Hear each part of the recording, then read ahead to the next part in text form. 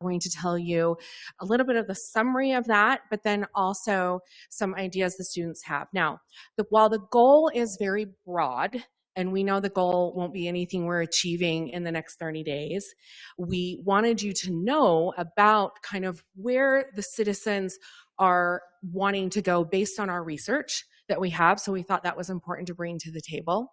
We also wanted to let you know that we will bring back to you reports of evaluations based on what you're okay with them doing. We would like to extend it further, but unfortunately these wonderful students behind me are going to graduate and get their bachelor's degrees. They'll be doing that the first week of May. But if all goes well, we'd like you to consider possibly working with us down the road, because we're going to launch in 2026 a student-run public relations and communication firm. And since we have a campus here in Heber City, we think it might be something down the road that maybe the council could look at. So you are the first in the public to know that, by the way. So something new. So we have our first group. We're going to have 4 groups today. They'll present for 3 to 4 minutes each. You're welcome to ask them questions. They're going to present some ideas they have about expanding communication. One group even has an idea about possibly looking at some city policy. Again, we understand that this is open discussion, and these are ideas for right now. You might see our photographer, Lexi, she's around here, and she'll be popping in that back door, so every once in a while you might see her snap a picture. They do have handouts for you, so they'll be giving you those and approaching you as well. So we'll have our first group, and this is our Summit Strategies PR group, and they'll come right up.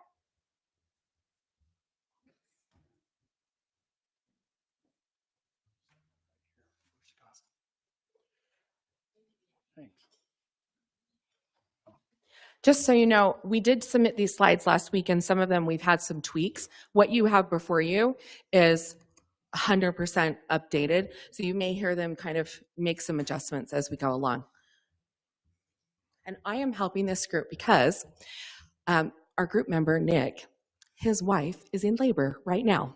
So he is here online, but I am going to chime in for his part because we've got a baby coming. We're very excited about this for our class.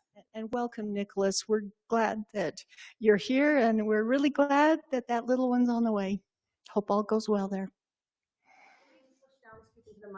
If the green light is not showing, then yes. Yes, and try to speak closer to it. You can certainly kind of move it around. The cord should be long enough to pull it out a little bit if you can.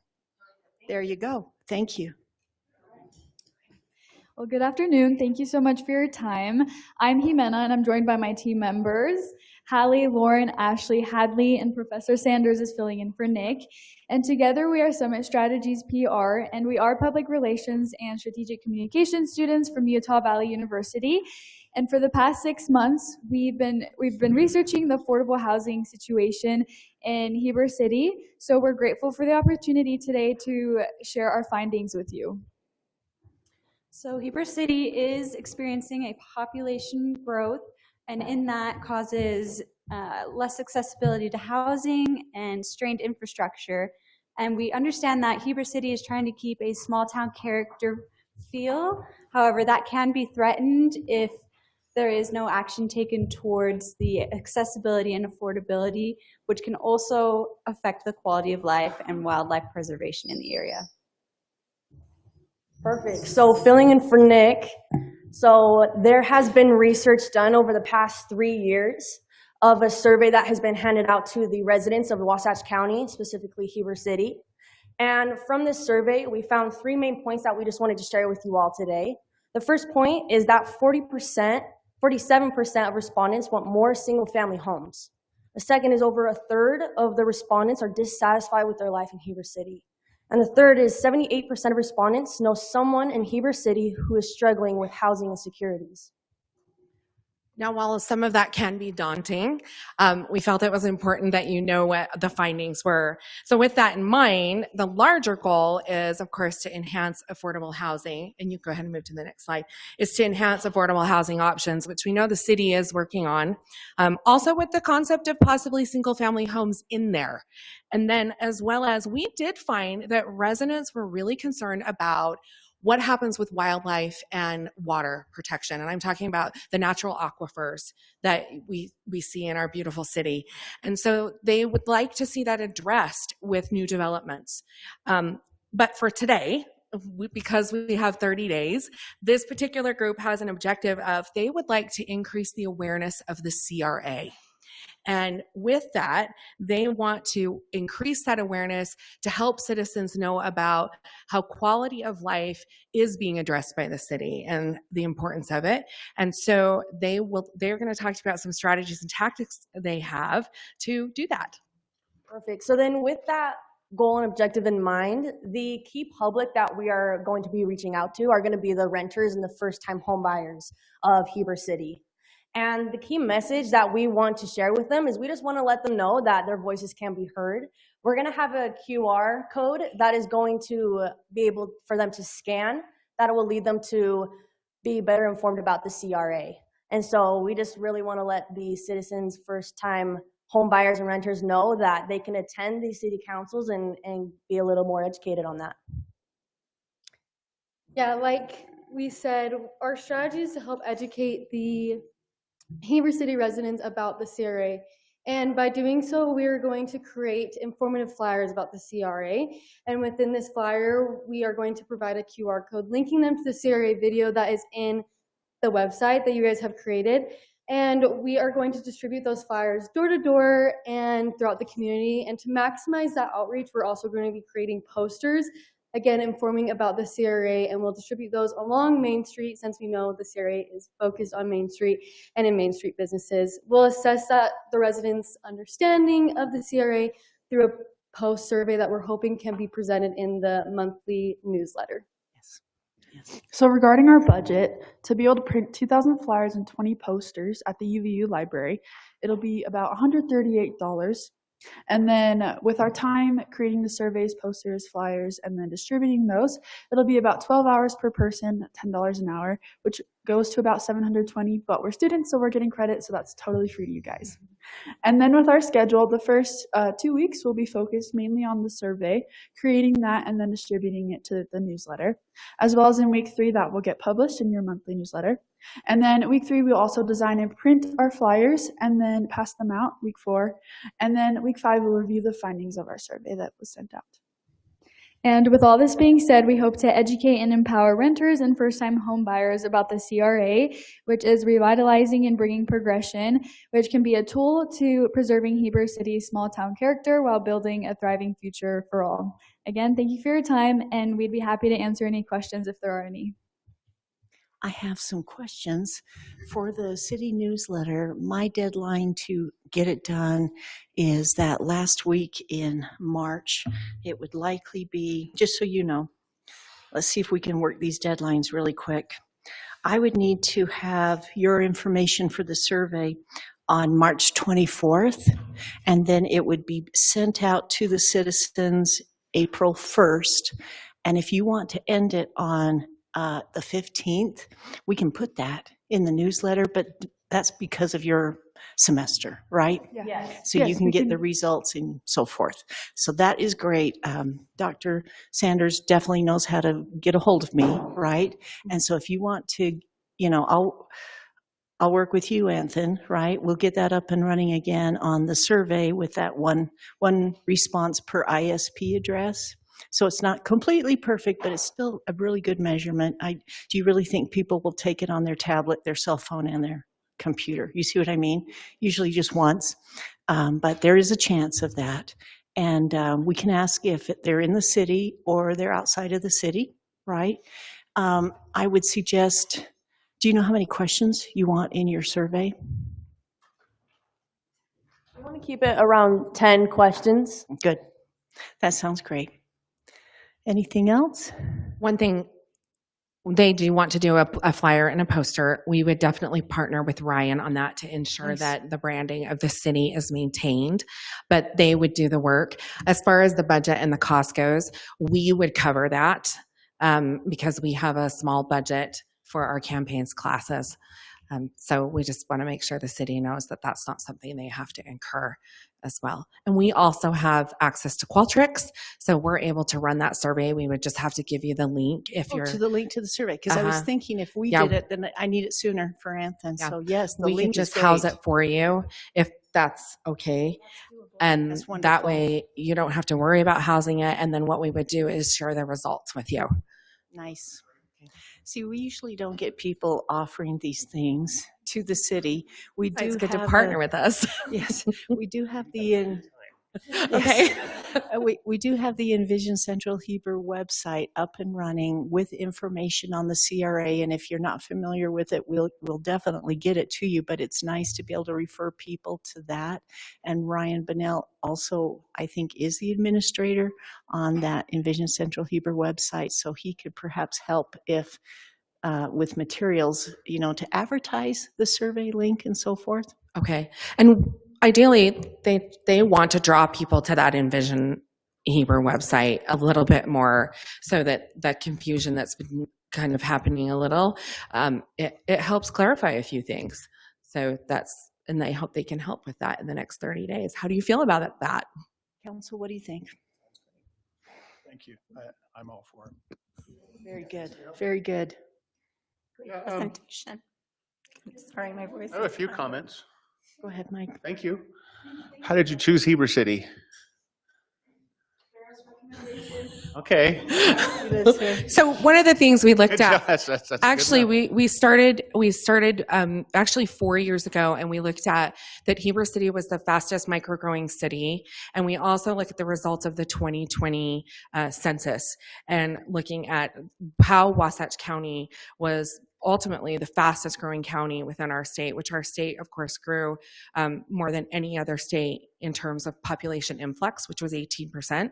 And of course, here, so we were saying, okay, obviously there's something here, but a lot gets talked about in the state legislature when it comes to affordable housing in terms of suburban areas, Wasatch Front. We felt it was important, especially because there's a home to UVU here, that rural Utah needs to be looked at also. And so that's how we started. And then it's kind of built up to, we gathered all the data, now we can do something about it. That's great. I think you're going to find that this city, and certainly this city council, really does want to expand UVU connections. I mean, you are sitting here in our city now, and that's going to be a really great long-term relationship. So thank you for starting that out. I'm slightly confused just on the two. You talk about the CRA and promoting that, but there's also an affordable housing thing, and I'm not sure. I think you're focusing on the CRA, though? This group is. This group, okay.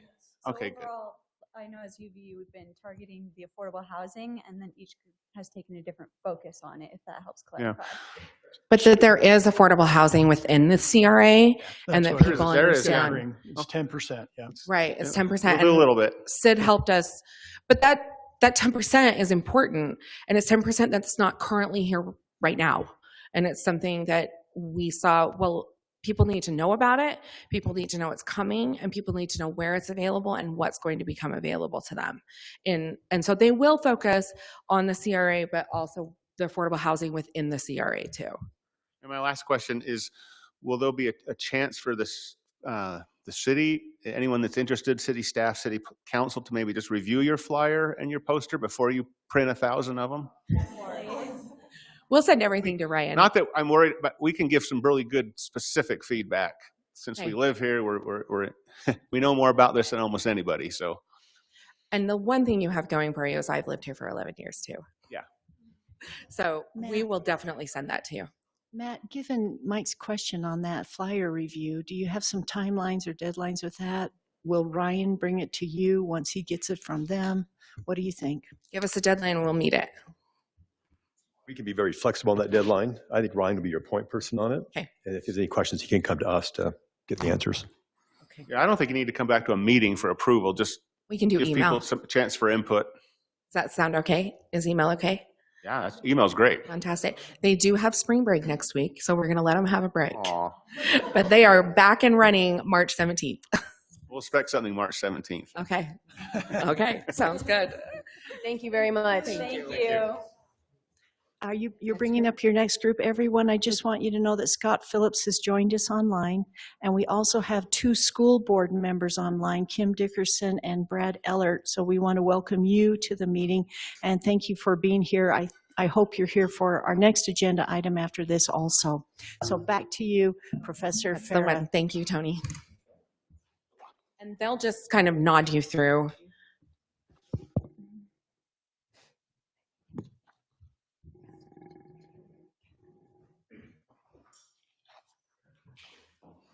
Hi, thank you so much for taking the time to meet with us today. We know that you all are very busy and have some other important things to deal with, but we appreciate your time. I will just start right with introductions. My name is Kyla Herman. I'm followed by Joseph Logan, Chloe Johnson, Riley Guile, and Avery Matthey, and we are the Press Room. We are a group of seniors at UVU studying public relations, and we are dedicated to addressing the affordable housing opportunity in Heber City. Our campaign, Affordable for All, focuses on addressing the resources that you guys already have to your current citizens. We're aware that a lot of your citizens currently know about the great programs and resources that you have. We're just here to help push that a little bit more to make sure that everybody is aware of these amazing resources. And with our core opportunity, we are just wanting to focus. We're aware that currently in Heber City, there's a lack of affordable housing due to population growth, lack of resources, and environmental concerns, and if not addressing those, it could lead to negative effects. So we just want to make sure that we're addressing that head on. And I just want to draw your attention over to our objective. And It'll be the next one. it's the next one. With our goal of increasing access to affordable housing options being so broad, we created a SMART objective to help achieve that. And that is by the end of April, we are hoping to increase awareness of affordable housing options. We are aware that you guys have amazing programs and resources that are currently available to the residents, but we want to help educate these residents on how to access these amazing resources and show them what affordable housing options are currently available to them right now. So the key public that we want to focus on are current residents of Heber City. And the primary message that we have for them is just to kind of learn more about the current city policies that you guys already have and to advocate for the ones that they want to see in their own communities that support affordable housing options, environmental regulations, and quality of life standards. And then the strategy that we have is outlined within that primary message. To implement that strategy, we actually have 2 main tactics that we want to focus on. Our first tactic is creating both a 30-second and 60-second video showcasing the Heber City affordable housing programs that you guys already have. We're aware that you guys already have some amazing videos on these topics, but current studies show that retention rates are better held within that 30 and 60-second range. In that video, we plan to have footage of Heber City residents, construction workers, and other residents interacting with local wildlife wearing our #AffordableForAll t-shirts in order to showcase everyday life within the community. This will better help people to understand that affordability extends beyond just housing prices, but also into quality of life as well. This will really hammer home the point that Heber City is a place that should be affordable for all. In conclusion of that video, we're going to have a FAQ page linked for people to gain even more information. And our second tactic is that we plan to publish this video on social media, the Heber City website, as well as running local Google ads to gain more exposure on this video. We originally anticipated our video to be finished by around March 15th, but as Farah mentioned, we miscalculated and realized we do have spring break during that time. So we'd like to push this campaign about a week back. We'd like to finish the frequently asked questions page and our video around the same time so that they can go live together. For our video, the supplies for that are going to be about $70 with t-shirts and iron-on materials. However, we do have a $3,000 sponsored credit from us for making and editing that video so that it can go out. Next, we'd like to produce that and put that onto your social media as well as your government website and run about $100 worth of Google ads on that for about 2 weeks after. We've heard about like we said, we've heard about your programs. We know your self-help program. We know your first-time home buyer loans, and some of your residents don't know about that. So we'd love to help you help your residents know that Heber is affordable for all. Thank you so much for your time, and we'd love to open the floor to any questions if anybody has any. Can I ask? Clarify one thing? Sure. The sponsored credit is actually their time. It's not that we are giving the city $3,000. That's not something the university would allow me to do. So for members of the press, just a clarification there, and for all of you, it is their time. We do, though, things like the t-shirts and whatnot. We also have equipment that we have as a department for video creation. We have studio access, all of those things that we can help with. That's amazing. We really appreciate that. Can I ask Tony, we have the brochure already where you've listed all the affordable housing options that we've sent out to essential workers. Is that something that we want to share with them so that they can include it in their video? What do you think? It's probably one of many things we'd want to have them share in their videos.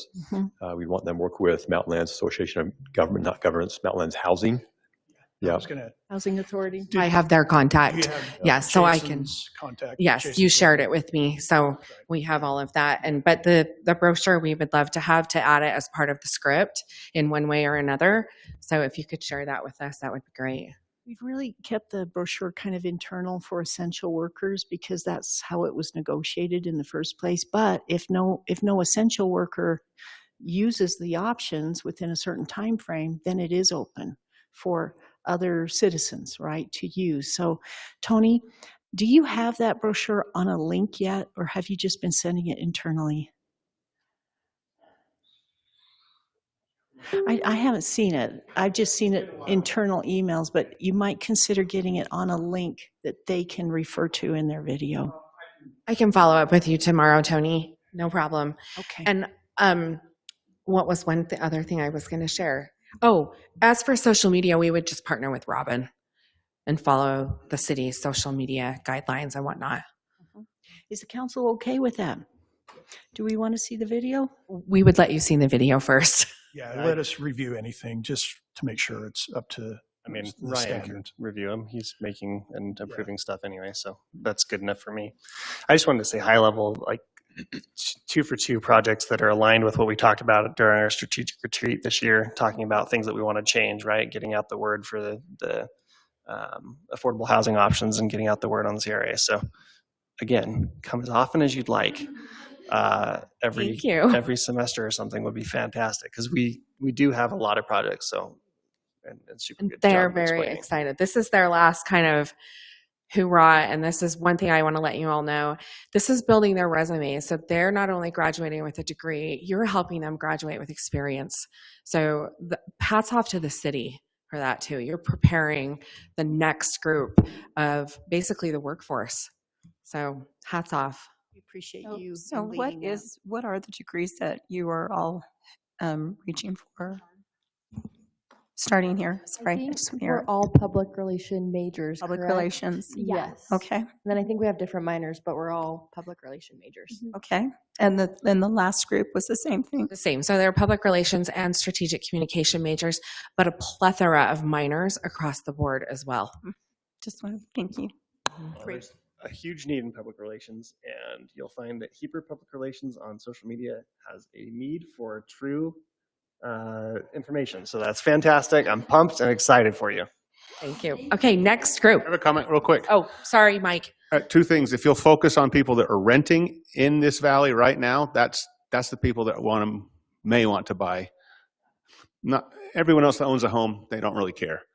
Find the renters. And the other thing is, do any of you speak Spanish? Because that would, if you could dub your video in Spanish, we got a lot of Spanish speaking citizens that rent, and they'll be left out if you don't. We have I think Spanish we should focus on that speakers too. in the class. We can also do a video that is Spanish speaking. Also, my husband's fluent in Spanish, so he can help. Could be 2 videos, or it could just be one with subtitles. But let's include them. We can do that. Thank you. Nice. Okay, and you'll work with Ryan. All right, let's have our next group come up. Your memories.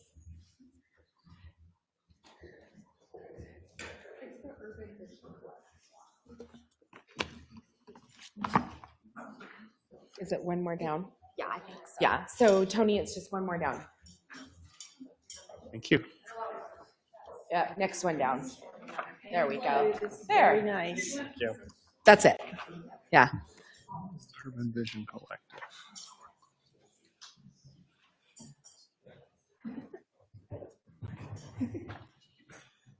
Please go ahead. Good afternoon, everyone. My name is Elmer. This is Bree, Cassidy, Jake, and Easton.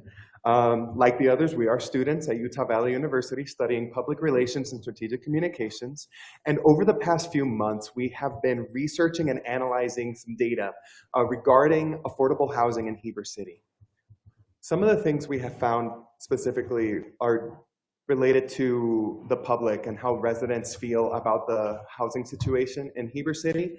There is a lot of concern regarding it. Some of the statistics that we found are that 36% of people are dissatisfied with the quality of life. This is from a survey that they've responded. And that about 46% of them want single family homes in their neighborhoods. So there's a lot of questions on how's the council handling it, how's the government handling it. With this data in mind, we found that affordable housing is important to meet the needs for current and future residents. Therefore, our goal is to continue your city's efforts with Envision 2050 and overall the Heber City revitalization, and continue promoting the active and accessible housing option resources and options that you have thanks to the Heber City official website. This brings our attention to our objective, which we want to help your social media, as you guys have already stated, we aim to boost the social media reach, hopefully by 10% by April 15th, overall using platforms such as Facebook and Instagram, informing residents about the CRA and other additional information that you guys already have available for residents.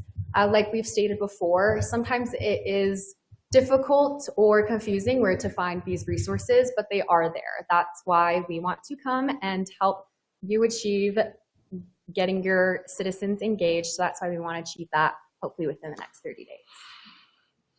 Our key publics for this campaign is current and future residents of Heber City, and the message that we have for them is to advocate for your community by learning about the Community Reinvestment Agency, or the CRA, which we have touched on already, and engaging with your local government. So kind of like mentioned before, our strategy is to help educate the kind of our current renters and future renters and citizens within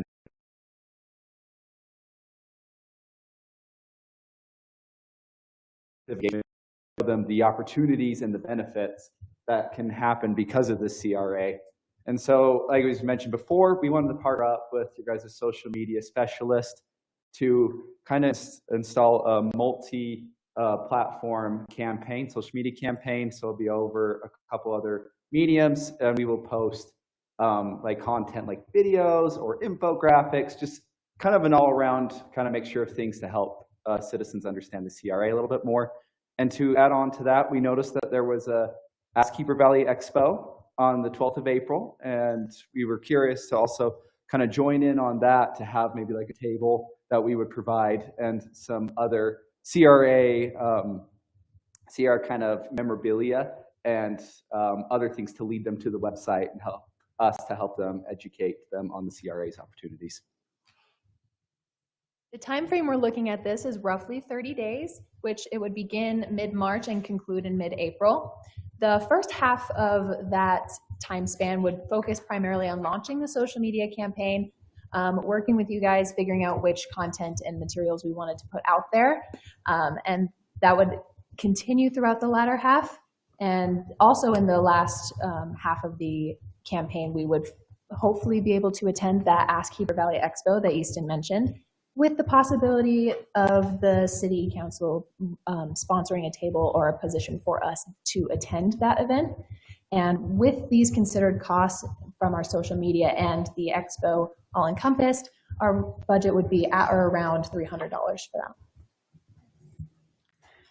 So the reason why this campaign will help improve affordable housing is that throughout our research, the existing data clarifies the wants and needs of Heber City residents. This campaign will help citizens understand the benefits of the CRA or Community Reinvestment Agency, as well as to continue to motivate them to communicate with the council and to make Heber City a better place for everybody. So we want to thank you all for taking the time to be able to listen to us today, and we're grateful that we were able to meet with you, and we can answer any questions that you might have. So they're asking you for money now. I was going to say. So Aaron, you may not want to have us back. No, yes, they are. And Dr. Franco and Mayor Franco, sorry, you're both roles to me.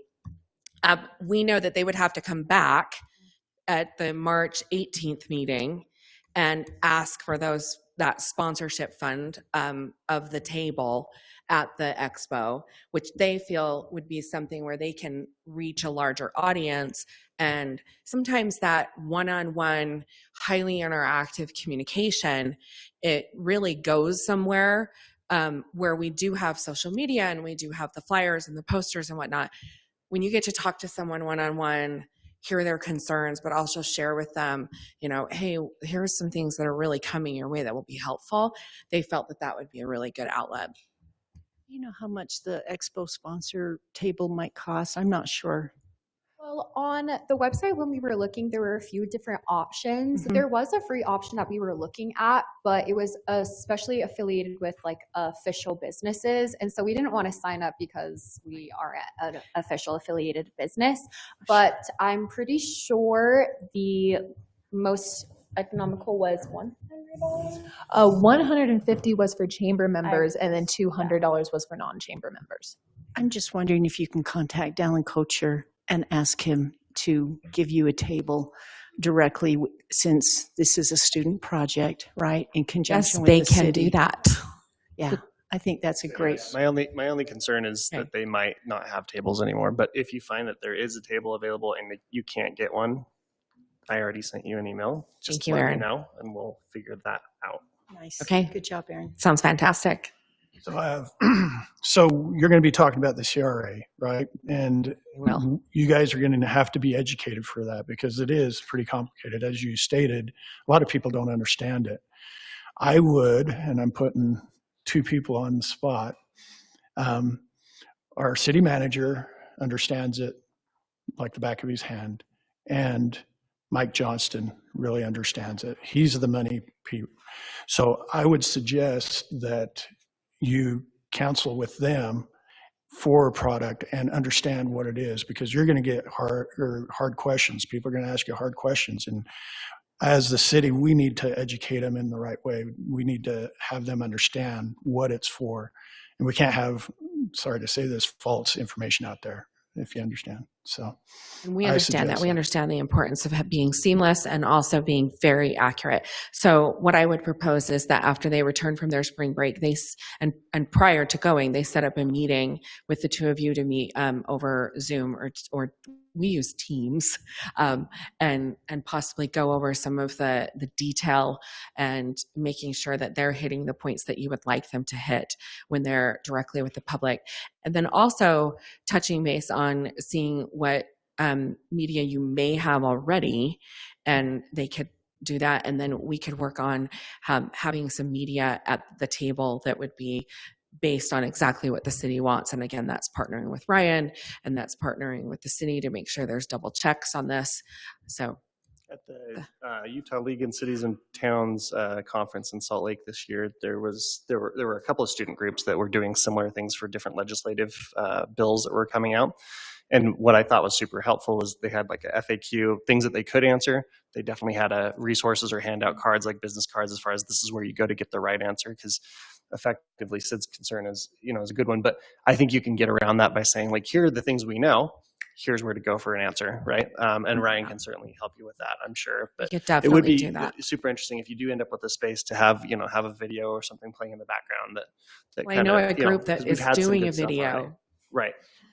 Yeah, I would guess that there's a couple of people that would want to put different QR codes on this table. If we find this table. I feel like we definitely want to like emphasize the already put in place Envision 2050, especially because you guys did put so much effort into that website and looking over it. There is a lot of information that is for residents, but sometimes they don't either want to look at it or sometimes they don't know where to find it. So I think especially having that resource to make sure to really emphasize this is where you can find more information if you do want to look more into depth at that, and also having that space where they can ask questions and we can possibly respond to them. Very good. Lots of good projects here. I'm going to be busy the next 30 days. You really are. Yeah, so we will be in touch on this and we'll set up some meetings. And I love the idea of the FAQ card and then a card, here's where you can go next. So we've got some designing to do. We'll partner with Ryan on that and we'll go from there. Sound good? Good luck. That's great. Last group then. That's great. Next. Yep. This last group is going to approach something entirely different. So I ask that you just hear them out, and then we know there will be a lot of questions. And Our britches, you're saying? well, Sid, you did tell me there needed to be an update to some of the building policies and things like that. So always we might have gone that direction with this group. So hear them out. So council, I did share with this group, Tony's and staff's flyer or whatever, questionnaire from the city members, so, and county. And I actually gave them Tony Tyler's, if you remember that presentation that he presented. So they had some information that we as the city has provided them. So some of this stuff they're regurgitating, and which is good because it's coming from the horse's mouth. It's coming from the people. So. Well, good afternoon. As you know, we are students from Utah Valley University studying PR and strategic communication. We're really excited to be with you. I would love to introduce my team. This is Brandon, I'm Darby, Kenzie, John, and Molly. And today we're going to be sharing a little bit of a unique approach. It's something that's a very simple, but we know that it can be a big impact on the community. And so I want to take you through the agenda that we have today. We're just going to go through our research summary. We're going to tell you a little bit about that. We're going to talk about our goal, who our key public is and our key messages, as well as our strategies and the calendar, right? The timeline of what this is going to look like. Yeah, like you've heard already, we were able to send out a survey that went over and for the past 3 years, and we've got a few little data points that we were able to learn. The first is that 75% of respondents want affordable single-family homes, and then that 42% were a little dissatisfied with their quality of living, but following that 31% said that new construction would be able to maintain their quality of living overall. And we know we were able to come up with a goal, an opportunity that we wanted to learn about and execute, which is that Heber needs more affordable housing. And if that's not addressed, then there could be some residents being priced out or the destruction of wildlife due to new developments we have. Yeah, so our goal is to generate affordable housing options, such as like single-family homes. To achieve our goal, our objective is to update city policies and the codes by designating 1.5% of all new developments into single-family homes. And to help us achieve that, we want to work with you guys, the City Council. So through collaboration with City Council members and also members of the City Planning Commission who work with Heber's zoning and building regulations, we want to help advocate for more affordable housing options in the form of single-family homes.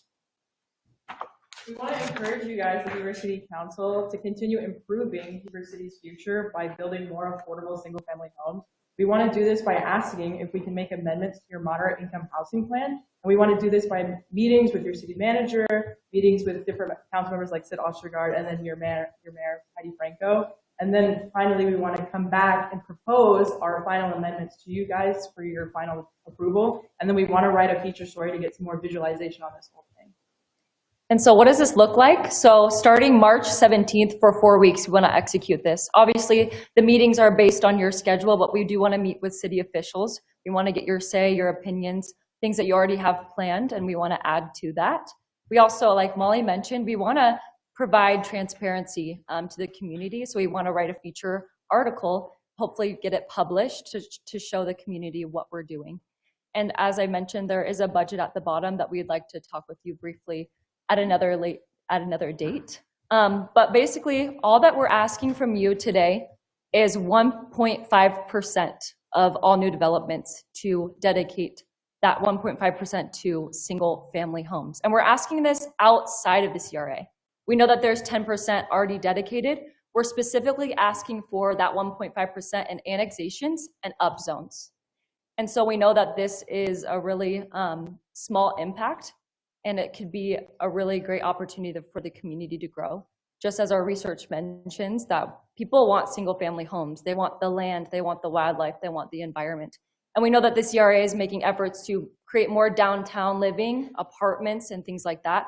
But we wanted to bring attention to the single family homes. And so, for example, if 400 homes are built, all we're asking for is 6 homes.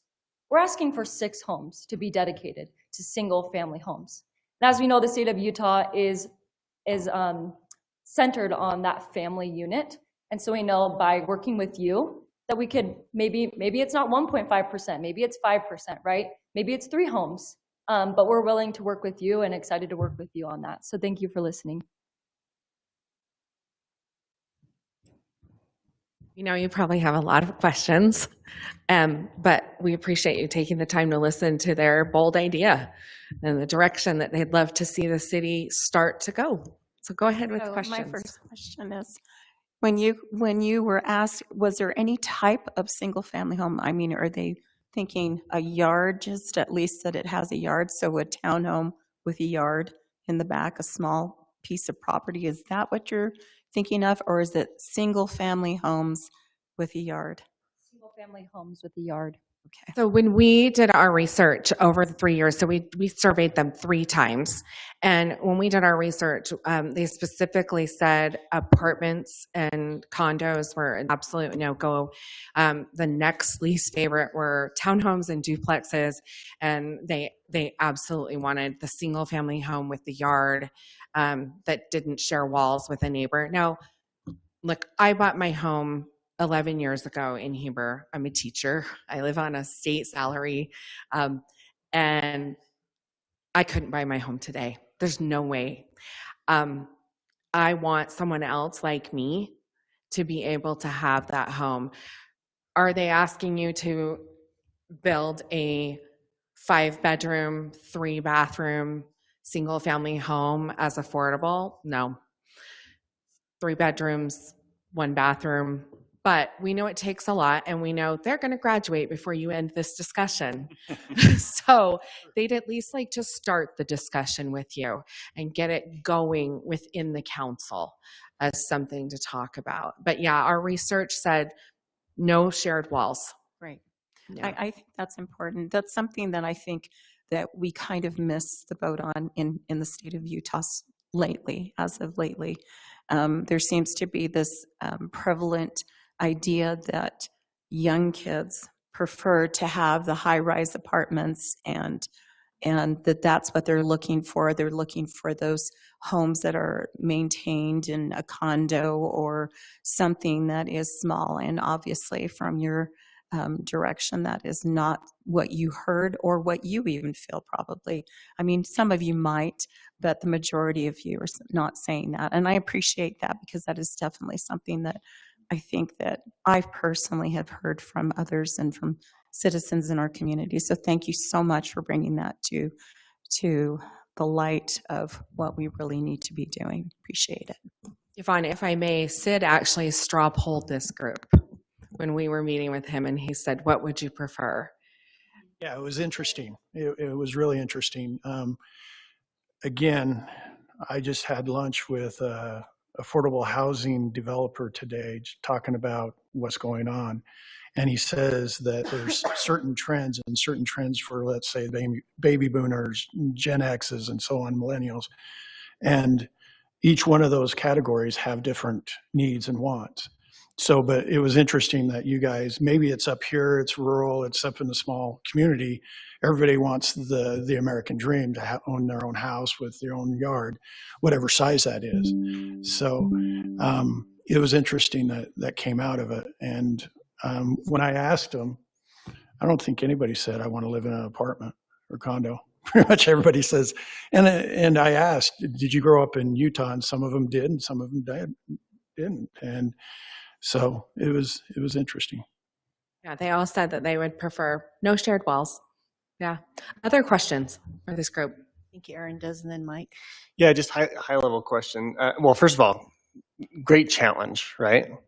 It's a gutsy challenge. Seemed like it was nerve wracking to ask for, and you won't be here when we start doing this. So appreciate the idea of thinking about it and coming up with ideas. I would say that one of the things as you're coming back with ideas that we could talk about with amendments, it'd be helpful for us to understand if you can put a little bit of extra time into understanding what costs to build an affordable house might be, so that we can get a better understanding of what we have a program called Fee in Lieu, which we don't have to get into tonight, but it'll help us to better understand what we might be talking to developers about, generally speaking. It's just an idea that might help flesh out the rest of what might or might not be possible here. I think they can do that. And they can also look at, Mayor Franco has talked about the 60% AMI, or is it an 80% AMI that we're looking at with single family, no shared walls? 20 or 150. Yeah, it's super. What are we looking at in reality that we could do as a city and ask of developers in that annexation and that upzoning versus what is more realistic? If we go to the 60% AMI, is that something like a shared wall? Right. So tiny home.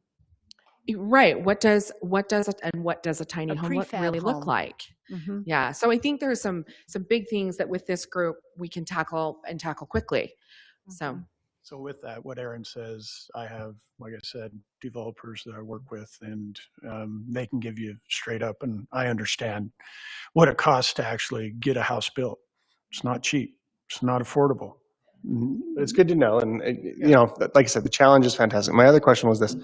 Everybody keeps mentioning a survey. Can we get access to the survey? Because I'm curious. I've already given it to Sid. Fantastic. I don't have it. He has all three. The reason I'm asking, you know, I think it would be helpful for me to understand how the questions were asked. I'm just looking Absolutely. I'm looking at the data and saying 42% of people dissatisfied with current quality of life. Do you know that changed? That changed over the 3 years. Did it? Yeah. At first, they were very satisfied. And then over the 3 years, now, again, there's lots of variables that happened in those 3 years. Sure. Okay. That actually changed. So we saw some change. So Mayor Franco and Sid both have the surveys. I'm happy to send them to you again. Mayor, I just CC'd you on it. So you may not realize you have it. So I'll make sure that all of you get it. But I know Mike has some questions too. Yeah, perfect. Can we go? Okay, sure. Mike, please go ahead. You guys picked the hardest topic by far. And I want to compliment you. If you want to pursue this as a career and become an expert at this, you'll always be employed, and maybe you'll be able to afford a house on a lot. Maybe. And I love how you want to work with us on an ordinance, and that's doable. But I want to be realistic with you. Just because people want a single-family home on a lot doesn't mean they're going to get it in Heber. The absolute lowest price single-family, tiny little home on a tiny little lot is $600,000 if you can find it in Old Town. Most homes, single-family homes that are being built now, and we're building them. I think we're about. We could talk to a building guy, but it's probably 50%. So we're well beyond your 1.5%. But they start at $1 million. So it's not affordable, and there's no way for us to make it affordable. There's no way. So you may want to really rethink how we can help people get into any house. And I like the idea of looking differently, like someone mentioned tiny homes. What could be done? And what can we ask of developers? I think that also is something as a city, you're asking certain things of them because you're giving them, Sid, you explained to all of us, you're giving them concessions. If, hey, if they're willing to do this, you give them this concession, and that perhaps this is a concession that you consider. It doesn't, like Darby said, does it have to be 6? No, maybe it's 1. But so be very let willing them go to back to the drawing board willing to pivot when you start to get some of this information and go, oh, okay, let's go this direction. Because if you want to, even in Utah, if you want a single family home on a detached lot, you need to move to Missouri. That's where they are. Arkansas, Ohio. I'm from Missouri. Yeah, I grew up there. Yes, did you? You can buy a really nice house for $200,000 In Georgia, on a half that's acre. where I'm from. In Georgia, you can buy a really cheap single-family home. It seriously is a demand and supply. Yeah. We have very little supply and very high demand, and it's it's impossible to fill that gap, really. And I would just follow that up with saying, like, I was going to say something similar. The other part of my question, which was going to say, if you dig into this and you realize that you're kind of wrong on what you thought your success might look like, I think that's fine. Yeah. But you guys are the ones that can challenge us. So I'm going to say, don't back down from something that looks hard, because I'd rather get a challenge and dig into it and understand it a little bit, even if we come back and say this isn't possible, because you're not going to be grading on whether it's possible or not. You're going to be grading on how well you do on this, right? So challenge the crap out of us. That's fantastic. So Yvonne and then Sid, please. Well, if Mike's done, are you done, Mike? Oh, yeah. Okay.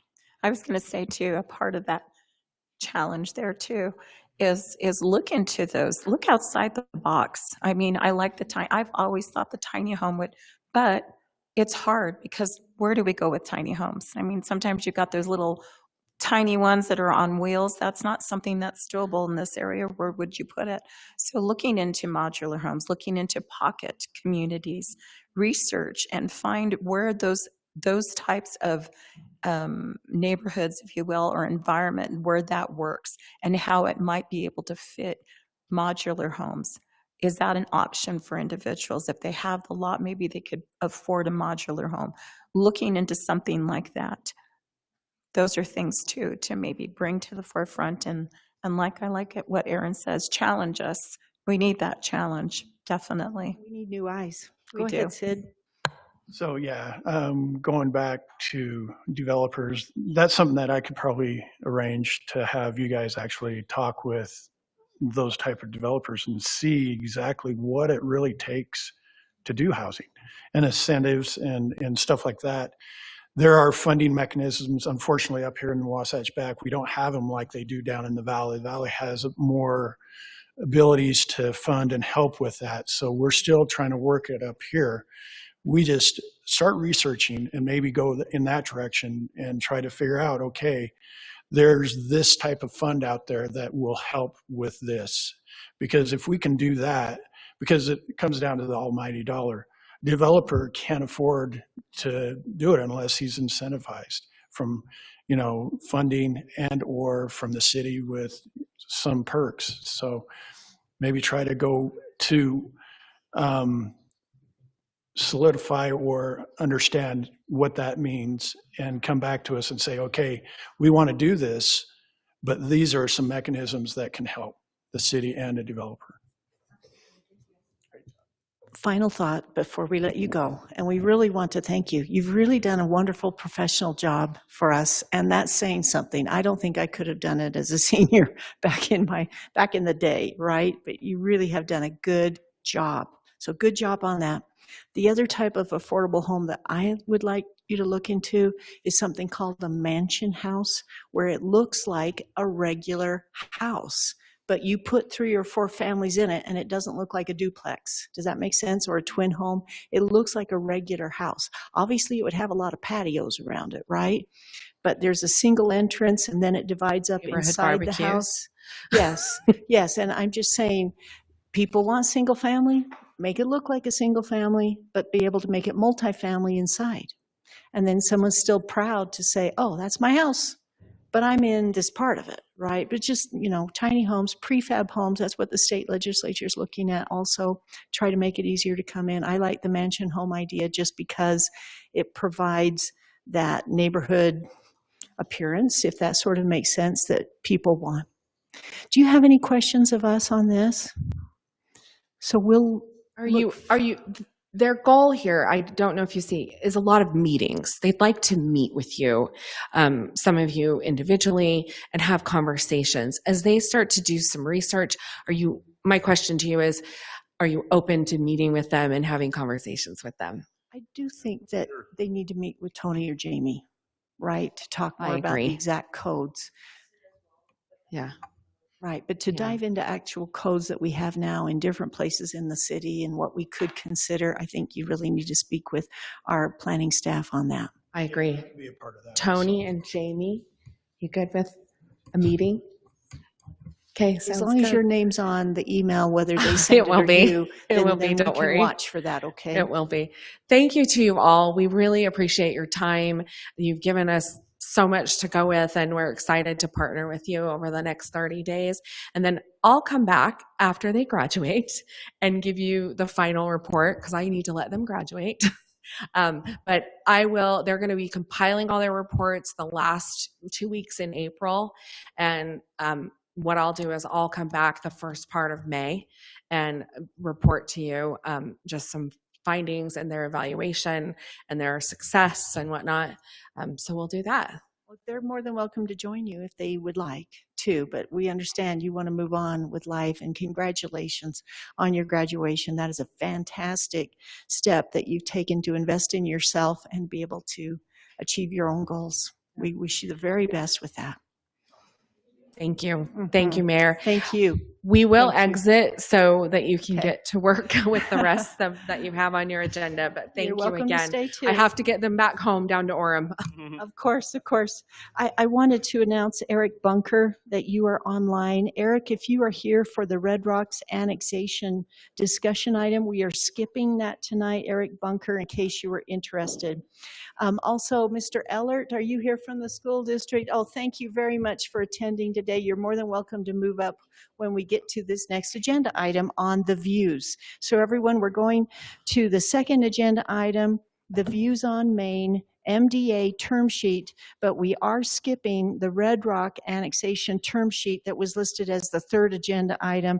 That is not going to happen tonight, so we're doing the second agenda item, the views on Main MDA term sheet. Tony, are you ready to go with that, please? Yes, I am, Mayor. Thank If you. I could invite the petitioners to please join us up here at the table. Council discussed this, a lot of engineering issues last time. Didn't give the petitioner much time to respond. That will be part of what we're doing today. I'm going to tee it up and have Jeremy follow up when he gets back in here on vesting. There's a question that council had about vesting, so we'll dedicate some time to trying to get to that. So, council, just so, are you done, Tony, yet? Go Okay, council, remember, we have Mr. Ellert here from the school district. We also have Kim Dickerson online with the school district, and of course, Scott Phillips, who's also online. So did you want to turn it over to them now on this, or how are we starting? Well, where did Jeremy go? Jeremy will be right back. He just had to run for a quick break. He'll Did be he right have it? back Okay, in here. okay. Why don't you go ahead, Tony? Oh, it's Well, yeah, so just to remind everybody, so we're here to talk about doing a development agreement. Some of the issues are the 100 East, 860 South, a stoplight, phasing of improvements, length of time of the development agreement. Last time council did express some concern about what level of vesting this development has. There are two phases. Phase one has a significant amount of vesting, and Jeremy, if you could maybe provide us a little bit of information on that right now, I think I could probably have you step up and help us understand the vesting. That's, I think, critical to council before we continue. Yes, please. So honestly, I mean, council, I sent you all an email on the vesting. I think there's a lot of disagreement as to the vesting. My best take on this is, at this point, I think we should look at this as, what are we getting out of this project? Do we like the project? Are we getting the roads we like? Can we live with what they're asking for? I think if we try to dig too deep into the vesting, we're just going to kind of be in disagreement. So at this point, my take on that would really be, I think we should move past that, see if we like the project. If there's things that we want that they're not willing to agree to, then, you know, we can go back to that, I think. For clarity, Jeremy, can you help me with one question on that? Sure. Is there a plan in the history that was presented already, that is vested already, that had conditions that have been met or that could be met, such that these gentlemen don't have to ask for anything more? Is there something where if they revised or reverted back to that plan, we'd be done? And the reason I'm asking that specifically is to help me understand where the jumping off point is for negotiations, right? Yeah, so I think probably the best way I can answer that is yes, probably as to the first. So they came in with their original site plan for phase 1 of the project. That did get approved for their site plan, but it got approved contingent on a number of conditions. And those conditions haven't all been met. So I think the answer is yes, if you went back to that original, met those conditions in their original site plan. But you also have to remember vesting goes with the time you submit your application. So if you submit an application for a project, you're vested with the code that's in place at the time you submit your application. So yes, it wasn't approved, but that doesn't mean necessarily there's not aspects of their project because of when they submitted applications that aren't vested with the code that's in place at the time they submitted that application. If they were to go back to that, the city has asked then in subsequent, you know, conversations for changes to that. So they've changed the project. They've shown stuff in phase 2 of the project. They tried to make it more one project and show the entire phase. And we have indicated to them, planning staff has indicated to them that those subsequent applications would not reduce their vesting that they're entitled to based on their own applications, or based on their original applications. So that was my question. Was an attempt to answer a question that I've been asked by the public, which is, you know, if this is approved, why are you talking about it? Why are you giving more? And if it's not approved, why do we keep hearing it's approved already? And so there's aspects of this that there's certainly a very good argument on their case that they're vested with the code in place, maybe not the actual approvals, but at least vested with the code in place that at the time they submitted those. Again, our take on this as we've gone through this, as we've tried to talk to them, is we can spend a lot of time arguing about vesting.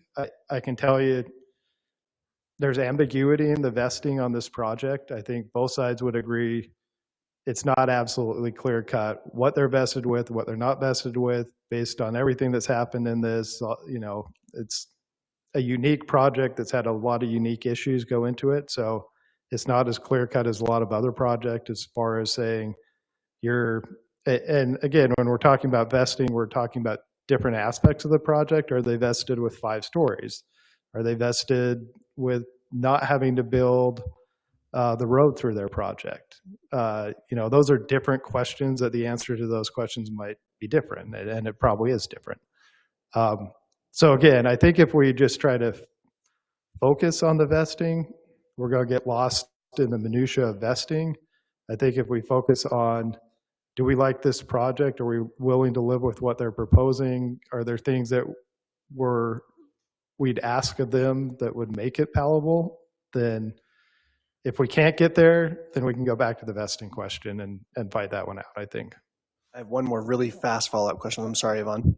Super really fast follow-up question. The original conversation with the original contingent access on that road between Ace Hardware and AutoZone, I forget the school district road, Yep.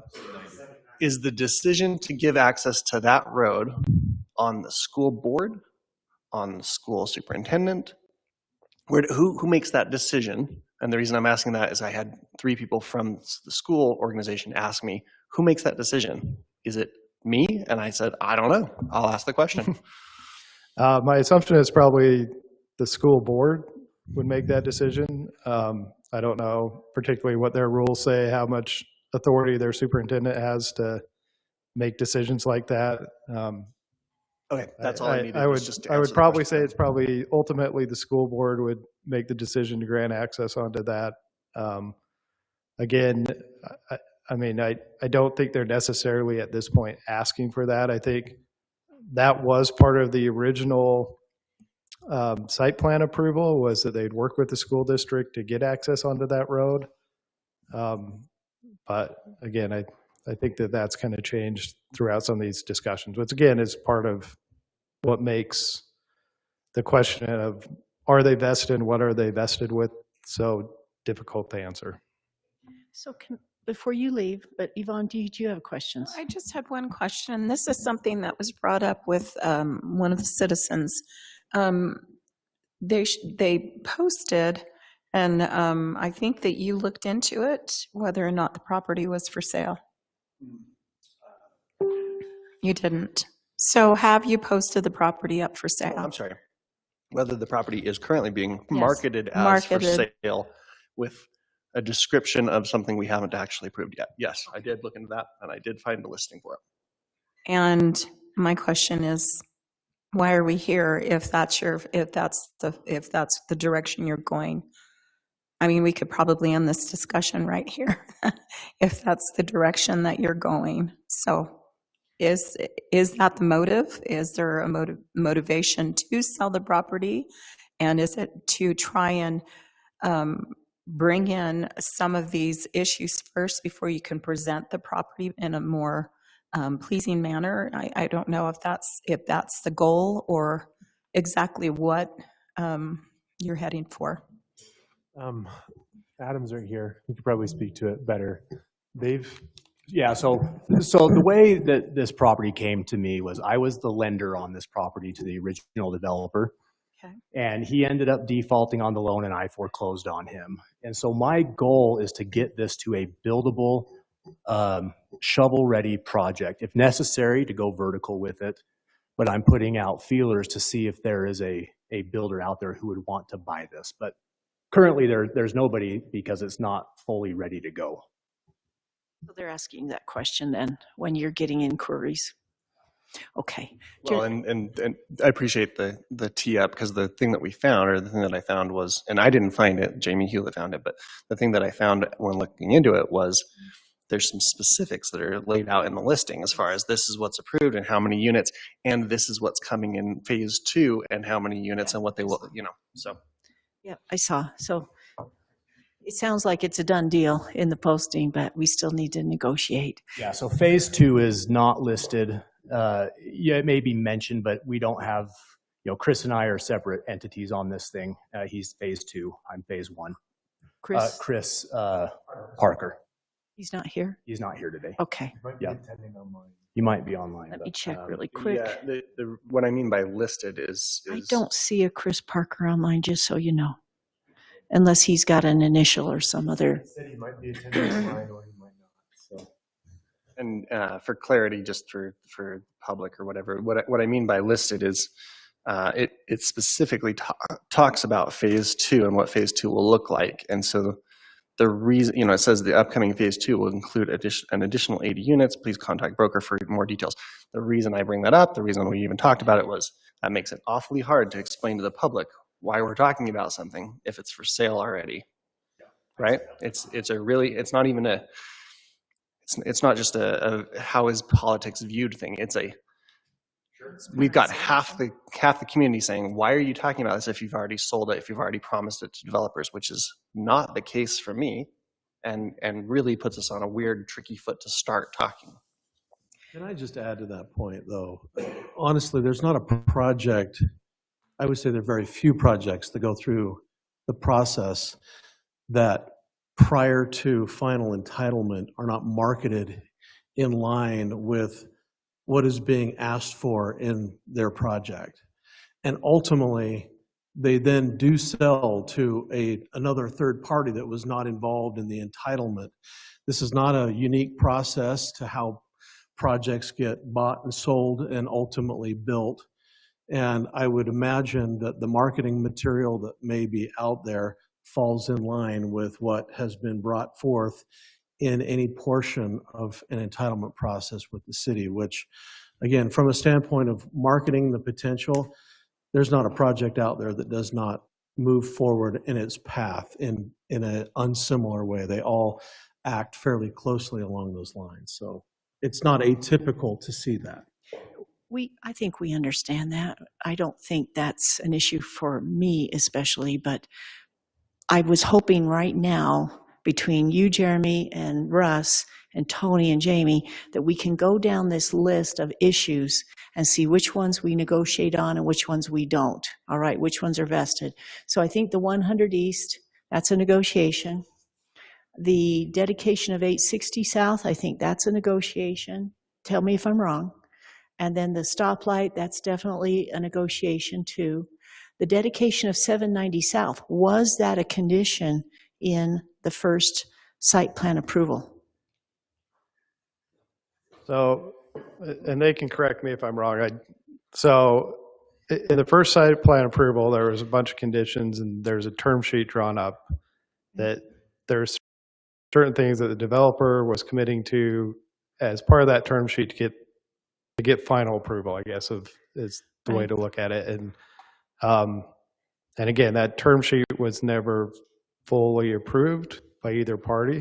That came back to the council to discuss that term sheet, and the council's response to that was basically, we really need to see phase 2 of this project and see how this is all going to work out on this whole property before we can look at the term sheet and finalize the term sheet for phase 1. Again, remember that's at a time when you had one property owner owning this whole project.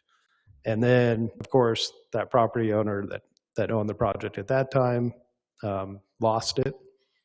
Throughout that process, there's a number of iterations, but kind of back and forth, but it was then lost. And so, I mean, my take on this is, I think there's issues that maybe we disagree on at this point. I think, in my mind, everything's negotiable at this point.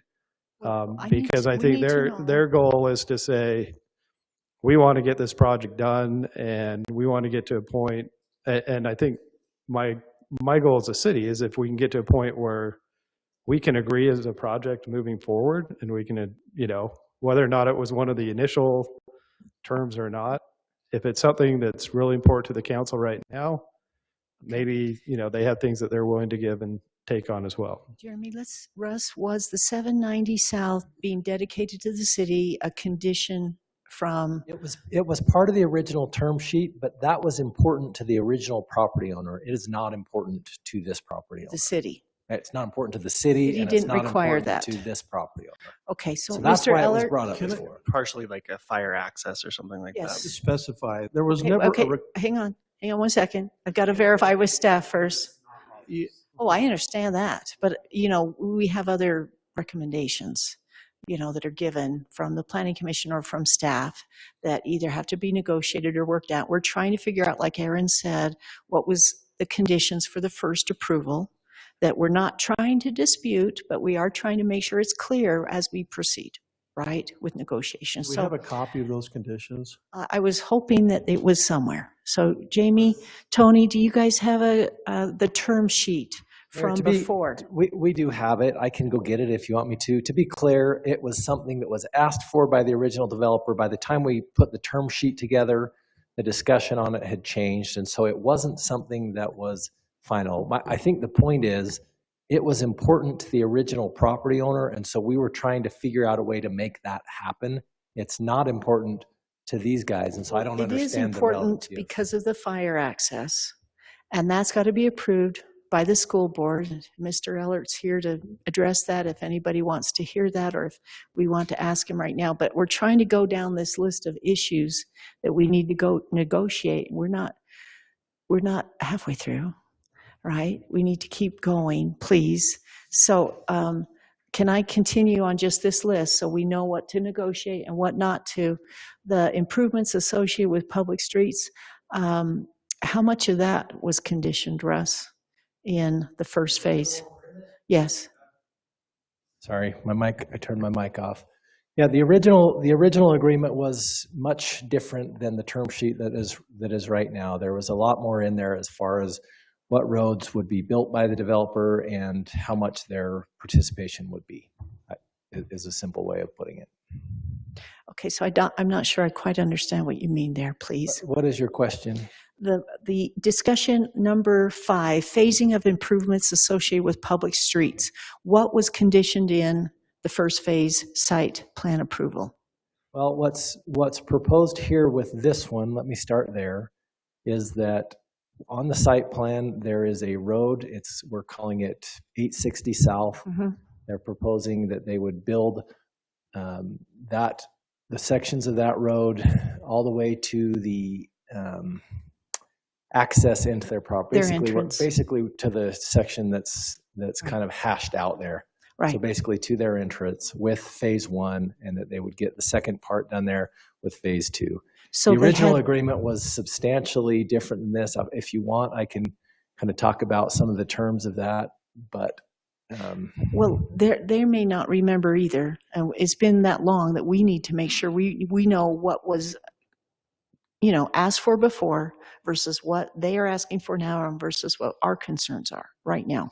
So I'm not quite done, because we know that we can't approve your fire district emergency access, only the school board can. So we can't negotiate that. The fire district's requesting it. Did you want to add something? Well, ultimately, the fire access that we have was something that the fire department asked us to provide to them. Yes. As far as traversing the property, 790, the current 790 South, are we saying that they do not have the ability to access 790 South? The fire district or you? No, the fire district. I'm sure they do. We put that in there for our purposes. I'm sure for they access. We put that in there specifically upon the request of the fire district, so they could get an eastern access to the building from 790. Wasn't that what we discussed the last time? I thought that was the understanding. And as long as it stays gated, then they have that access. And did the fire, but I never heard whether or not, was that okay with the fire district, or? They had approved. It is okay. That's it is. It's just, it's got to be okay with the school board. So again, are you saying then that the fire district needs permission from the school board to access 790? That's my question. Well, Prior, you need to talk to the school board. For anybody that remembers, and I did my best to piece it through with crappy records, but I think roughly that location it used to be an actual entrance to the parking lot. And so that was like the school board had to approve that because it was traffic. On the back Whereas this, side? I think, didn't you say it was a bash gate? It's on the northeast crash side, gate right or something? here. An SOS gate in that entrance. So this thing here, I think, and I'm not going to speak for the fire, but the best I understood it, I think it's like a crash gate where yes, that's it what was isn't discussed. access. That was what is discussed. Unless there's an emergency, they'll just drive through it. Kind of. That's where they can enter our project at that location. And I don't want to speak for the school board. I don't think any of us do. And we're so thankful that Kim and Mr. Ellard are here. So I think that you'll have to talk with them about it, okay? And just realize that, yes, it's a condition. And, we'll have to get some documentation on that. The condition that came from the Planning Commission was a condition made for a third access point for the project onto 790. After we had demonstrated that we had 2 access points already, the requirement that came from the Planning Commission off of Main Street was that we include a full entry and exit, an ingress and egress from 790. That was made part of their conditions that we said, we have no ability to grant that. We had discussions with the school board, or excuse me, with the superintendent, who made it very clear, I can't give you an access onto 790. Right. And so based on that input, our discussions with the fire was, look, if you're comfortable having an ingress gate that's an SOS gate that you can enter on after coming up and opening that gate on your own, we're happy to include that, which we did, which they accepted. So a condition that was placed on us in Planning Commission, there's no way that we could comply to based on, but the fact of the matter is did we have 2 access points already slated in the project just for phase 1? The answer is yes. Okay, thank you. Again, I'm assuming you want to talk with the school board just about that because it is their road. Okay, so now on the public street improvements. Sure. Yeah. So Jeremy and Russ, in your history of this type of access onto private or somebody else's property, has that been done in the city or any other place? Without permission of, I know I'm putting you on the spot. I'm just thinking about the apartments out on 40. They do have that fire access onto 40. I can't remember what the process, I wasn't a part of it. What was the process to get that access? And it has the exact same thing. It has a gate that is operated. The fire department can go in there and go through it. Nobody else can. I don't know if we can answer that. Yeah, I think only the county can, since it was developed in the county. But in your history of, development and stuff like that, has this happened before?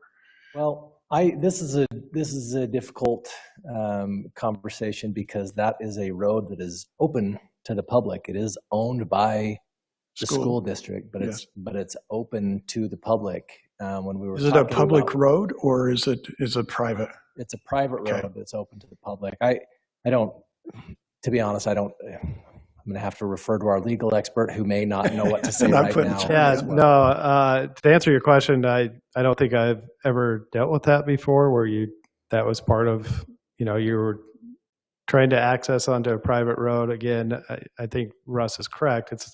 It is a really unique situation because that is clearly open to the public. The fire department could access it, whether or not the school district came back and said, we're going to tell the fire department they can't access it in order to access this project because it's our road and we don't want them accessing it. I don't know. And I don't know what if the fire department would say, then we're not going to approve this project, but I think it's probably more up to the fire department.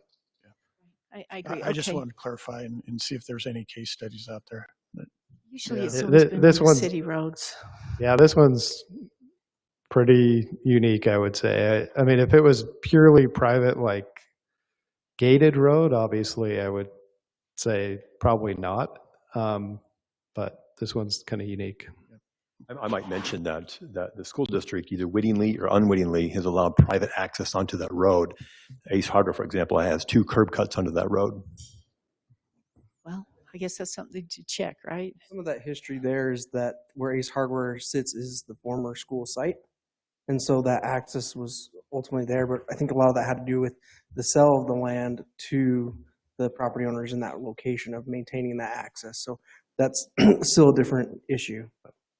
Okay, so the phasing of improvements, let's just try to go down the list. We know we can negotiate on 1, 2, 3, but that's more of an internal thing for us. 4, we cannot negotiate on.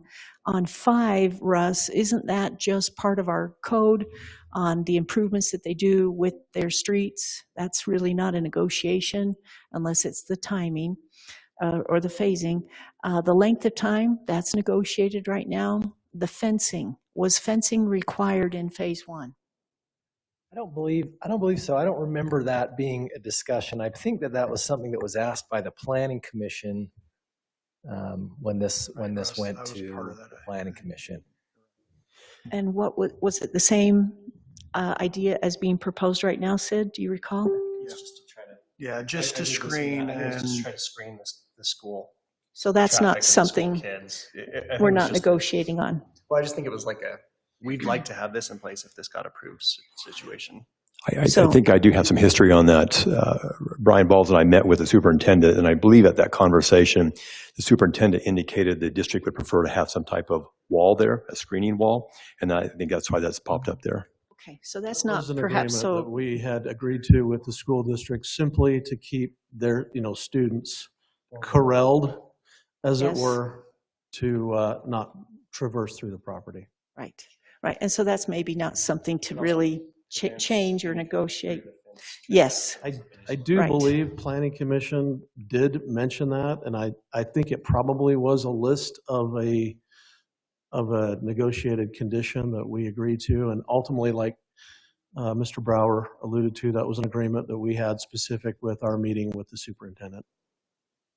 Okay, so that's not a bigger deal, but this offsite utility connections, Russ, was that something that was required in phase one for that irrigation line to come through their property and to go offsite to do it? It was silent in the first one. It just wasn't really a big discussion at that point. Okay. I mean, we So have that's different negotiable. perspectives on that. So yes, that's Yeah, and I have some And I questions about that. I have questions to know how needed it is for commercial parking lots and their little parking strips. If we really, I mean, do we really need it for more than just that area? Do we need this pressurized irrigation for further south? But it's already developed. You see what I mean? And it's already got their parking lots and their little teeny watering strips. I mean, where else do we need this offsite utility connection that it's being promoted right now? My questions. And then the city code in number 9, that's really not so much a negotiation, right? Okay, so we're negotiating on 1 and 2, somewhat on 3, not on 4, other than making sure the school districts does what they want there. And then 5, 6, there's no development time, but they're vesting. Let's kind of bring that back on the length of time. They're asking for a 10-year development agreement. The vesting on phase 1, how long can that potentially last? It typically matters on what city code. So city code says your application goes away after a year. Unless they renew it. Yeah, unless they renew it. So And keep renewing it every year. Seriously. I can't remember. Okay. So the Maybe it's renewal, probably there's an extension. They can have a one-year extension. The difference, though, is the code also requires that they be working on or Right. taking action on their approval. And so I think at this point, with where they've been going and with the fact that they've been keeping up communication, trying to work out and negotiate that is also tied into that time frame or timeline for their vesting. So they've been doing that enough that they haven't had to request the year extension yet? 6 months from today, because we're working with you on our project today. Okay, but as long as they're in communication with you, they don't have to request an extension. That's what we've talked in the past, and we'd have to double check that. But my understanding is if there's consistent moving forward effort to resolve and to comply with the approval and the conditions of the approval, then yes. But that's also a little bit nuanced as well. So we do have one-year extension that we allow. We don't allow multiple extensions, just to clarify. Okay, everybody, so you know that's something you can negotiate on. All right, everybody dive on in. Who wants to start on the negotiations on number 1? Or do you want to skip that and go to 2? Can you get the plan put back up? It's hard, but I want to see this and what they're proposing, I guess. Or another way to say that, sorry, but tongue in cheek. We just told you which things we're interested in negotiating with. Which ones do you want to give up or fight on, right? Like, are there some that you're like, oh, we're doing that already, and should we not waste time here? I'm trying to understand that, because staff has told us these are the issues, right? For the most part, we're in agreement with staff on most everything. I think the crucial comments are you guys okay with the alignment of 860 South, the way that is, and the optimal access onto Main Street there? Because that will be a major public road, and our proposal is that we will dedicate or provide easements for dedication of that portion. And then the next kind of point is, when is the construction of that? If we're building it, we would obviously build that road, right? If we're building the project, we build that road for our access. If we're not constructing it yet and the city wants to build it, we don't want to get in your way. And so that's kind of what we were hoping to put into an MDA, to not hold you back on that kind of major infrastructure. Similar conversation for the light as well. So maybe that's where we could start, 860 South. Russ, your question to us last time was, I'm sorry, I'm going to get the wording wrong, but it was something to the effect of, is council okay with that section of the road right now, given that the other section isn't possible right now, right? There was something to the effect of like, council, are you okay with what we see, knowing that that might not and is not connecting right now and may not for years and years to come? Our original conversation was to have this whole thing built through this area all the way to this future 150 East, whatever you want to call it. This property owner has since kind of said, I'm out. It limits a little bit what we can do. Are you okay understanding that, you know, we have options in the future? We can, option A, we can wait for this property owner to develop and we can require that middle section to be built as part of his development at that time. Option B, if we really need to get this done, because maybe there's not really a whole lot of reason that we have to get it done until we make progress on this 150 East. But if we get to that point, we can always go in with eminent domain and we can get it done. So the question is, it's not ideal.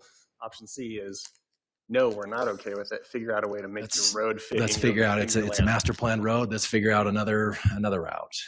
I can say, you know, other than understanding that likely at some point we're going to have to widen here on the south side, and do we have what's that process going to be like? I would say other than that, I think we're generally comfortable that this road meets our long-term intent. Your master plan intent. If it went through that way, through that lot eventually. Yeah, so it's... You have trouble with the fire lane for phase 2 right now? Okay. Fire lane for phase 2, which is the one on the east side, on adjacent to the school property. East and west. It goes from the road, 860 East, all the way around on phase 2. Yeah, so this... That's basically, we put that in so that Clint could get this fire department. Yeah, that's their requirements is aerial access to a 5-story building. Okay. If I can just, what's in the agreement right now is the proposed agreement. The proposed agreement is with phase 1, they would build this road, get it to this point, and you would basically have everything, all of this pavement, everything right there. Accesses. So they have the accesses. Yeah, they have this access, they have this access up here, plus the emergency access, which will hold off. Phase 2, what I am asking right now is that they build, one option is that they just build a skinny fire access over here all the way around. I'm asking them with phase 2 to build that road as it's intended to be built with phase 2. And my understanding is they're okay with that, but they can share their own. But that's what's included right now in the draft of the agreement. Mike, did you have comments? Yeah. I think in this whole stretch of Main Street from 6 South to 12 South, this has become a really important intersection someday. Now, it's not really an intersection until there's a light and a road, and but getting that light in will change that whole 6 blocks of Main Street and make it much easier to turn left in and out and off. I think it's, and as I'm seeing this, if this can come in phase 1 and it's not even their property, aren't there, it's what's your name? Adam has the phase 1, and then Chris is phase 2, and then but who owns those front 2 parcels, that little white house? His name's Steve Przybowski. So he owns both? Yeah, he owns Coinzio and Lofty. Is he here? No, but we've got a... You've negotiated with him for this. This is huge, because nothing could happen for 20 years if we don't try and negotiate this now. I think it's really important to get this light. I think it's more important than, the East Road, 100 East, 120, what is it? That will come someday. It could be 10 years, 20 years. I mean, it's really up to the school district at that point. We don't know, but at least we're moving towards that and making it possible to happen. Mike, I agree that first of all, let me state, and it's worth stating, but I'll just tell you where I'm at right now. Right now, I'm not a huge fan of the project at all, but I have changed and learned more and changed my mind in the past. So I'll just state that right now. I think you're right that if we want to get that road sooner than later, negotiating now is the way to do it. I just don't understand why we wouldn't be saying, figure out a way to fit it in your land. And I understand from a developer point, which is, well, that's a big section of land that you're going to cut into a building. I mean, I can't imagine any other scenario where we would have a developer come and say, I want to do this thing, and the lot next to me eventually is going to make it so your road can go here. Like, what do you mean eventually is going to make it so the road can go here? And also, you know, if it's really important to us, we can talk about eminent domain. It would only be really important to us if they don't put it through their land. If they put it through their land, we don't have to talk about eminent domain. Let me respond right? to that. I actually don't think the road's important. It's the intersection that's important. I don't think it matters where the road connects to one another. That's really not going to be a very busy. Any intersection here will just bring people into and out of this side, and hopefully someday on the other side. And I appreciate that too. I just am saying, like, the conversation of eminent domain doesn't exist. The conversation of we hope that someday this property owner allows us to do something here doesn't exist. Neither one of those exist if the project as it stands figures out a way to incorporate the road. Yeah. Aaron, I might bring the notion up of proportionality. This is intended to be a system road, a backbone road. And the notion is, should one property owner be shouldered with the entire cost and burden of that roadway, or should it be proportional to adjacent property owners who would also benefit greatly from that? And so there's some question about should this property owner be burdened with the entire proportionality of that roadway? Well, it's kind of like what we have to do when we sign up for utilities, and we have to bear the cost, and sometimes we get our money back and sometimes we don't.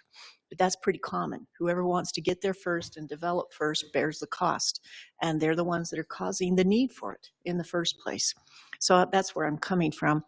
Russ, do you want that 860 South to be dedicated to the city up front, or do you want it to be dedicated once the rest of the road is built? If the rest of the road. Because this is really just an entranceway for them right now. Yeah, it's a really good point. I actually think there's some things with the existing access agreement that is shared by all these property owners that affect that.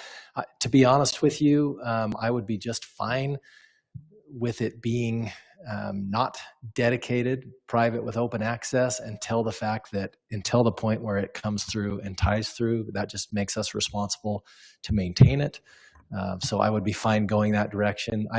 I may lean to you, Brian, to explain the challenges with dedication to that right now. Obviously, generally, I'd rather have a road dedicated than have an easement, but I think there's some access issues that we have to work through. But I am comfortable, just to be straightforward with you, I am comfortable until we make progress on this 150 East, which I do think is very important. I think the signal is very important too, but I think that 150 is very important. But until we make more progress on that, it's not critical to have this go all the way through. What's critical is to have the access coming in and serving this development. So I think we can live with it. We'll see what happens later, but I think that would be okay. I think the agreement to have them build this portion with phase one and this portion with the fire access road, I think at this point we're comfortable with that. And then we have the option of this person can develop. Nobody knows what's going to happen here in the future. It could be that somebody comes in and buys out all these properties and does something, or it could be that That's what I anticipate someday. So there's a lot of things that could happen, and I think we will be able to get that at some point. It just seems once a light's there, something's going to happen. I guess let me say one more thing. When we first started talking, we were pushing to have this main road right through the middle like this. That's something that the developer is very opposed to. In addition to that, I don't think it works as well for us as a city to have it run right through the middle of this development as well. As far as carrying traffic, having parking on and off that road, I think this probably would function better for us than trying to run it right through the middle. Now, I think for the future it would. Yeah. Now, would running it right here along this property line straight through work for the city better to get it now? Yes, but that would be very impactful to their You could have the same project. shape of curve if you just took out 4 parking spaces worth of building and shifted the entire building north.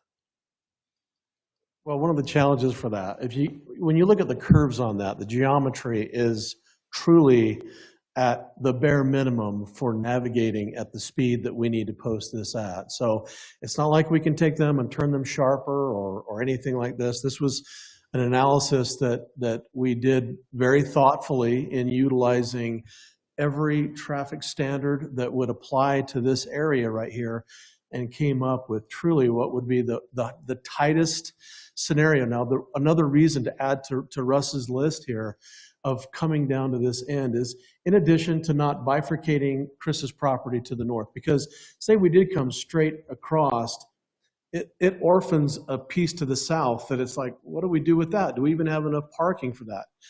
But it also then has the potential to completely cut George's piece, who was the owner that backed out of this.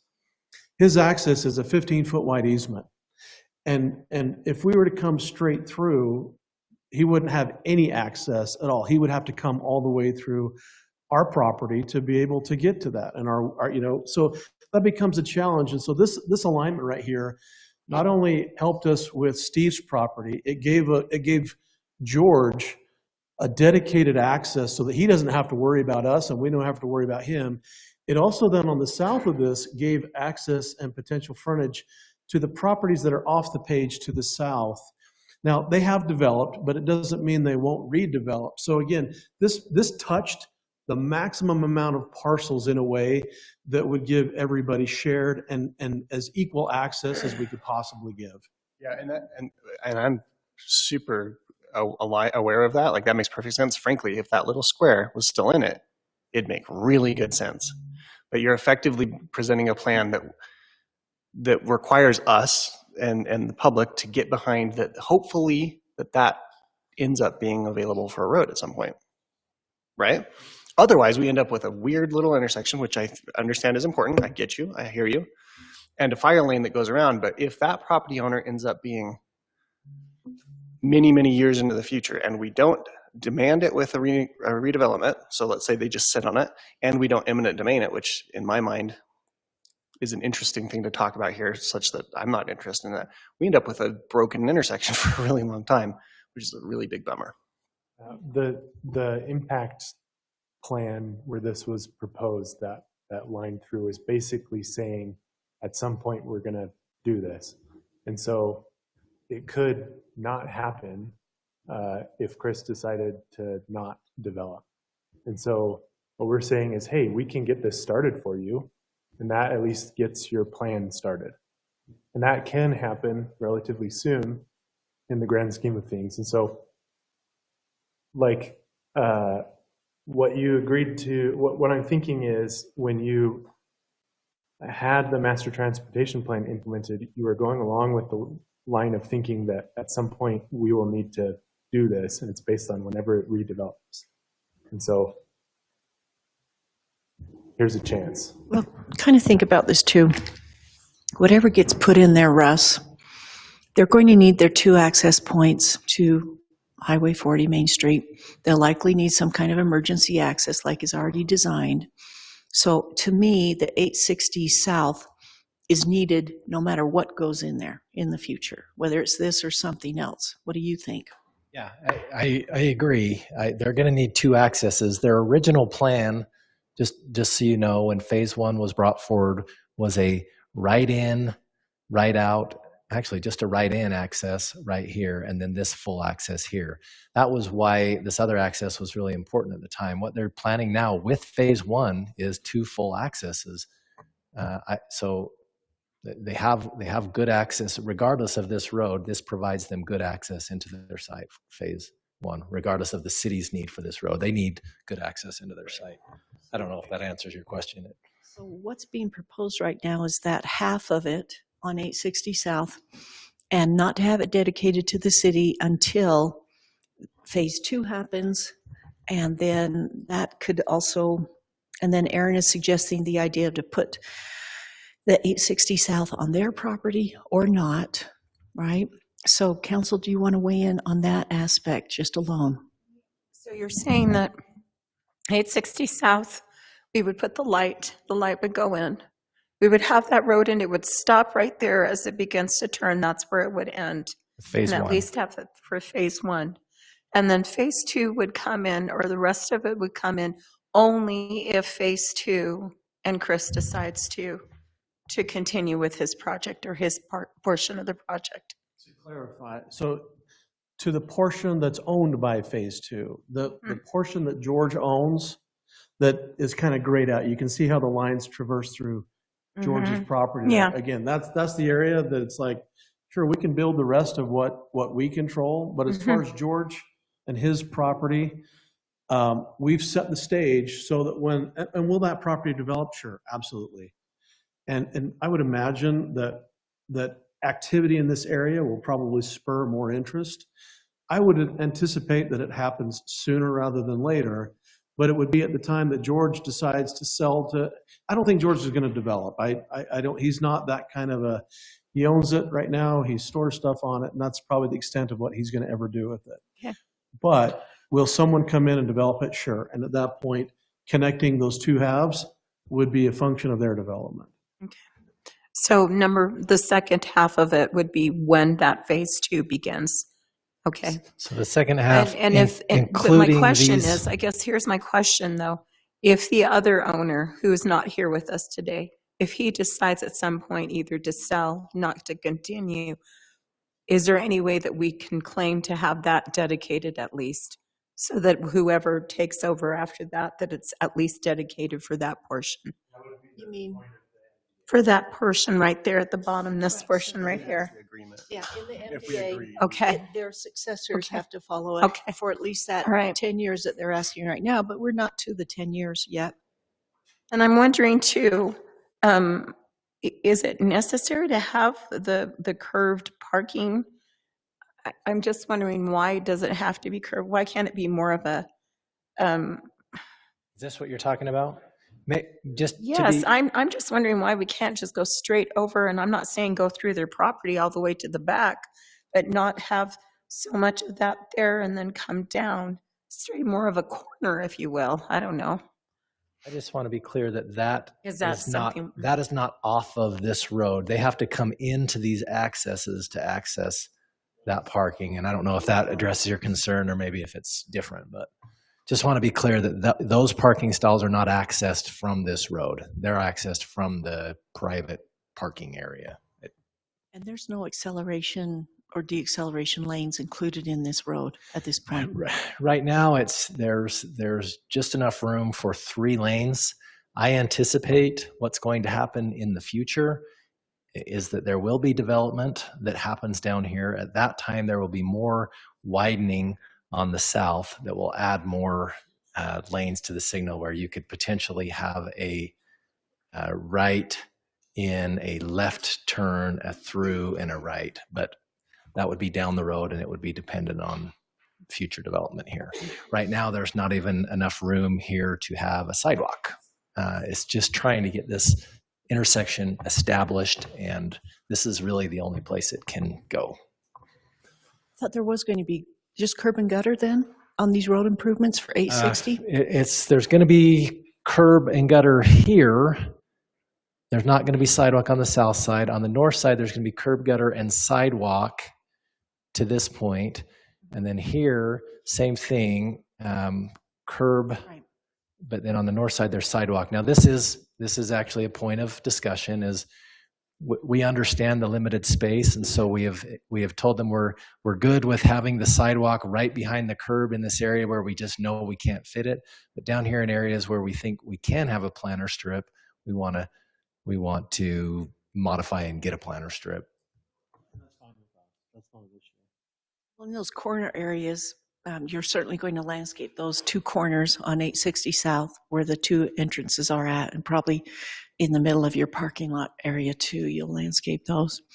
Okay, so Aaron had the idea of putting more of 860 South on their property and having them move the building. Is there any appetite for that, council? Are we going to go forward with this proposal? Aaron, do you want to explain it again? I mean, it was just a question. Yeah, it's not a demand so much as just a question of if you maximize the land for the units, it's really hard to fit the road. If you want to redesign the project in such a way that the road fits, it is definitely possible. It just doesn't make Doesn't sense for us maximize to do the road. Potentially, yeah.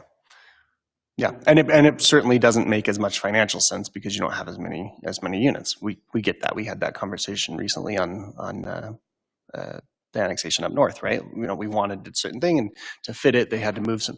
Thankfully, in that case, it made sense for them too. So, yeah, that was just my question. I get nervous, council. I get nervous saying that we expect that lot to comply in a way that makes sense in the future. Now, they're right. They're right. It will redevelop. Well, this is what happened at Sawmill. They're out that happened there by the Baptist church, the airport road intersection. It was required that they put a road through there, but it was on somebody else's property. And there was no way, you know, it was required by the city, but it was on somebody else's property. Has it been built yet? You can see it hasn't. So it's just like that with Sawmill. And this is what we're doing again right here. I didn't think that was a wise thing back then because, you know, they're bringing in quite a bit of density and the master plan shows that the road will go through there, but it's only if that property owner wants to develop. I'm going to just go for it. I'm going to say I'm fine with this, but I'd like it to be I don't like this. So, I mean, I would love to see it go to the edge, you know, a little more squared off.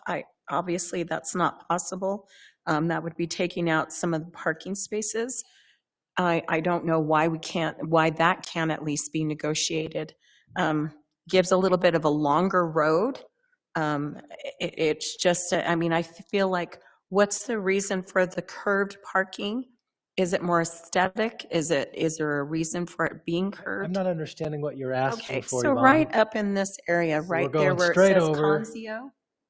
And you have Conzio, and then straight over is where the parking, and it's kind of curved. Isn't that parking? You're talking about how it follows the curve of the road? Yes, instead of following the curve of the road, giving a straight road that goes straight over, and at least that has more.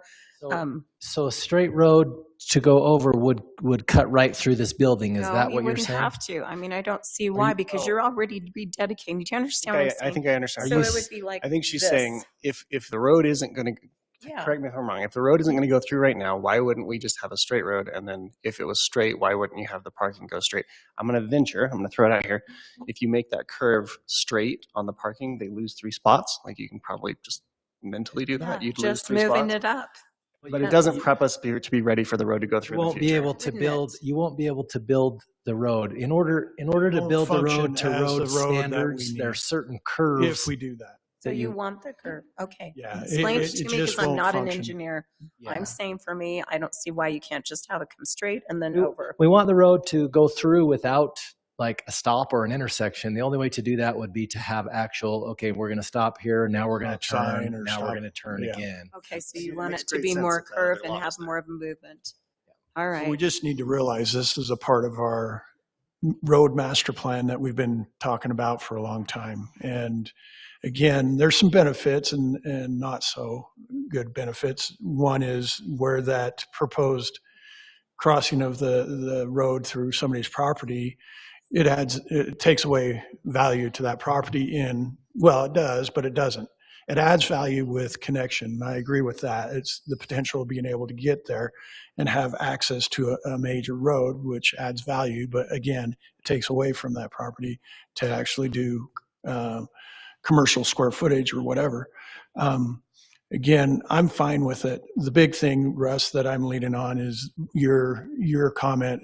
This is needed in this this area. Yeah. This area. And I'm leaning on that just for the fact that we can help with that, and it could happen, and it could benefit this area from a safety standpoint, because you take your life in your own hands when you're coming out of Lee's and trying to cross and get on if you had a lighted intersection there.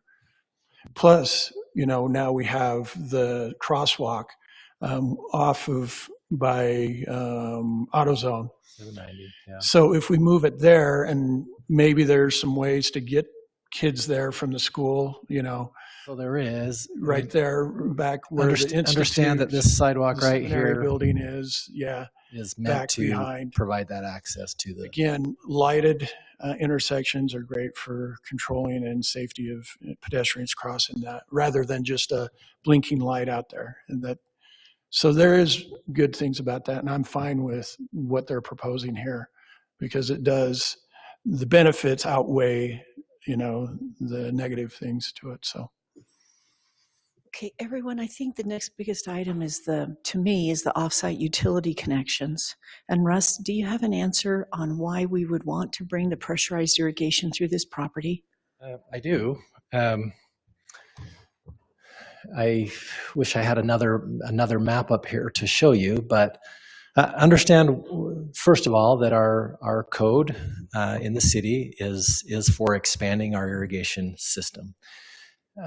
Again, I mentioned to you last time, I mean, we're spending millions of dollars to expand that in the old part of town with our Central Heber Replacements project. It's in 600 South, and then AmSource Development ran a main line from 600 South through their development that ends, you can see this is the Ace Hardware right here.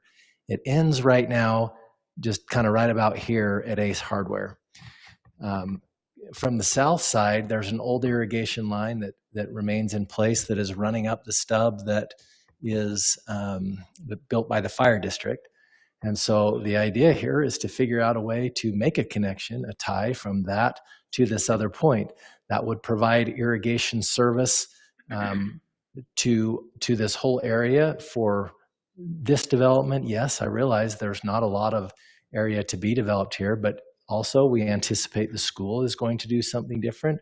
You would have pressurized irrigation available to that development, and then we don't know what's going to happen with these other properties as well.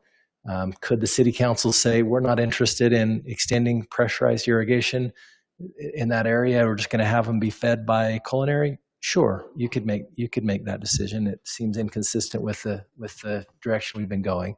But the discussion on utilities, I brought up pressurized irrigation last time. It's actually bigger than that. There's other utilities. So generally when a development comes in, we ask them to extend the utilities across their frontage. The reason for that is so that those utilities can be utilized by future development and extended to them so that they can then extend it on. So pressurized irrigation is one thing, but access to things such as sewer, we expect that this area down here is going to redevelop. This parcel right here may need access to sewer. We need sewer ran in this road so that we can leave the ability for others. With the redevelopment, we need to make sure it's there. We definitely want to make sure it's there for the school district and their needs too, although I don't know if they're on it right now or where their connections are. Right now, let me tell you this. Right now, the agreement says, hey, we'll put these in. We want to be reimbursed by the city. I don't feel like that's a fair approach. Now, what I do think is a fair approach is we'll put these in. I think a pioneering agreement is fair, where when other people come connect onto them, that they pay a proportionate share. But I don't think it's a fair thing to say we'll put them in, but the city reimburses.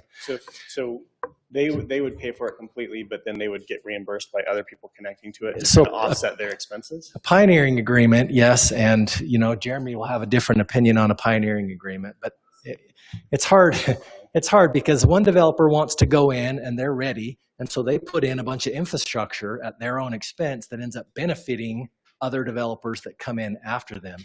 Is that fair to have all that expense sit on the first developer that went through there? No, it isn't. So the only way I know to make it equitable is to have a pioneering agreement that basically says, hey, when these other developments come in that you already built the infrastructure past for, when they come in and take advantage of that at your expense, they have to reimburse you a proportionate share of that expense. And so that's how I would propose dealing with those other utilities. We've been doing those pioneering agreements.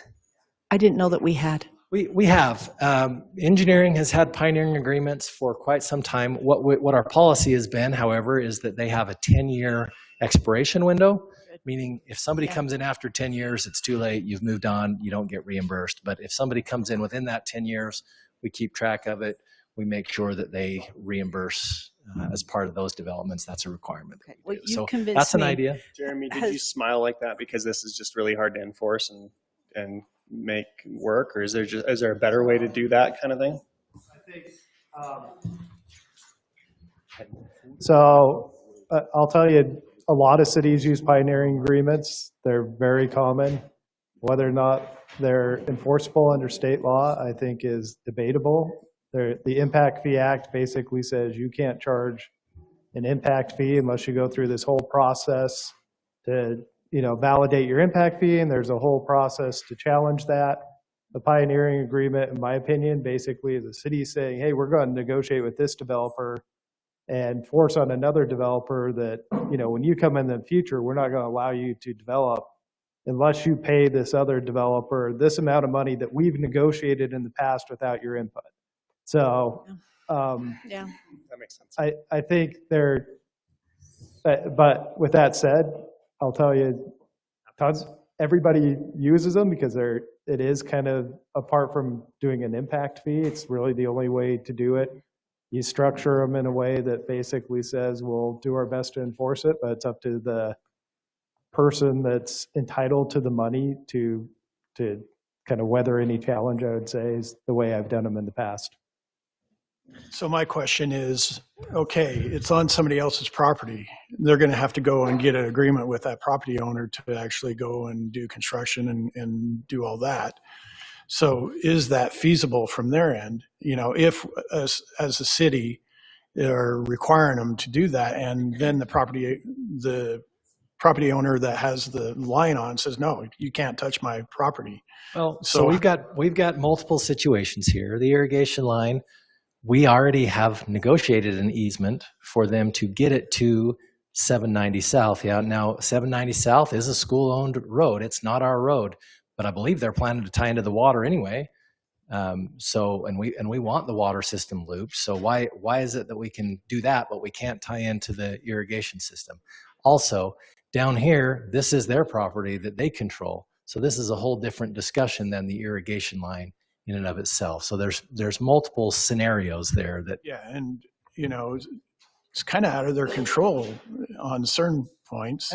To a degree, I don't think it's infeasible, and I don't think that it would be hard to get permission to tie into that line. I think it's a reason to not do the line. Yeah, can you have you had any talks and discussions on actually extending the irrigation and going onto their properties and so on and so forth? With any of the property owners that are surrounding it, no. That's ultimately up until a plat was just redone, there really wasn't even a path to bring it from Timberline. Now, where that pipe stops is right in the middle of their front door, and it would go right through the middle of their main drive lane that's on the east side of their parking right there, have a major impact. Now, I don't think that we're necessarily opposed to the discussion. The issue really is looking at this area, how much of a need do we really have for, again, Mayor, you brought up earlier, we've got very limited amount of irrigation. Now, I'm not saying I understand, but there's not impacts to that, but who are the big grass users right now, and do they already have systems that are functioning? I think the school district is functioning just fine on the infrastructure that's in there. Now, does everybody have a sewer connection already down there? Labrum does. George does, or all of the frontage there. We do. Do we need to, who are we extending that sewer to? Well, the point is that you just admitted yourself that this area would redevelop. So we have to build it for the future. Correct. And that's why we each one of these we parcels, require it. Do they already code. have water connections and sewer connections that they control? Absolutely. Well, I'm more willing to go with the city code on this. And if it's required for others, then it's also required for you. That code, of course. The code speaks to extending the water line across your boundary, right? It's not at our boundary right now. And so we can't extend it. So I think if there's any negotiation here, it needs to be at our boundary first. But please realize makes sense. in master development agreements that you're asking for, we do consistently require offsite improvements as needed. So that is something you're asking for in an MDA, and that is something that we've required in every MDA. Just reword what you said, though. You're willing to discuss from your property line onward. Yes. So the negotiation then is literally just from the property line to the middle of Ace Hardware. That's good for us to know. They're not fighting the extension. They're fighting the fact that they have to go reach into Ace Hardware, and it's not a dirt road or a dirt lot anymore. It's a finished. I understand. Our first question on that topic was, why did Ace Hardware not extend it to the end of their property line? Not sure about that. And neither are we. And that's not perhaps the point here, right? The point here is that we need to make sure that that can develop in the future to whatever density is allowed in the future. And so that's why these offsite improvements have been asked for in the, in these MDAs. That's not anything unusual for the city to require. I am ignorant in this point, but if it's an offsite, typically I imagine it's in a public right-of-way, public infrastructure that we can go and grab. This is private and private. It's private with Ace Hardware, and then it's private with the school district. And so that's where it's different, and that's why we're having this conflict. That's what I'm questioning. Yeah. Russ, there's nowhere else they could grab from, right? It's not in the highway. No, pressurized irrigation isn't. Okay, so Mike, and then we'll try to Seems wrap like this we're up. kind of getting wrapped up, but could next time you come back, could we have a map that's bigger that shows the existing utilities, the connections, and then what you're requesting them to do, so we can, because right now we're all thinking different things. Yeah, it's like a map with a green sewer line and a blue water line and a purple irrigation line. Yes, I can, if I may add another comment, and I know we're beyond time and things like that, but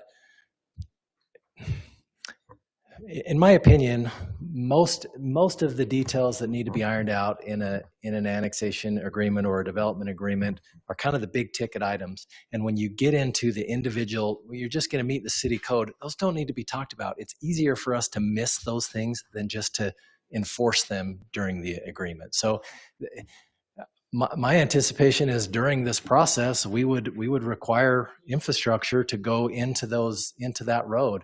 This one specifically we're talking about is because it's offsite, and that's why we got into the irrigation. But I'd rather just say, let's follow our regular code on most of those utilities. However, if that's what you want, we can continue to bring that forward and have more discussion in a meeting like this. The only caveat, Russ, is do they bring it down through phase 1, right?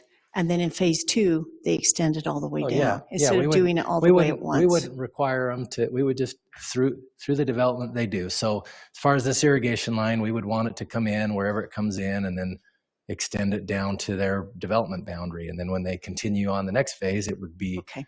And really, ideally, what might be nice is to have more momentum on that future road, and might be nice to have it in the road instead of through their site, but we're trying to just figure out a solution here that allows them to move forward. So.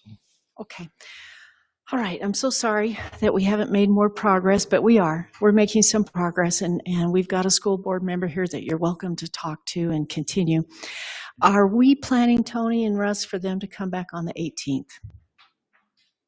At this point, yes. At this point. Mm-hmm. Okay, why don't we make sure they're first next time in the work meeting, and we'll see if we can resolve a lot more things. And you see where we're coming from on some of the things, right, that we've discussed. You're certainly welcome to email and give us more information, and unless the council has any further comments or questions. It isn't necessary for the conversation with us by any stretch of the imagination. I don't think. But I would encourage you to talk to the school district, just because the fact that this got on here, I got several people reaching out from administration and from school board saying, what are you talking about that building is going to be demolished? What are you talking about that we want this road extended? I got questions where it's pretty obvious we haven't talked yet, and that's not on us to facilitate. So I would just encourage you to feel out, hey, what questions do you guys have? Here's where we're at. It's probably not going to change my mind, but it would be helpful to everybody else up here to understand, okay, this is where the school board is thinking, this is what they're talking about. We had a comment last time, I don't remember who, so I won't point fingers, but somebody said the effect of, well, they're not going to use that building anymore. Boy, I heard about that one. I don't think that was I don't think that was from the school board by any stretch of the imagination. Maybe some random conversation in the past, but I'm not going to read through them, but I have like pages of comments while I'm sitting here from multiple people that you could ask what their comments were to me, and you could just address them and then come back and tell us what you learned. You're talking about people from the school board and school district specifically? Mm-hmm. Yeah, I think if you started at the school board, you'd hear all the questions I just got, which we don't have time to ask you right now. We have talked to the superintendent about the road. That was a lot of our initial discussions on a dedication. First East, right? No, on 790 Oh, South. 700, And- okay. And the hang up there is they would dedicate that road to the city. The city would like it to be brought up to Standards. city code standards before they give it. And so there's kind of this standoff there. We don't have a dog in the fight on that. I'm sorry, let me be even more clear. My encouragement would be to send an email to the school board and say, hey, counselor told us that there were a bunch of questions. What questions do you have? Let us talk to you about them. Because I think you might understand a little bit more. You got a nodding head behind you from just one of them. I think you would understand more about their concerns, what they're talking about. And I don't think it's that road so much as it is the future use of everything else behind the property. Again, it's not really that part, whether you guys get along and understand each other. It doesn't really affect my decision, but I think it would help to understand what the future plans are. Well, and I guess just on that last point, to be clear, we've laid out the site specific to requests and discussions from the city staff, and I think it's been a very helpful discussion that I've had, and we've done our part in layout of what would be what we can add to that discussion.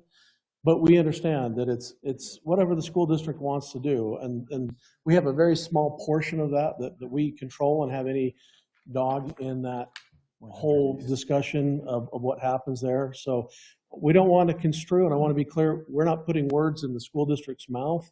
I have no idea what they're planning on doing with that in the future. I don't know if they do, but ultimately the layouts that we've provided have been a function of these are possibilities, and we have pushed our site as far to the west as we feel like that we are able to help accommodate the future 140 South.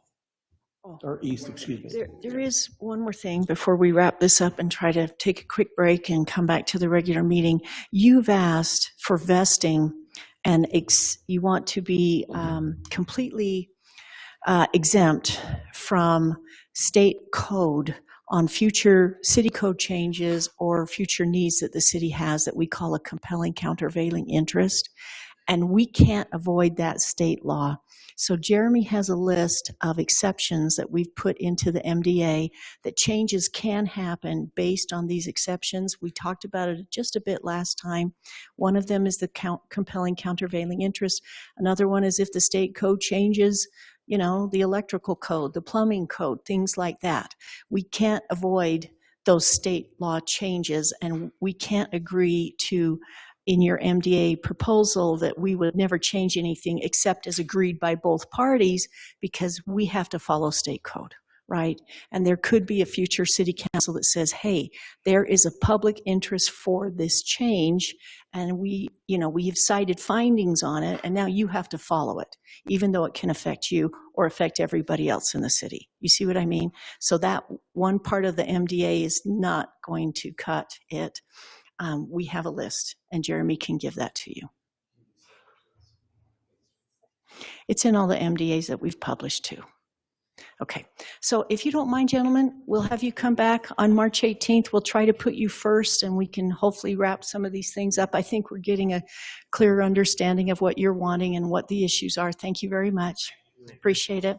Okay, everyone, I know we're late. It's now 6:14, and we should have started 14 minutes ago. I hope that you'll just take another breather, just a little bit longer. Give us 10 minutes for them to take a break, me to take a break, and then we'll come back here. And council, we really need to start at 6:25, right? Thank you very much for your patience. This conference is no longer being recorded.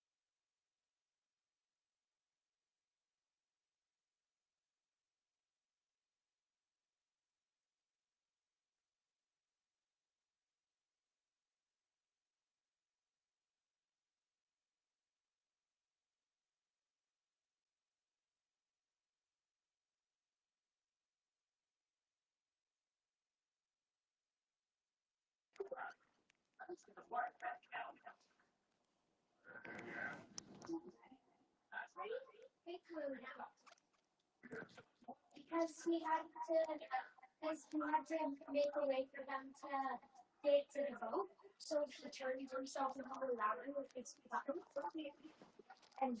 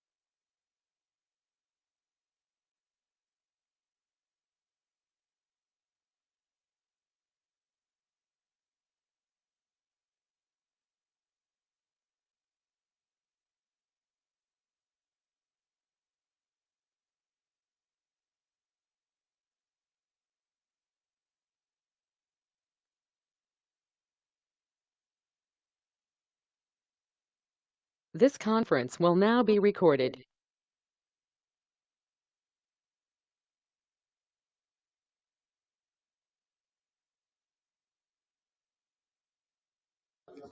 Okay, there we go. Everyone, we're recording again. We're going to start our Heber City Council meeting. Welcome to all of you here in the chamber. Everyone, we're going to get started. Everyone, thank you very much for coming today. Today is March 4th, 2025. It is now 6:24 p.m., and this is a meeting of the Heber City Council regular meeting. I want to thank the council members that are in attendance. We have Scott Phillips online, Sid Ostergaard, Aaron Sheet will join us shortly, myself, Heidi, Franco, Yvonne Barney, and Mike Johnston. And now we are going to start with a Pledge of Allegiance. I'd like everybody to rise and say a pledge with me. I pledge allegiance to the flag of the United States of America and to the republic for which it stands, one nation, under God, indivisible, with liberty and justice for all. Thank you. Now we would usually have a prayer or a thought, and anyone's welcome to come forward and give a prayer or a thought at the podium. If you choose not to, then Sid Ostergaard is assigned for this. So is there anybody that wants to come up? I don't see anybody. So what I'm going to do, since I'm not going to be here for this famous party of Mark Rounds that we're celebrating his service to Heber, I just wanted to pay tribute to Mark. I got to know Mark a little bit on the outside, but when I really got, or from the outside, when I really got to know him is when I spent 2.5 days in his truck touring Colorado. Matt and I got to really know. If you know Mark, he's a simple man, very simple. He was hired, 29 years ago? 29 years ago. Yep. And he came into a situation where he had no money. No money. He still doesn't have any money. But you look what he did for Heber City. He has really done an amazing job, and we've been lucky. It's going to be hard to, replace him.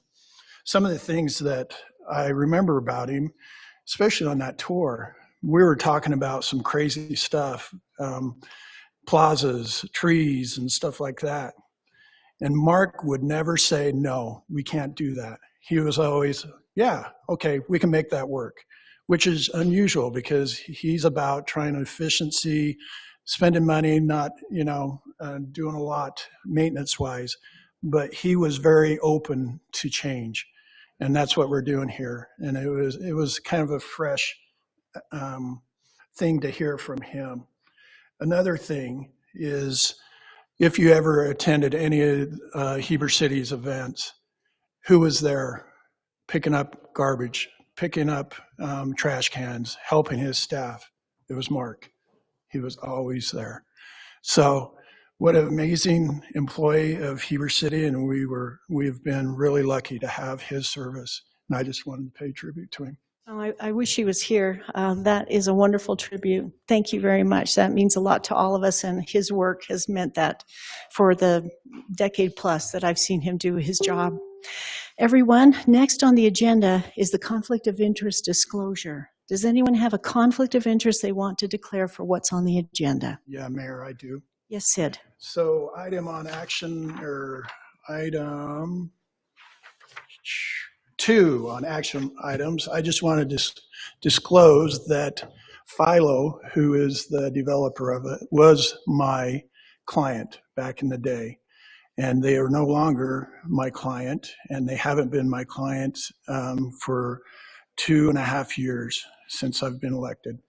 Okay. I actually looked at their property for them, and I was there in the very beginning. So I just wanted to disclose that, and so everybody knows. Okay. Thank you. Any other? Yeah, I also need to disclose, or want to disclose, that I work for Atwell, which Philo is a client of theirs. Now I don't think really the landowner, but I don't talk with them. I don't have anything to do with them, and I have no involvement in their project. and I will vote on this. So you're saying they're a current client of Atwell? Of the company I work for, yes, Company you but I work don't for. work on that project. Okay. No financial connection. All right. All right. Thank you, Sid and Mike. Okay, everyone, unless there's any other conflicts, I'm not seeing Scott say anything online. All right, next, everyone, is a proclamation that I do every year for Arbor Day. So let me just read it, some parts of it. Arbor Day started back in 1872 when Nebraska first started it by planting over 1 million trees in Nebraska. If you've ever been through Nebraska, you might wonder where those 1 million trees are, but that is a really wonderful thing. Now Arbor Day is observed all across the nation, and there's all these wonderful things that trees do, but I especially like this line in the proclamation: the trees, wherever they are planted, are a source of joy and spiritual renewal. And that is the way I feel about the beautiful trees in our community. So I want to proclaim that Thursday, May 15th, 2025, will be our official celebration of Arbor Day. We're going to have several activities that we'll be promoting to you in the city newsletter and on the city website. The school district has been very kind to provide the different schools for the tree plantings and to get their students involved. And so we're excited for that in May and hope you'll look forward to that. All right, everyone, the next thing on the agenda is the consent agenda. We're approving the January 21st, 2025, the February 18th, 2025 City Council meeting minutes. Council, do you have any questions, comments, or motions on those two items in the consent agenda? I move that we approve the consent agenda consisting of those two City Council meeting minutes for January 21st and February 18th. Okay, thank you. I'll second. Thank you. Any other comments, questions? Scott, do you want to vote first online? Aye. Thank you. Yes. Yes. Yes. Yes. Okay, that passes 5-0. Everyone, the next thing on the agenda is a public comment time period. There's up to 20 minutes now. If you want to come forward and speak on anything, please state your name. You'll have 3 minutes. We try to use this timer just so you can keep an eye on it. Sometimes it works, sometimes it doesn't. But the public comment period is now open. If no one comes forward, then I will ask for the people online if you want to make a public comment. And if you just come off mute, then I will call on you for the online comments. Okay, public comment period is now open.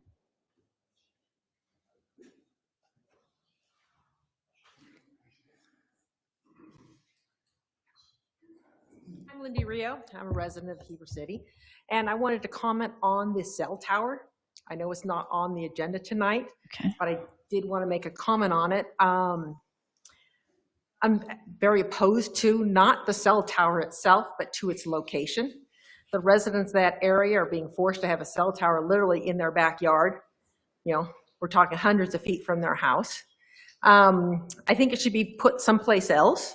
I'm not opposed to putting it someplace else, but where it needs to go is if we need to put it in a residential area, whatever, put it someplace that's not developed, that neighborhood is not developed yet, and let the people who want to buy that house decide if they want to live next door to a cell tower or not. Not the people who already live there, who bought those homes and live in that community, and now they have a cell tower literally in their backyard. Okay. Thank you, Lindy. Thank you. Anyone else want to come forward?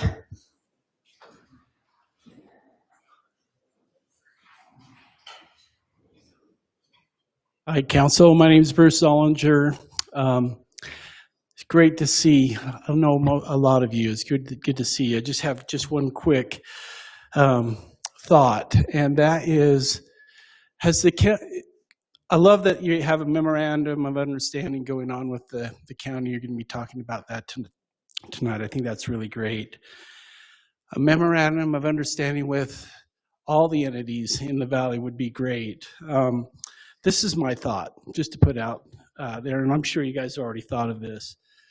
What if you took the 500 acres of the sewer district farm, had that be your lower income housing, your affordable housing, and you provided a credit to the developers that build down there, and you pulled density out of the North Fields that we all want to protect, some of the mountain properties that are being proposed. I mean, you not only have the Philo proposal, but you have all the property up Lake Creek, lots of property there and other places in the valley. But my thought is, let's pull the density from them, allow those landowners and the longtime residents of Heber to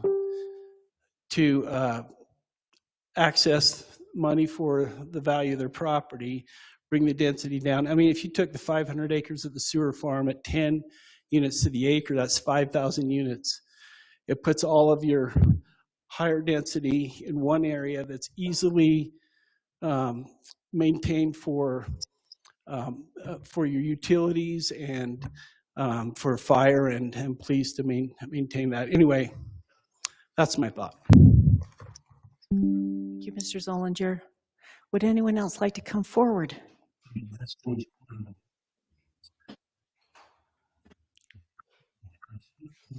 Good evening. My name is Ashley Fry. I live here in Heber City. As you probably know, the Hale Center Theater in Orem has moved to a new location. They've rebuilt. It's a beautiful new building. It's called the Ruth and Nathan Hale Theater at doTERRA campus, or the Ruth for short. I serve on the Community Advocacy Committee for the Ruth, and I am the liaison between them and Wasatch County. Through the Ruth, we work to elevate the arts through community connections, and our goal is to work with the Arts Council or the Arts Commission in these cities. And I'm here to share information about an exciting resource for our community and open a line of communication. Since the theater's opening, we've distributed throughout the counties approximately 6,500 vouchers. A lot of these have gone to our teachers in the schools and to thank those who work really hard in the arts and to promote them. The Ruth will continue to provide world-class shows and performing arts classes that residents in our community can enjoy. They are also in the process of developing a variety of opportunities to support our community. The Ruth would like to invite you and other city guests to attend Jersey Boys. Now, it's the PG version of Jersey Boys. They've cleaned up a lot of the language. And tonight I have vouchers for the mayor, the city council, and department heads. I don't know if there are department heads here or if they're online, but if they want to take down my information within the next month, we should have vouchers for the police department, the fire departments, and other city organizations. My name is Ashley Fry, and the number is 801-413-6609. Also, we'd like to be able to provide other opportunities for you in the future. And I will just leave these with you, Mayor Franco. That's very kind of you. We really appreciate your outreach to us. That means a lot to us because we know what high quality is going to be offered at your place. Thank you. Ashley, do you see this, the gentleman on the third row here that has the beard? He is a county council member. Oh, okay. And if you were interested in providing vouchers for the Wasatch County Council, his name is Eric. I'm sure he would be interested. Yes, Eric. Yes, and Kendall's right across from him there in the suspenders. Ashley, Yes. your mother's Suzanne Fry? No. Okay. You look like her. Oh. Should be. Okay, is there anything else we can That's it. help you with? Thank you. Thank you. Thank you very much for your kindness. We appreciate that. Thank you. All right, and your time to travel up here with us, and we wish you the very best with the grand opening and the season. Okay, anyone else that wants to come forward? We still have another, let me just verify my time. Yeah, we still have plenty of time. Go ahead. Thanks. If you haven't gone to the Ruth Theater, I would recommend it. Is a beautiful building and it's great. Very, very professional. My name is Greg Whitehead. I'm with Philo Development. I'm not sure if I'll have a moment to speak later, so I might as well speak now. But I've been working on the development land up past Red Ledges and that we've been calling Wasatch Highlands. I just wanted to maybe clarify a few things as it's going to get discussed today. We've been working on this for several years, and we started with working with the county. I met with the county and the county staff several times before meeting with several county commissioners. We first met with Steve Farrell, Carl McMullen, and Eric Rowland. We extended invites to meet with Kendall Crittenton, Mark Nelson, and Spencer Parks. They didn't meet with us. During our meetings with the county, we told them that we were working with the state and with the Christensen family. And at the end of the meeting with the first group, they understood what we were trying to accomplish, and they felt like maybe the zoning in the county doesn't work, and that they said, you know what, it's probably a better idea to go work with the city of Heber and work for an annexation. So that's when we started working with the city of Heber. I think over this time, it's been a while. We've been working at this for some time now, and I guess my disappointment, or I guess what's gotten away from me is some of the messaging of this development. I've sat here half a dozen times, and I've said, I'm working to create a development that we can all be proud of and have a community that we can be proud of. And while I'm working with the state and they have ideas and they want to have affordable housing, I can take some blame in some of the messaging, because it was my understanding that the city and or county might want affordable housing. That was my mistake. It's been clear to me that they don't want anything affordable in that area. That's very clear. But I want to make sure the message is clear.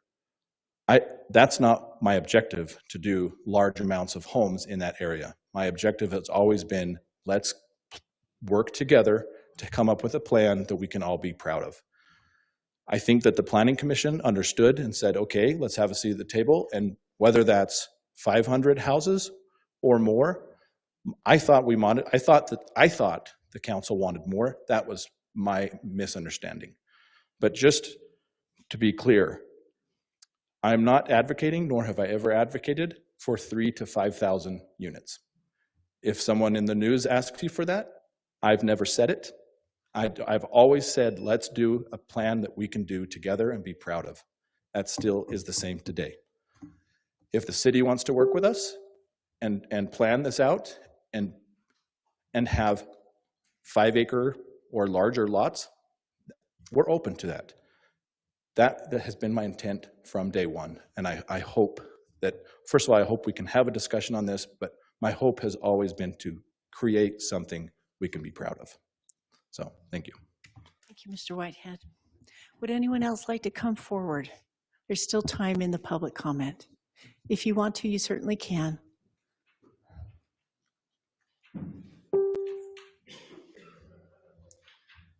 Hello, my name is Bo Thompson, and I represent the Christensen family that owns the property we've been working with Philo. I just wanted to know, and hopefully I'll get some understanding. I noticed that there's a memorandum. It looks like it's the third item that's going to be talked about.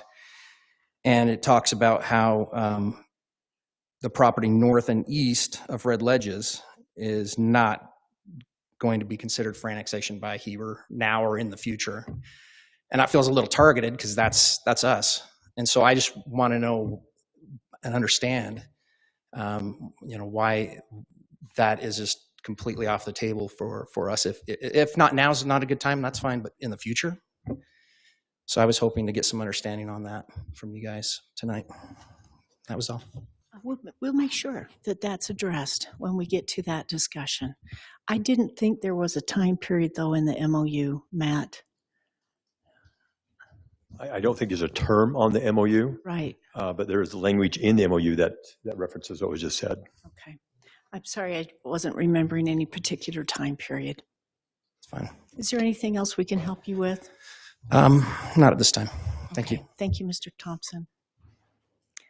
Okay, anyone else want to come forward? If not, I'm going to go online. So anyone that's online, it's your turn for the public comment time period. Feel free to come off mute, and I will call on you. Anyone online that wants to make a public comment?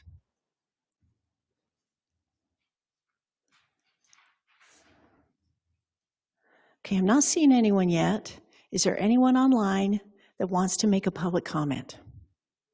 Come off mute. Okay, I'm not seeing anyone yet. All right, Jay, you're welcome to give your public comment. Okay, this is Jamie Hewlett. Can you hear me? Yes, please go ahead.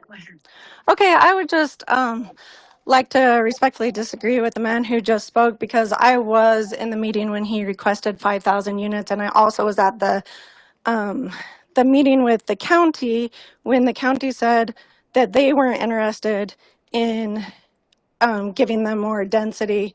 I also have a letter from the county that emphasized the problems with traffic. There's no ability to provide sewer. There's no ability to provide water, and that the density in the general plan was one house per 160 units, one house per 160 acres. I also like to emphasize how annexing things into the city makes it more unaffordable. So his idea of using land that was given to us in 1895 from our federal government for our children is in essence making our children unable to afford to live here because of our increase in electricity, which was just recently shown by the 13% increase from Heber Light and Power, and our sewers going up to provide for all of this additional infrastructure, and also trying to get water to a place that just contributes to sprawl and cost, not to mention schools, fires, police, animal control, trash removal, buying more land for the trash, etc. So in essence, him developing our school lands is just contributing to the unaffordability of living in Heber City. I'd also like to leave a comment on ranked choice voting and what a disaster it was last year, and how my elderly neighbors had no idea how to fill out their ballot. Everyone was confused, and I watched a good majority of the ballots go in the garbage. Thank you. Thank you, Jamie. Is there anyone else that wants to come forward? Is there anyone else online that wants to come off mute and give a comment? Yes, you can. There's still time. We've got another 7 minutes. Great, thank you, Mayor. First of all, I want to thank all of you for your service to our community. I'm here to... Your name. Oh, I'm sorry. I am Patty Sprunt. I'm a resident here in Heber City and serve as a county and state delegate. So I'm here tonight to talk to you on behalf of myself and a couple of my neighbors who couldn't be here tonight. This is regarding ranked choice voting, and I know that Ms. Taylor is going to speak about that, but I didn't know if there's a comment period after. So yes, you're welcome to speak on anything you'd like right now. Thank you. I am coming to speaking for myself, and this will be kind of considered a pot stir, but you talked about conflict of interest, and having anybody disclose. And I'm seeing here under action items that you guys are going to vote to adopt ranked choice voting, or vote on adopting ranked choice voting. And some of you actually are sitting in your chairs tonight because of the ranked choice voting. That seems like a conflict of interest. As a voter and someone who was charged with trying to explain ranked choice voting to my neighbors, if I found it confusing, someone who spent a good 4 months on our election last year, I didn't know how to explain it to my neighbors, especially like Ms. Hewlett said, the elderly neighbors. My own family member said, there are people I don't want to vote for. So he voted for 3 people. He just voted for the same people over and over again. Found out that your vote didn't count. I felt like there were people I might feel personally opposed to, so I didn't add them. When I did that, I disqualified my vote. I have another friend who said, it's not the government's place to tell me who I put on my ballot. I want to be able to vote for the people I want and no one else. And another neighbor said, and she texted this to me, please point out that there's no way to audit the ranked choice voting system. It's sold as fair and convenient, but again, it's anything but fair. And another thing I read online, and I don't know if this is accurate, and maybe you can correct me if I'm wrong, but there was a little over 3,000 votes, and more than half were considered undervoted, which for me tells me that it failed, that people were confused by it. But I would just ask you to think about whether you think if you vote tonight on ranked choice voting, did you benefit from that voting on ranked choice voting, and should you recuse yourself? Because it's kind of weird to have people who are running as candidates vote on whether they adopt a voting system that obviously half of the people were confused by. And that's my public comment. Thank you so much. Thank you, Patty. All right, we just have a few minutes left for the 20-minute time period. Please go ahead. Thank you for coming. Yep, thank you. I appreciate it. Brad Ellert. I am a Midway resident, but I'm on the Wasatch County School Board. I just want to take the time to say thank you for the acknowledgement in the prior work session. That was appreciated, and it was appreciated the respect that you showed during that session towards the school district and the school board, another elected body that is, we're elected to represent those people. So we do appreciate that, and we appreciate the fact that you are in that position to allow us the ability to have a say and to be able to have that acknowledged during your meeting was appreciated. I will not comment on the other elements related to ranked choice voting because I don't have, I didn't vote. And I do have an opinion on it as to the numbers. I am very much into statistics and how they work. And I have done a lot of work related to that. And my only thing would be is, as you look at the votes today, and as you look at how this is done, the question I would ask myself is, in the end, is every vote counted? Because our society and our government functions best when every voice is heard throughout the process. And if we can find a way to make sure that every voice is heard, I think that allows us the best chance of success to representing as many people as we can. So thank you. Thank you, Mr. Ellert. You're always welcome to come, and we really hope that we can improve and increase our collaboration with the school board in the future. So thank you for your time.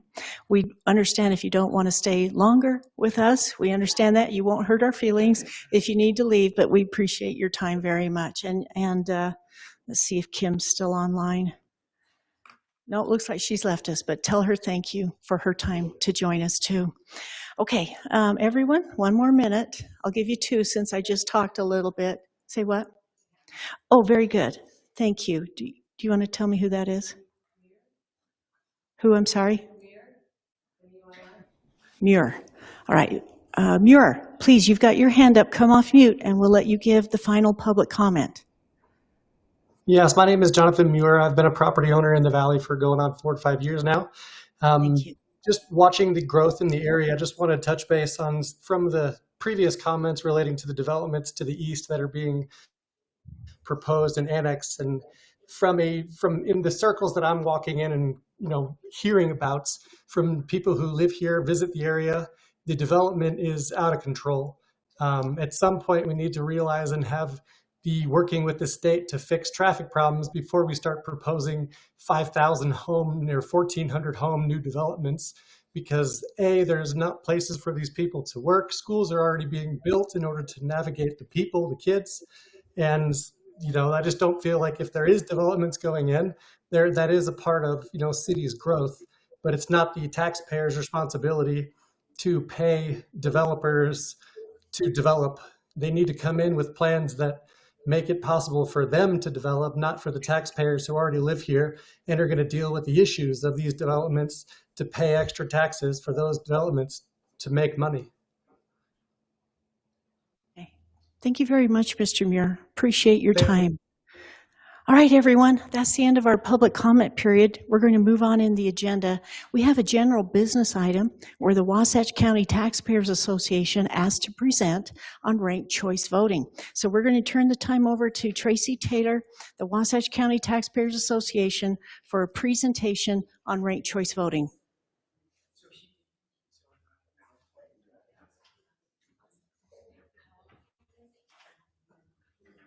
Oh, and council, just so you know, I've handed out this sheet to you that talks to you about if we use ranked choice voting, if we don't use ranked choice voting, what are those deadlines?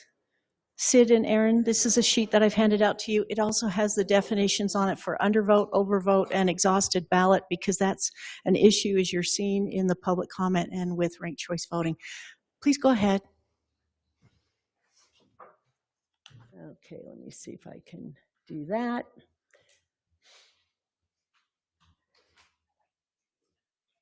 Or just click on that little screen way down at the bottom where it says 82%. That'll put you into presentation mode. That little screen that's got a little stand. Nope, nope, nope, nope, right, nope, nope. It's right to the, there you go. You can't see it. Do you want to help her, Tony? You do it for me, would you, Tony? Yeah, Thank just you so put it much. in presentation. Thank you. Thanks so much. My name's Tracy Taylor with the Wasatch Taxpayers Association, and Mary Duggan is also on the board, and she's here tonight. We appreciate giving us the opportunity to just review ranked choice voting in general. We have been keeping track of this issue for the last few years at the state level as well as local level, and so we really appreciate giving us a minute to discuss some of these issues with you. We know that public trust in elections matter. And the more we go through the national and local news, those are big issues for voters.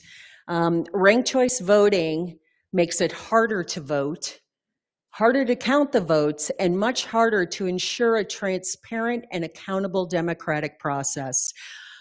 Ranked choice voting elections that require multiple rounds of tabulation rely on computers to make adjustments or discard ballots in each round.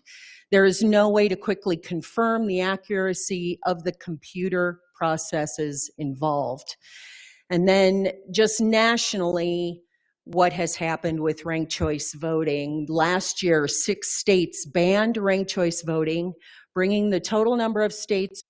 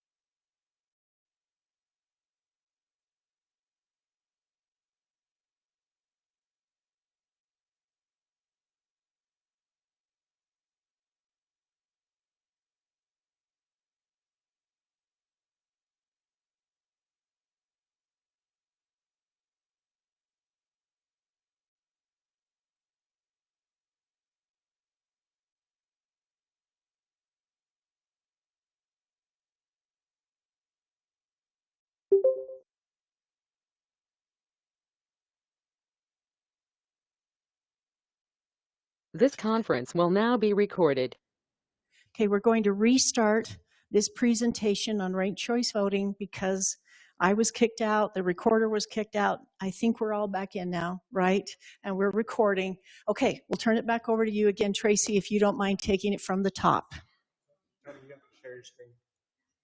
Tony, yes, you need to share the screen again, please. Hold on one second. We're almost there, everyone. We'll get the screen started again where you can see the presentation, please.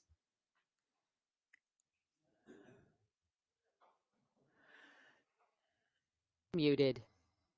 Technology. You either love it or you don't. I hate you either way. AI does not feel. All right. Any luck yet?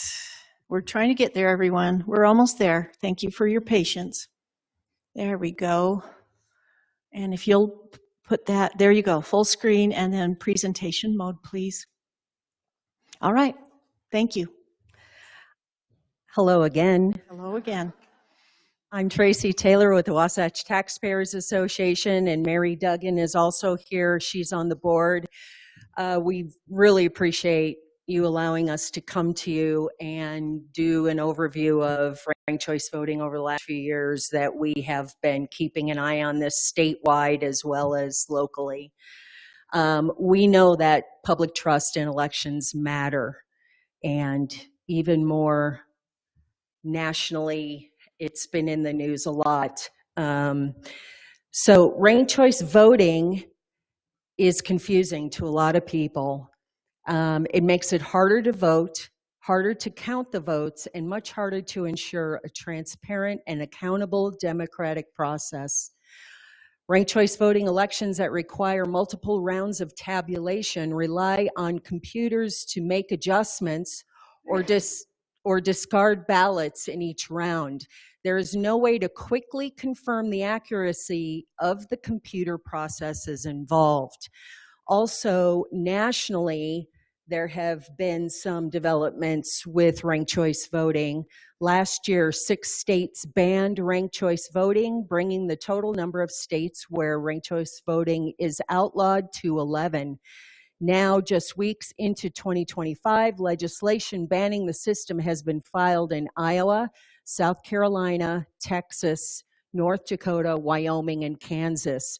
While it's still too early to tell, 2025 could surpass 2024 as the worst year ever for ranked choice voting.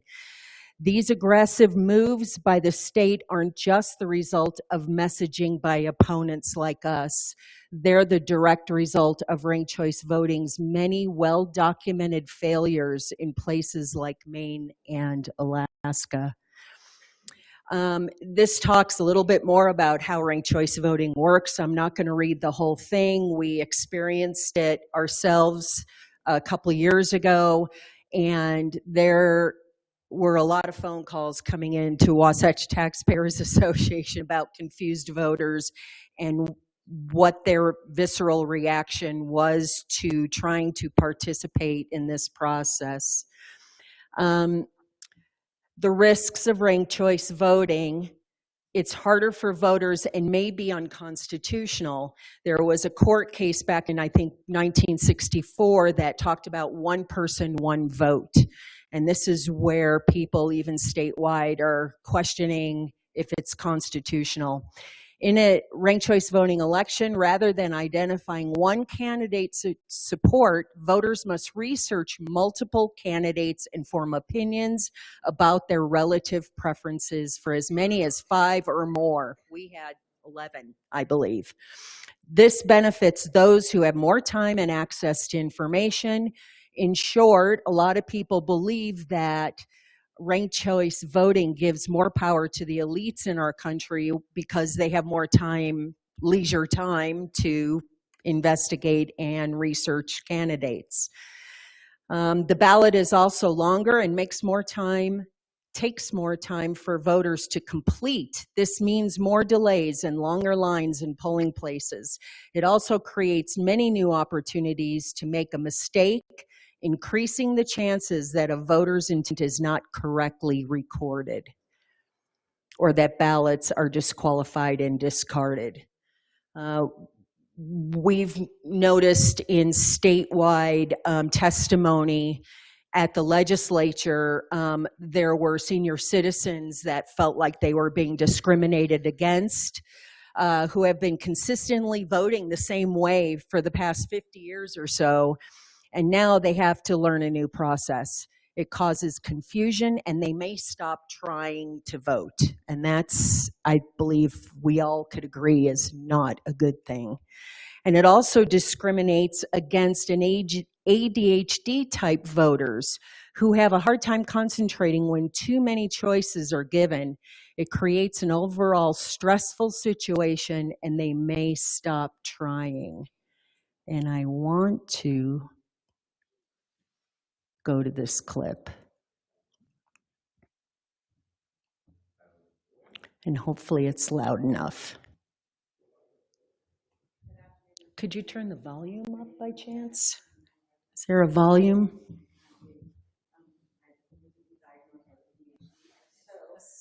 Having many options is really overwhelming. When I go to the store to get eggs, I want an egg. I mean, I just want eggs, I don't want eggs, and then soda, and then everything else. It's really confusing for me. And so when it comes to the idea of ranked choice voting, to have to make many more choices when I've only had one, and just try to vet the one candidate, I like the one.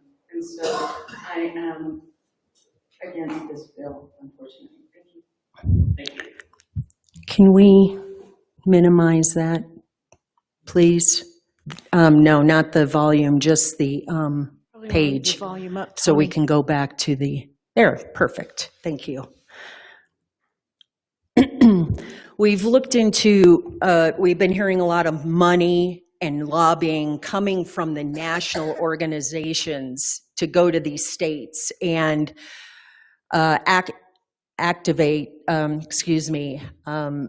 promote ranked choice voting in different states. These are two national organizations that we found that spend millions of dollars to promote ranked choice voting. Also, locally, we had an issue where the local Utah ranked choice voting was reprimanded by the Lieutenant Governor's office for proposing that they help pay Riverton for the cost of changing to ranked choice voting, and they said that was illegal and you cannot offer to pay municipalities to pay for their change in election processes. Also, I found it interesting, the Utah ranked choice voting address is actually in Heber. It's 104 East 600 South in Heber. And so I believe that's the UPS store, maybe a P.O. box at the UPS store. I found that interesting, that it was actually a local address. At the state legislature, the last couple of years, there's been a couple bills on ranked choice voting. In 2024, Representative Katie Hall, she proposed to cancel the pilot program even before the 2026 expiration date of that pilot program. And she received a lot of complaints from cities around the state about this process, and so she ran a bill. This is her speaking about the testimony she heard.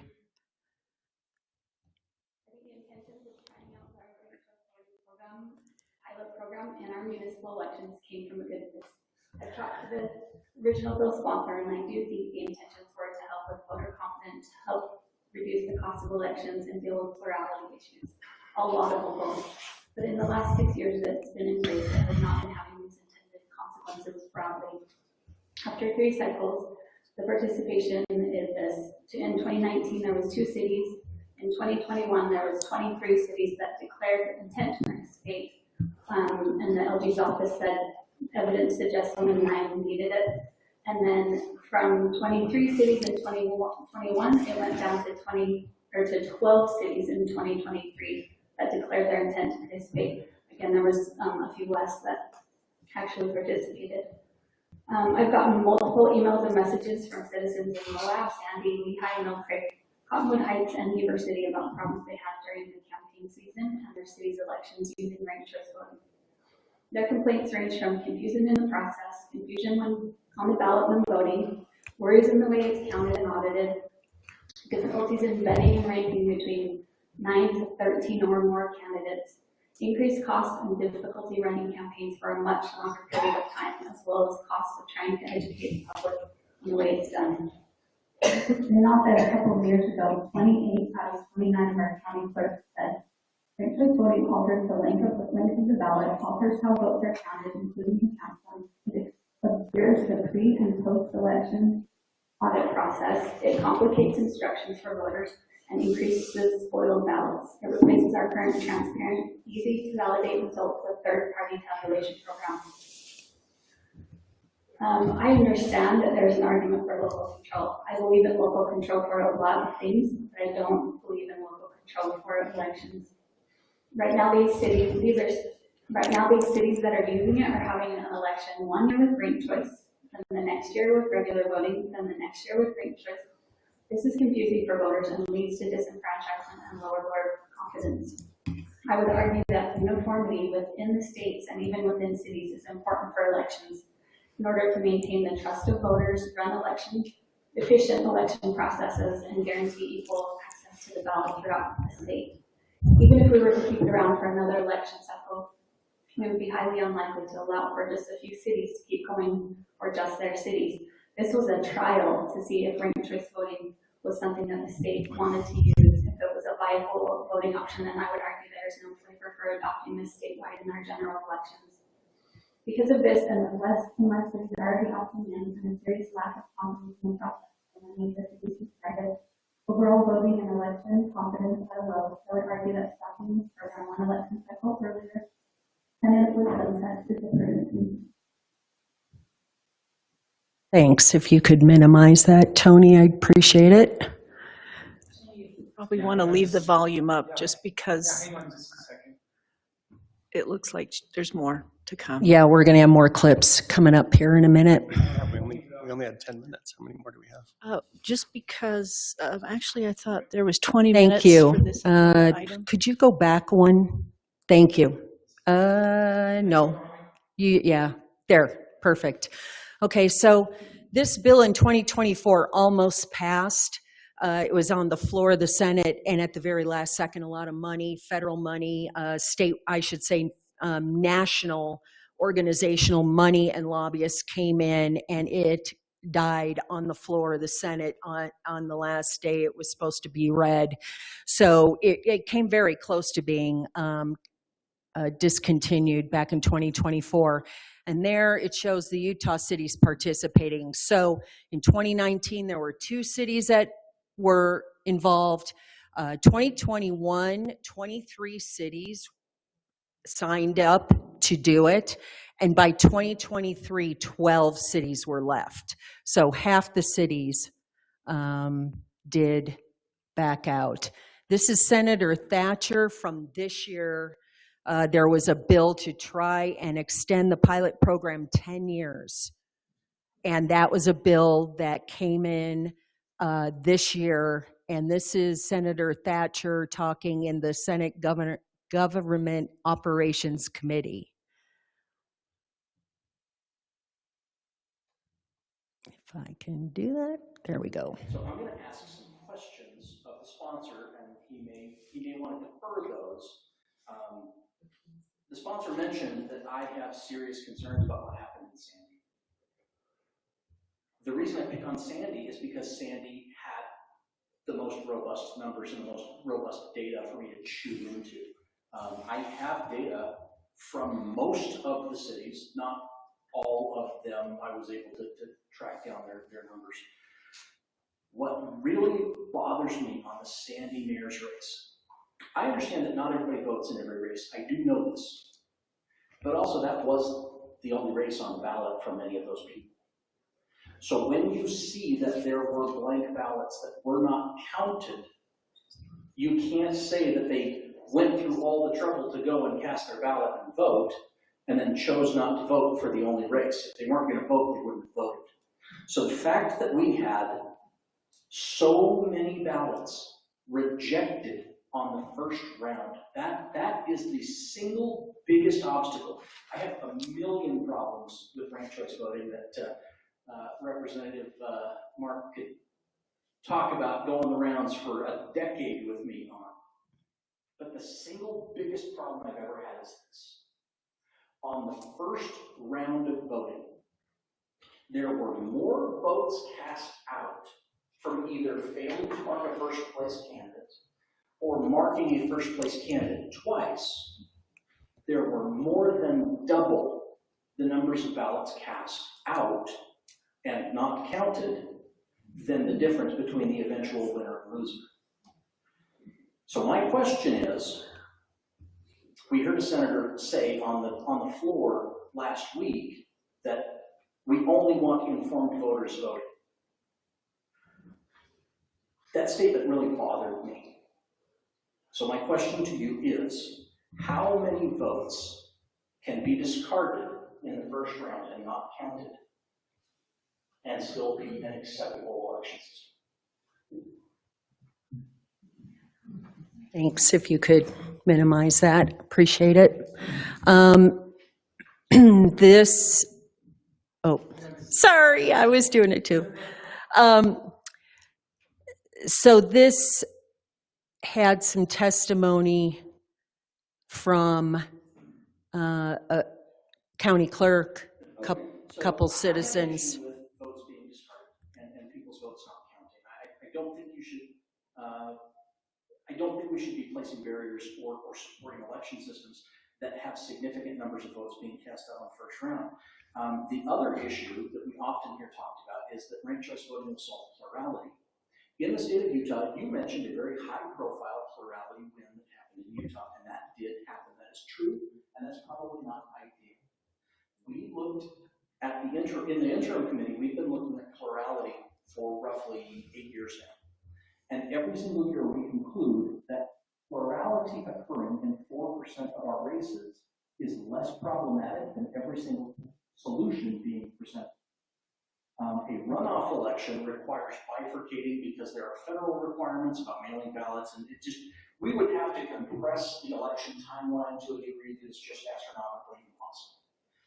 So ranked choice voting has an issue where instead of having 4% of our races decided by plurality, we actually, if you count every single race where ranked choice voting could have occurred, the number of races that had fewer votes for the winner than half of the first round votes is over 30%.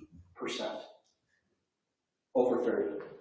Now, if you exclude races that did not go to tabulation, where somebody won 50% plus one in the first round, it jumps to over 40%. Now, it's probably not fair because ranked choice voting, sometimes you will have a first round voter, but still, to go from 4% to 30%, I think is significant. It's a significant problem. We have clerks and election people and counties that have opposed this, that have talked about all of the different challenges. To me, I think the biggest problem is this one logistical challenge. With ranked choice voting, I don't know who got the fewest votes until every ballot is counted. So until every ballot is in hand, until every vote has been received, I can't even begin to tabulate.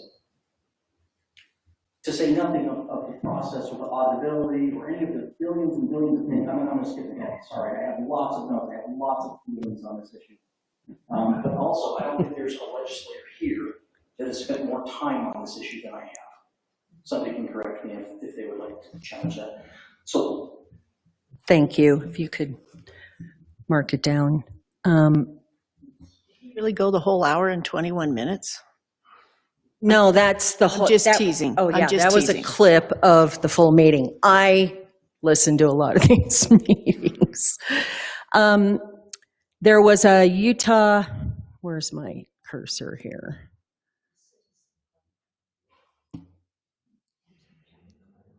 Maybe you could just click on them, Tony. You're doing better than I am. The Utah County Clerk? That's fine. This is fine. This is a citizen. Representing myself, I am a member of the Utah County GOP State Central Committee, the Executive Committee representing CD2, but again, I'm here representing my own views as a private citizen and voter. I strongly advise and encourage you to vote no on SB 127. A bad voting approach shouldn't be extended for another 10 years in Utah. This is not the direction that the voters in our state or nation are looking to go. I have used ranked choice voting. I feel strongly that it does not work well or accurately reflect voter intent. I expect when I vote that my vote will be for my candidate of choice and not for someone that I have no interest in winning. One person, one vote. This is what this system can do. I do not want to be forced to vote for someone who will not do a good job. It can be difficult to understand the process, which can dissuade everyday citizens who don't live and breathe this stuff like we do from participating. I don't think that's what any of us want. I think we want more participation, not less. We realistically end up with a what's the point attitude settling in. We already see this every day. Voters find it difficult to navigate. Plus, it takes much more time to count ballots when the general consensus publicly is we need to be streamlined in vote counting. I've watched as RCV elections have all but smothered the voice of voters in my home state of Washington. Another key factor is it's difficult to audit because of its complexity. Ranked choice voting was already given a chance. There has been enough feedback. We're requesting a no on an extension. Thank you. Appreciate your service. Please listen to your constituent, Mr. Thatcher.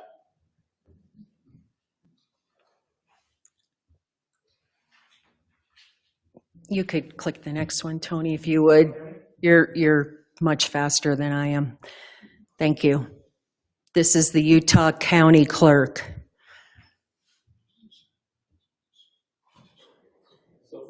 Aaron Davidson, Utah County Clerk.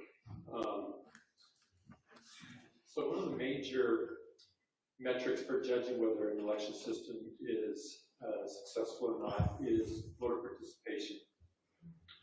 Much has been touted about by mail balloting, how it's improved voter participation. And then since this is a pilot program, I'm surprised that Utah County is probably one of the county that has run the most RCV elections. But nobody has requested data from Utah County for these elections. So I'd like to just give you some of the data. So in Lehigh, the 3 years, the municipal years before ranked choice voting, the participation rate was 3.6, 34.1, and 30.3. The first year that Lehigh participated in ranked choice voting, it was 30.4. In this last year, it dropped 1/3 to 20.1%.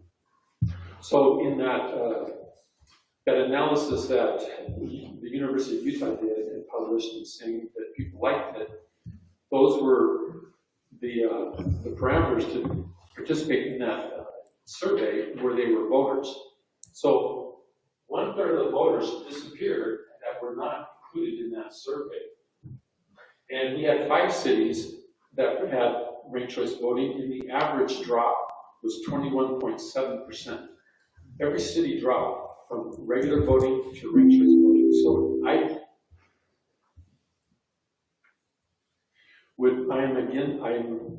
would oppose this bill, and I've got plenty of other things I can say as the county clerk, but thank you.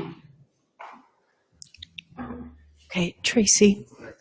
Time? Yeah, just so you know, you've kind of used your time, but please take 5. Oh, I'm sorry. No, it's okay. I'm a geek about these We're things. I gonna- don't mind it, but I'm just saying, do you think about 5 more minutes you could finish? Yes. Thank you. So I'm just going to let Senator Thatcher summarize.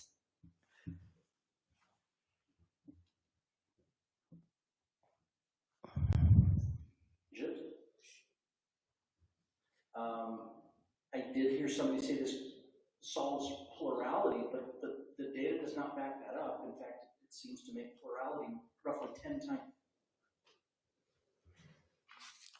worse.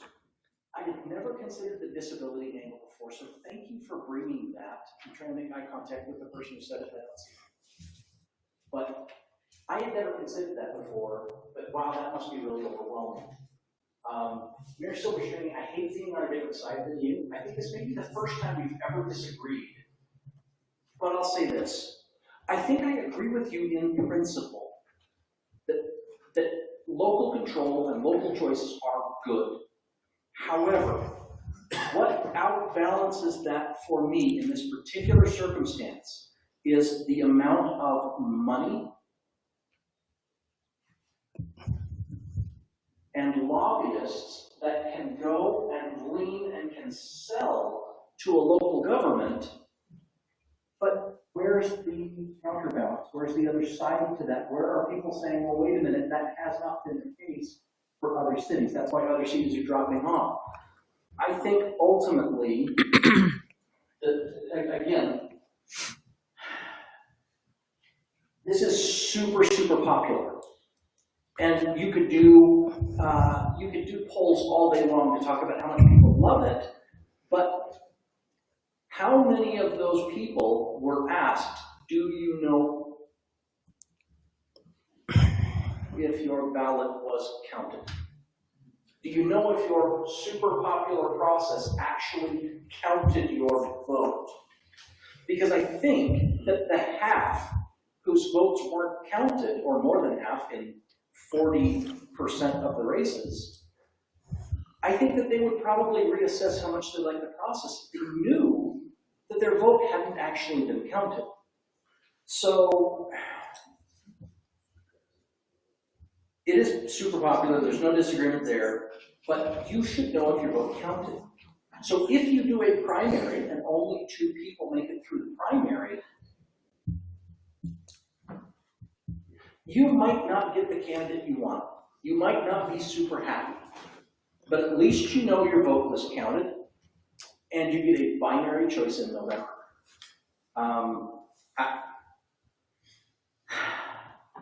So that's it. I appreciate that it's popular. I appreciate that there are people who want it. Ultimately, at the end of the day, when you detach popularity, when you detach the emotion, when you look at this like a Vulcan and you look at the data, I just can't get past the question of how many votes are acceptable to not count. Thank you. That's it. I'll go really quickly into. That is what makes ranked choice voting completely unworkable for me. It's just the number of.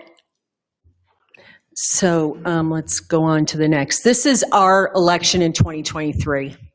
So in Heber City, the 3 city council seats, the total voter turnout was 3,089, or 35% of the registered voters in Heber. But in 2021, it was 41% and received 3,372 ballots from 8,241 voters. So we lost voters in 2023.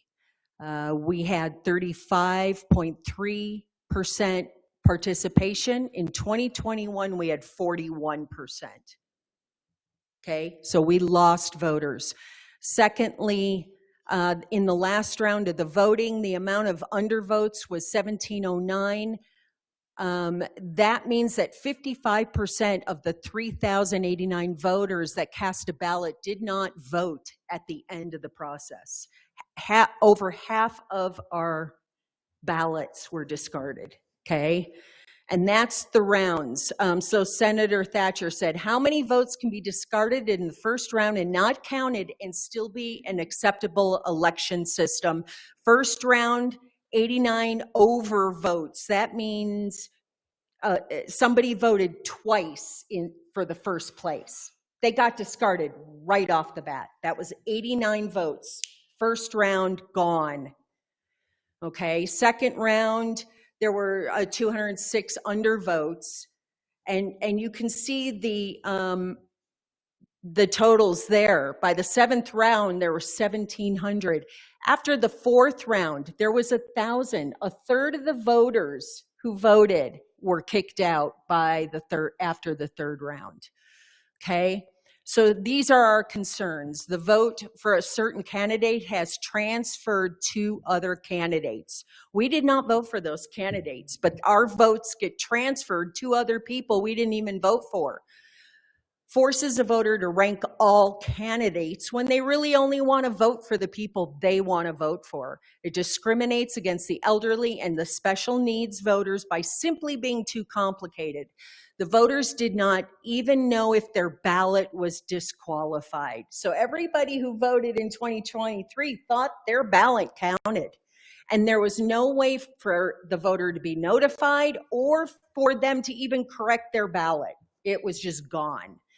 It's a confusing process, no clear audit procedure, which was brought up, and there's just too many candidates. So people cannot, in their day, figure out who to vote for out of 11 candidates.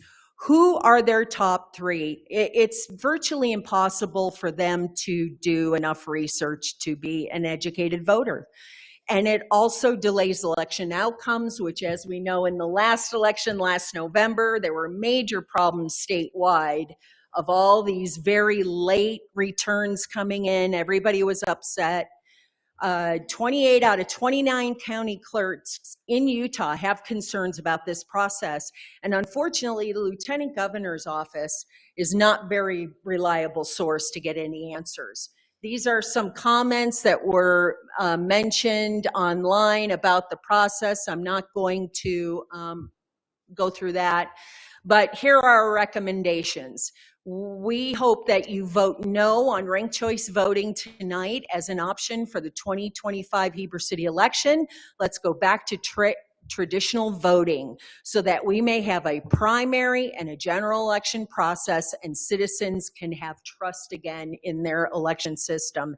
And if you do not decide tonight, we recommend that you put out a Heber City resident only survey in March and get direct voter feedback from the population. And you do not have to vote on this until May 1. There is no reason you have to decide this tonight. We appreciate your time. There's going to be more information on our website. I'm sorry I ran late, but we hope that you will represent the voters of Heber City and allow every single voter to have a vote. Thank you. Council, you saw on the sheet I gave you, the undervotes are where there's no vote in that round. Okay, so they might vote in round 1, but not round 2. You see what I mean? And then round 2 would be the undervote. But if in round 3 they decide to vote for 2 people, then that's thrown out too, right? That's the overvote. Any questions on that? Okay, thank you for letting me geek out again on this political science stuff because, you know, we went to mail-in ballots. Boy, how many years ago was that? It was when Michelle was the city recorder. I think it was back in 2015 or 2016, and we immediately increased voter turnout. We were, at 9% voter turnout when it was just show up at the polls, but when we did the mail-in ballots, we immediately went up into the 30 and 40% range, as you've seen in these statistics, but now we're going the other way, and that's really concerning. Okay, Council, the next agenda item is now the action items, and the first one is the resolution 2025-03 that adopts ranked choice voting RCV for the 2025 Heber City municipal election. Trina, did you want to present on this, it looks like? Thank you. May 1st, I believe, is the cutoff. It has to be voted on prior to May 1st. Is that correct? Okay. So this resolution is being presented based on previous elections. The council has opted in for ranked choice voting. Tony, I also sent you a sample ballot from the last election. Can you pull that up in the email? I wanted to address a couple of things. You can always track your ballot and whether it was counted at vote.utah.gov. So every time you cast a ballot, I like to see that my ballot got counted. Anytime you don't fill out your ranked choice ballot entirely, scroll down to the next page, please, Tony. There are many people who don't want to vote for every candidate. You do not have to, and go to the instructions above that, would you? The instructions clearly state, completely fill in the ovals and rank as many or as few candidates as you would like. Do not vote for more than one candidate in each column. Use a black or blue ballpoint pen. If you tear, deface, or wrongly mark this ballot, contact the county clerk's office. You don't have to vote for every candidate that's listed on the ballot. If you only want, say, to vote for 3 that you want to get the seats, then that's correct. If a candidate is eliminated that you voted for, then I guess you could say that, I mean, your vote was counted, but your candidate didn't win. So that's a little bit accurate and misleading, I feel like. I have invited to offer some feedback for ranked choice voting, the executive director of ranked choice voting, Colleen Potter, and Josh Daniels are here. Do you guys have any questions for me about the resolution or anything before I let them answer more questions? No. Okay. Anybody else? Let me see if there's Scott's coming off mute. Okay, I'm going to turn the time over to Khalid and Josh then. Scott, right there. I'll start by introducing myself. My name's Josh Daniels. I'm the former county clerk for Utah. I was the county clerk that oversaw elections when Utah County first implemented ranked choice elections in 2019, and then cities used it both in 2019 and 2021. So I've got a lot of experience in administering ranked choice elections, so here to help maybe shed some light on a few topics. Yeah, you just heard a presentation of all of one side of it, and we're not going to take your time to play all the videos, but there were just as many people with other comments. So we'll just touch on a few things and then answer any questions. I just did want to let you know that Howard Stevenson was the founder and 33-year president of the Utah Taxpayers Association. He's a member of our board and a strong advocate of ranked choice voting as a way to save money for taxpayers. Briefly, I just wanted to let you know, I know that one of the things about that KSL story, the Cottonwood Heights City Council called me and said, we have the votes and we want to use ranked choice voting, but Salt Lake County uses a different system, and they were going to charge the cities for the software and divide it. And they didn't know how many would use it. And they said, our mayor's afraid it'll cost more. And I said, well, I think there will be plenty of cities, but perhaps we can help raise some money from these foundations to, if there's a gap between what you would have spent and a ranked choice election, because the whole point is to let voters try this out. So I was in no way reaching out, paying cities. They came to me and I said, maybe we can help close the gap. There was no gap. There were plenty of cities that used it, so that was not an issue, just so you know.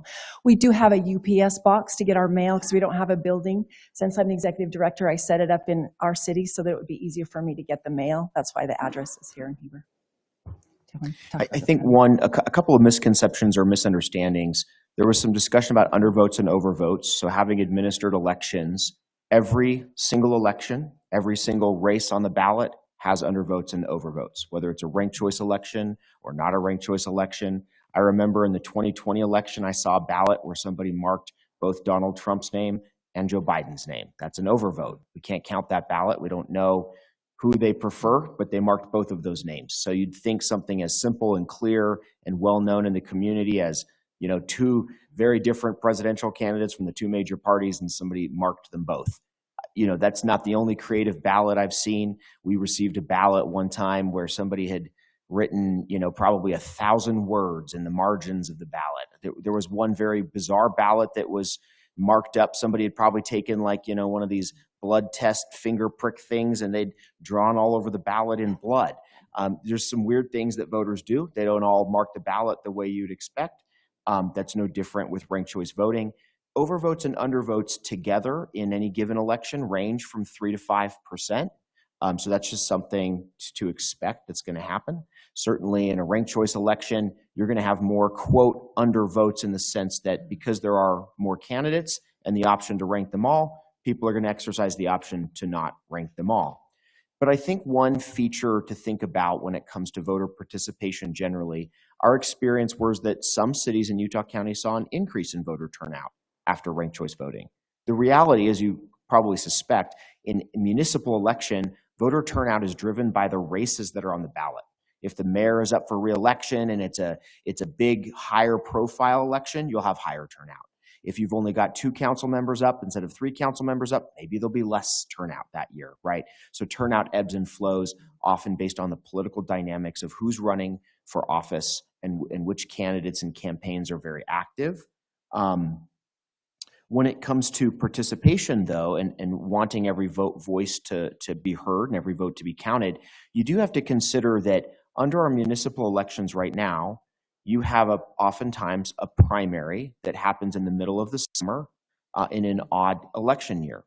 And what ends up happening is far fewer voters participate in those primaries, which can be very decisive in, you know, eliminating some candidates from the running who will never be voted on by the larger voting population that tends to, maybe as a habit, vote in the general election in November.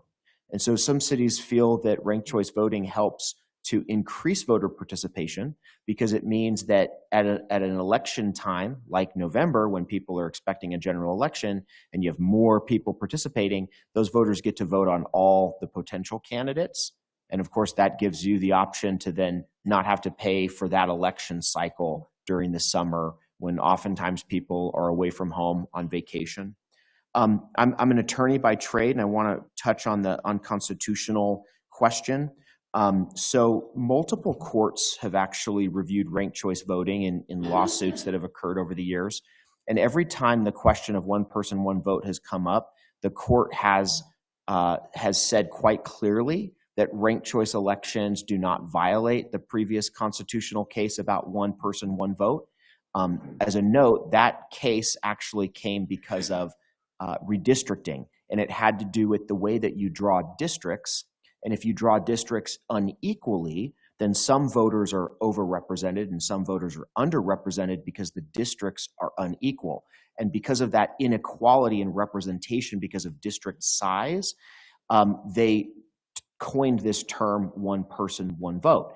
But the courts that have reviewed a ranked choice voting lawsuit have said, well, every single voter only gets to have one vote in any given round of the election when their first choice vote is counted or their second choice vote is counted. They're not getting more than one vote, and federal courts have confirmed that.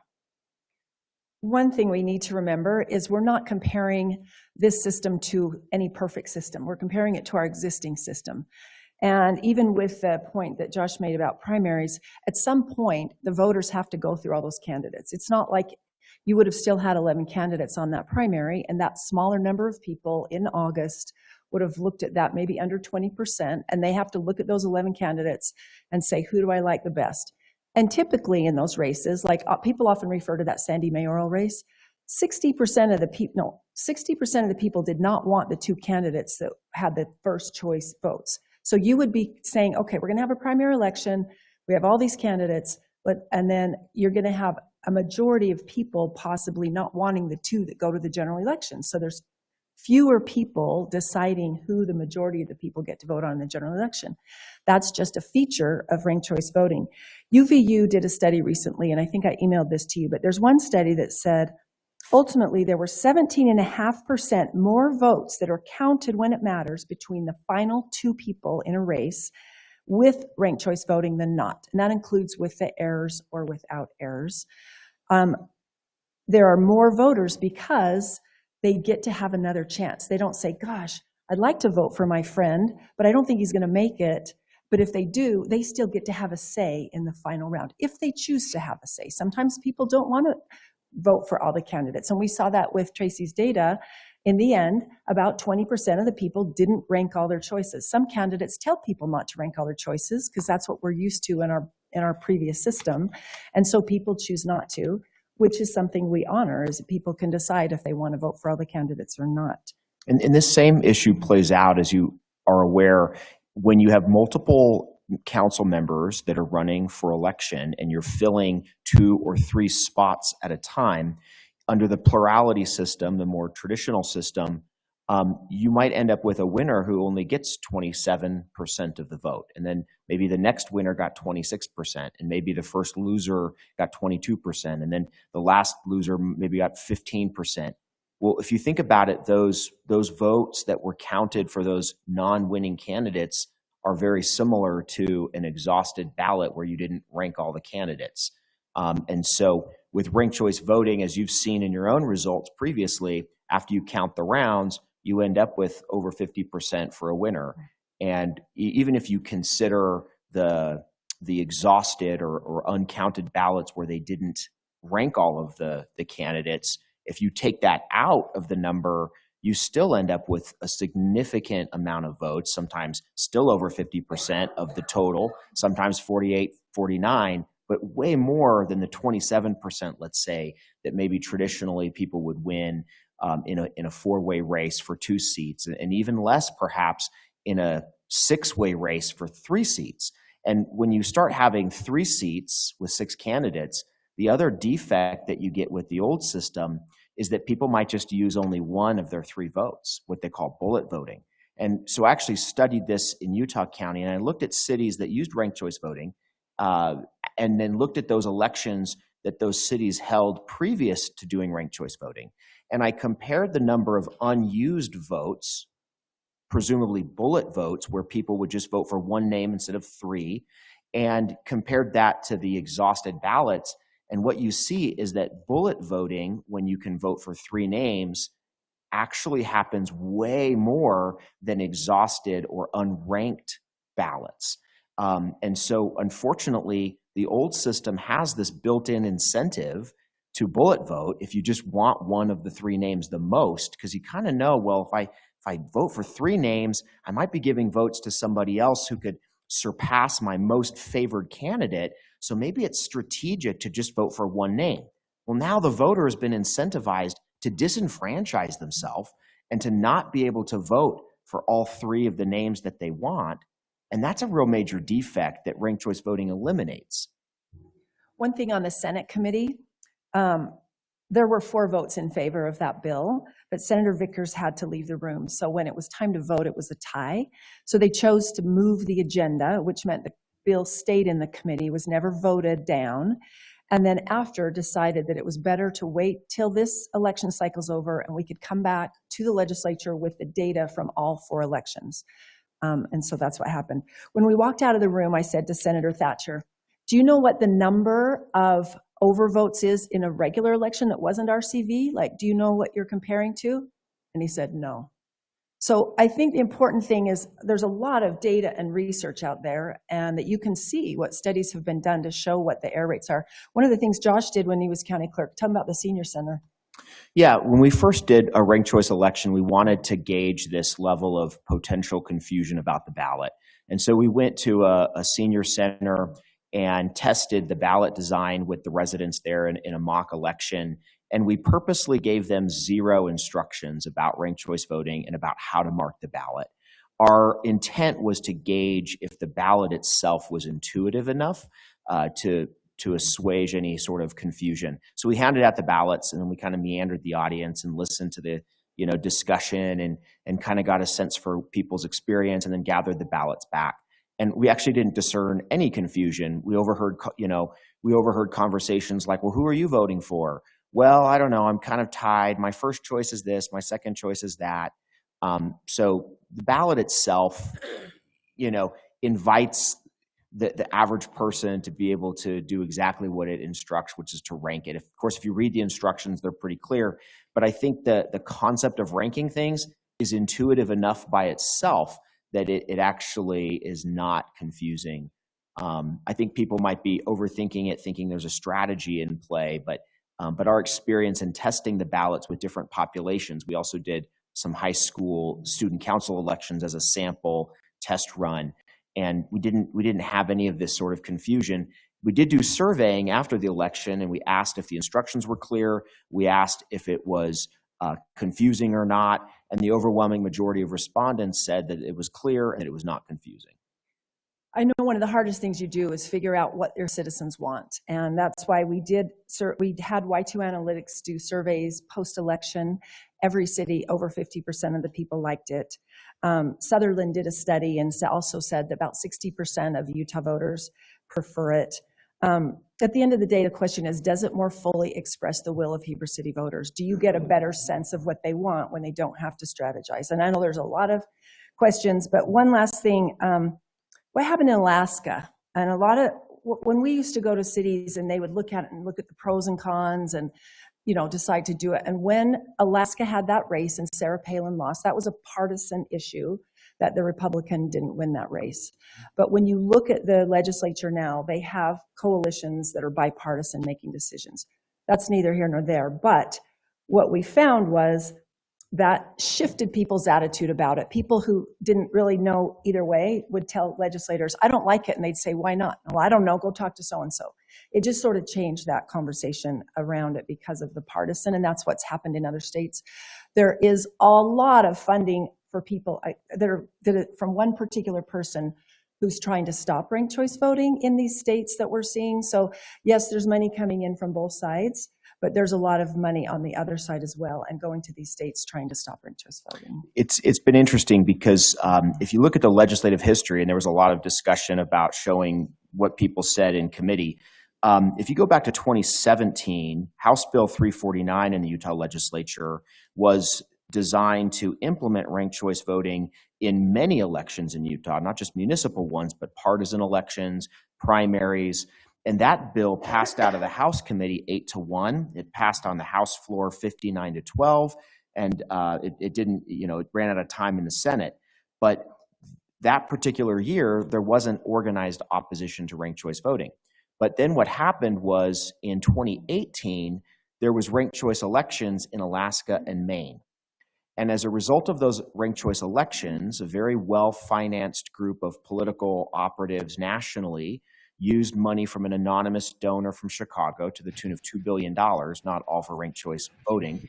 But that organization has now spent tens of millions of dollars with well-coordinated national lobbying efforts in various states to try to oppose ranked choice voting. So there are definitely politically motivated people who want to oppose it, and that's why you've seen states actually ban it, is because of those well-coordinated efforts that materialized after 2018 and didn't exist prior to that. And in Utah, we only use it in nonpartisan elections. And so this is completely different than what is happening in partisan races. And so just keep that in mind as people talk about that. So if you have any questions, we're happy to answer them. We don't want to. Council, do you have any questions? I have a question. So with the previous information that was shared, it did show that many cities within the state of Utah, as the years went by, have dropped the ranked choice voting. When you say that this is a popular venue for voting, or this is what the people are wanting, why would so many communities at that point drop as much as they have? And now you only have, 12, I think, 12 cities that are continuing to do that. If it's so popular, that's my question. It's a great question. And one of the reasons is because of the politics and the pressure on county clerks, and I don't blame them because they've had some terrible threats and people accusing them. They don't want to do one more thing that's a variable that might make them get in trouble or have a potential problem. And so some county clerks are just like, no, I'm not going to run your elections. Cache Valley, we had 3 cities up there. New county clerk said, I don't want to do it. We had Moab, and they had Josh run their election. Well, the new county clerk said, I'm not going to run your election anymore. I have several cities right now that want to do it, and the county clerks won't do it because they don't want to be criticized or make a mistake or add one more variable to what they're already dealing with people accusing them of not running elections with integrity. So that's a lot of the reason. But wouldn't that happen anyway with just normal voting, typical voting? They would still be under, the watchful We sure eye. think so. Yeah. Okay. we shared that concept with them, yeah. Well, I'm going to throw out a counter to that. Could it still happen? Could there still be, some kind of a bad faith effort or effort to throw an election or something? I think sure, right? I think it could go either way. Your question was, would that still happen in a normal election? I'm going to say no, and here's why. I'm a year in now. I haven't seen as many negative comments directed to me specifically than on this item, which blows my mind. Because if we go back and we look at the ranked choice voting, I don't know, Patty might correct me here in a second, but I don't think I was one of the ones that was at issue. So why they want to attack me, I don't understand, right? Aaron, So it's an interesting thought. If we had it the old way, you and Mike and Christian Thompson would have been elected in the first round, which we wouldn't have rounds, right? That's not true. No, that was the first round Oh, choice. that's not true. I've looked at that data thoroughly, So and did I'll show I. it to you if you want. So did I, but that's what I had counted. My point, if you though, just did Mayor, that was first round. I think whatever the I'm being as honest as I can be. I think whatever the non-standard is going to be the one that people are most vocal on. Period. End of story. Whatever the option is where the vocality will come. explain that just a bit more for me? This is Scott. If we've always painted barns red, Scott? if we've always painted barns red and there's an option to paint barn blue, you'll have people speak up. But if they've always been blue, nobody really cares. They're not going to care about the blue vote. Whatever the standard is, I think is going to cause less confusion, less people to reach out, less threats, less worries from the county. I see what you're saying. I feel like whatever the regular way. change is, whatever the changes is going to be more likely to be more vocal. And I say that because I've experienced that this week on this item, which is blowing my mind. Okay, Scott, go ahead. I really like the ranked choice voting system in that you truly get a majority of the voters to select the candidates at hand. If there was a primary in the previous election, there would have just been 2 candidates, or I mean, there would have been just been how many candidates to run for the 3 seats? There would have been 6 candidates out of the 11 that would have made it through the primary because of the 3 positions. Yeah, so we can't speculate on what would have happened, but there's a problem when in the traditional elections, if you have like 31%. Like if you can win a primary with 31% of the vote, that's not a majority. Yes, that's 31%. That's less than a third, and that's what could happen. And the ranked choice voting allows for an actual majority to select the people that are put in office. Is there anybody else that wants to make a comment? I have a couple comments. It's Sure. not. I mean, that was an issue, and I'm then, sorry to counter then what we've you got to said. open it up for the public comment too. For sure. And I wanted to just mention that just to say, I could see that. I could see the county clerks wanting to not do it because dang, if it hasn't been heated this week for me. So a couple thoughts. I wrote down a couple things. The first one was, Patty, I know there was a question about a conflict of interest of those that were voted in. And I'm just going to throw it out here. The way the vote works, we had 3 that participated in a ranked choice this last election. We have 3 that will potentially participate again. I don't know if there's a conflict of interest because 3 are in already but didn't have a voice on using that election type. Does that make sense? And 3 No, we had ranked choice voting before. Sorry. But What I'm saying is, like, I got voted in, Scott, but I didn't have I wasn't one of the ones that chose to use ranked choice voting. Does that make sense? Yeah, correct. Yes. Right. Yep. And then we have an election coming up where, if we use ranked choice voting, theoretically it's this, it's the other 3. But anyway, Patty, I'm not sure what to do with that comment. I hear you, but I'm not sure what to do with that comment. And then Tracy, and I'm going to challenge this, like, frankly, I'm sorry, but like, just as an American, I guess, you had made a point that it takes more time to investigate candidates. I was part of an 11 candidate election. I hope that people used the same amount of time. I think, frankly, if you use less time because you wanted to just pick your 2 or 3 favorites, I don't think I can't get my mind around how that's a good election procedure. You should have looked into all of the people. And I can say that as someone who didn't vote for myself as my first or second choice. You want to repeat that one again? You didn't vote for yourself as my first or second choice? No. You are an unusual candidate, Sharon. But my point is, like, I took the time to get to know everybody, and I appreciate that. I thought this is really interesting. But the reason I had to spend so dang much time is we had 11 yes, we people. did, and I just want the council to realize, with ranked choice voting, there is no limit on how many candidates can sign up. Ranked choice voting makes it easier for candidates with one election. So we had 11 last time. Who knows how many we're going to get this year? And because there's no limit, then it's like, oh, shoot, how far do you go to say, okay, now I've got to investigate 20 candidates, right? Now that would be, no, it's not a bad thing, but I'm just saying it makes it harder for voters, easier for candidates. And again, I'm a geek on this, right? I teach this. I'm just saying, to even lose one vote, whether it's overvoting or undervoting, is a travesty. Okay, now maybe they write all over in their margins, right? Maybe they're trying to write in who knows what.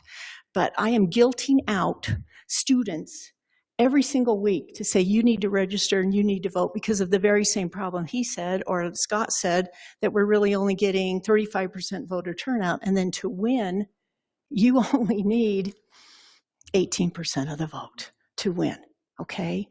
That's not great. The sad truth of it is that the undervotes are showing that the real majority in our city do not either want to be forced, or they're confused, right? Or they're exhausted.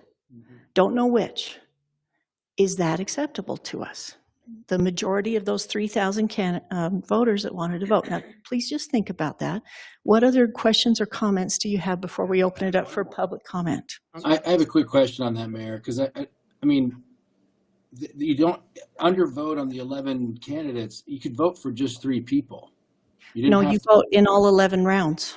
No, you don't have to do that. You can vote just 3 times, just 3 people. I understand that, Scott, but you've got to realize that a lot of people spoke to the idea that they didn't want to be forced to vote for candidates. And so we saw the data. Let me finish. We saw the data that after the 5th, 6th round, we're getting 1,000 plus of our 3,000 voters, and it goes up very dramatically to 55% of the 3,000 plus voters that were trying to vote stopped voting. Yes, it was their choice. You don't have to vote for everybody. Yes, it was their choice, but is that what we're comfortable with? Are we comfortable? This isn't a valid argument. What you're arguing, it's not valid. People it don't is valid. have to vote. It's not It valid. is valid. I have a PhD in political science, Scott. You don't have It to is vote for valid. everybody. Stop talking over me. You I'm don't just have to. saying that Stop if talking, you're please. comfortable, if You you're don't have to vote for everybody. So it's not a valid argument. No, but you're supposed to vote for everybody in ranked You don't choice have voting, to. or You don't have you're to. not counted. That's exactly against what Trina just said to us. Well, then I'll just ask you a question. You're Ask Trina. comfortable Trina, then answer with that question. No, just think about this, Scott, because we're not done with the conversation. Are you comfortable with over 55% of the people trying to vote saying, I'm not voting anymore? If you're comfortable Mayor, with over twisting half this. of them, then that's fine. You're lying Just say to you the are. public. You're lying to the public. This is a No, it's blatant the lie. numbers. This I'm is not a lying, lie. Scott. Mayor. You're slandering me. Mayor. Let's go I'm on not to the slandering you. next You're comment. lying. It's totally against Let's what go to the the next directions comment. say. Does anybody They have a don't have to comment on the vote. council? They could just vote for one person if they want. I doesn't mean understand their that, vote Scott. doesn't So count. you're just saying that you're comfortable with over half of the voters trying to vote, not voting. You're twisting That's it what and you're lying. saying. You're lying. No, that's I'm not the gonna- I'm not reality gonna of it. stand for it. It's not the reality. And I'm sick of it. You got to tell the public the truth.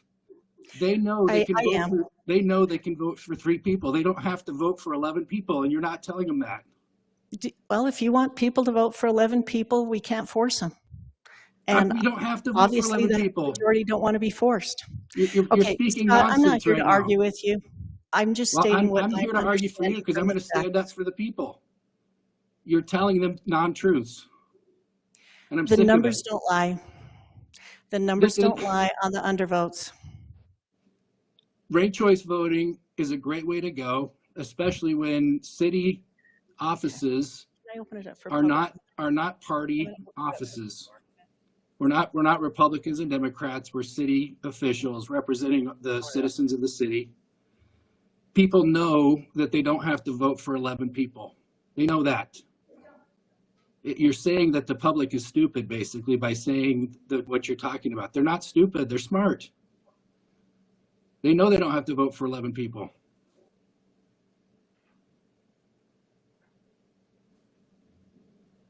Thanks, Scott. Okay, we're going to open it up for the public comment now. I can't listen to any more lies. It's just driving me crazy. Oh, it's interesting, your choice of language. I wonder if this is the kind of leadership that Heber City wants when you accuse like this in a public meeting. Well, So they know let's they don't open want it up this type of for leadership. public comment now. Mike had a comment. I'll wait. Okay, so we're going to open it up for public comment now. It's now 8:03. We've got 10 minutes, everyone. So if you want to give a public comment, please come forward, state your name, and then you've got up to 3 minutes. But if there's more that want to come, you might try to shorten that just a bit. Wait. Yeah, deep breath. It's okay. Okay, my name's Galen Latimer, and I just want to give an example of what happened with this voting system. So I told my husband, you didn't read all of it. You're supposed to vote 11 times. That was kind of my understanding. So he went in, because he only voted for 3. So he went in and did find out that his vote was negated, was gone. So he said, I need a new ballot. And she goes, I can't give you a new ballot, but you can vote here. So this is the point. So he voted 1, 2, 3, 4, 5, 6, 7, 8, 9, 10. He thought he did 11. He tried to eject it out of the machine. It would not come out. So he had to ask for assistance. And she said, the reason why it won't come out is because you did not vote 11 times. So he had to, double check to make sure. I think he ended up having to get another ballot because it was just too confusing about which did he already vote for, because he wanted his ballot to count. So I do believe that he had to get another ballot to vote again all 11 times so that the machine will accept all the votes so that it would come out and blah, blah, blah. That's all I have to say. Okay, your turn. Thank you, Galen. Tom Reed, I just would like to urge you to reject ranked choice voting. Thank you. Thank you, Mr. Reed. Anyone else want to come forward? Maddie Kirby, and I would like you to also reject ranked choice voting because it's very, very confusing. Why do we want to confuse this very simple process of voting? When we vote for one person, there's 3 or 4 names there, we choose one person that we want to be elected. I don't think any of us want to choose a second or third person. We want one person. We know that person. We know how they respond. We know how they react. We know what they stand for. We do not want ranked choice voting. I have voted all my life. When living overseas for 9 years, I sent my ballot back to Oregon every time I could vote, and they counted it. I don't know if any of my votes over the last, say, 4 or 5 years have counted. I do know that I got a letter on the last election that we had, I think it was last June, that indicated my vote had not been counted. And so I had to go in and have on election day and actually vote. And they said somebody had looked at my signature and determined it wasn't me. It's the same signature I've had for maybe 5 or 6 years, but certainly not the signature that I might have had 15 or 16 years ago. We changed those things. And so I would recommend highly that you keep it simple. We're looking for common sense, and common sense is what we need with this, with voting. And it is very complicated. And again, no one knows if their vote was one that was thrown out, as Tracy said. So thank you. Okay, we can take a couple more, please. And if anybody online wants to come off mute, you're welcome to do so I can call on you. So anyone else in the chamber? Okay, I've got 2 online. Go ahead, Eric. With the beard in the 3rd row. Sorry, Eric. That's okay. Eric Rowland, Heber City resident. I recently, I think tonight's great because I just, like in the last couple of days, watched this video on the difference between contention and conflict. And I hope what I can say tonight will bring conflict, not contention. As I look at this, I'm looking at this from 2 hats: an elected official and as a voter. And I'm coming up with 2 very different, dynamically opposed sides to this. As an elected official, I can see this as, I can see a lot of pros. It makes my campaign so much easier. I don't have to worry about a primary. It makes it less expensive. Instead of campaigning for all year, it's now isolated to a few months. So I look at it more from that perspective. I go, okay, is that really though the benefit that's bringing to the public? When I look at the voter side, there's a few situations that I find this type of voting mechanism very difficult for me to reconcile. Oftentimes, when we do go through a primary, the candidates that are left, in my experience, aren't the ones I voted for, but because of the two candidates that are there, depending on who they are, will completely change who I want to vote for versus what was the situation when I look at the full gamut of all 11 people. So for example, if it's LaVon and Heidi, I might want to vote for Heidi because I feel like she might do better than LaVon. But if it's Matt and Sid, I might vote for Matt because you have different personalities. But I don't know that until it does come down to that situation, till I can see those candidates put together. In a primary, you're right, saying? after the primary. Okay. And I think the last thing that I just heard tonight that I think makes it most compelling to me is I'm tired of voting issues. I am just up to here with all the conspiracies, all of the over complexity that seems to be introduced to our voting process. And when I learned tonight that when there's the opportunity to do this in a nonpartisan race and a partisan race that's only available in one, we're perpetually confusing the situation now for the whole county, for everyone. Because as a county, we're not going to do ranked choice voting. It's always going to be different. And so for our constituents who are voting, they're going to have to deal with two completely different voting processes. And when we're trying to figure out what is a simple solution, this does not seem to add to that. So thank you.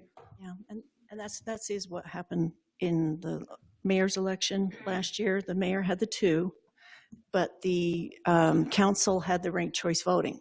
So it was just like what you were saying. Okay, I had two people online and then we'll finish. So Mike, if you're off mute, if you want to speak, please tell us your name. Yeah, my name is Mike Hewlett. And first of all, I'd like to know what the actual ramifications are to council members who violate their code of conduct.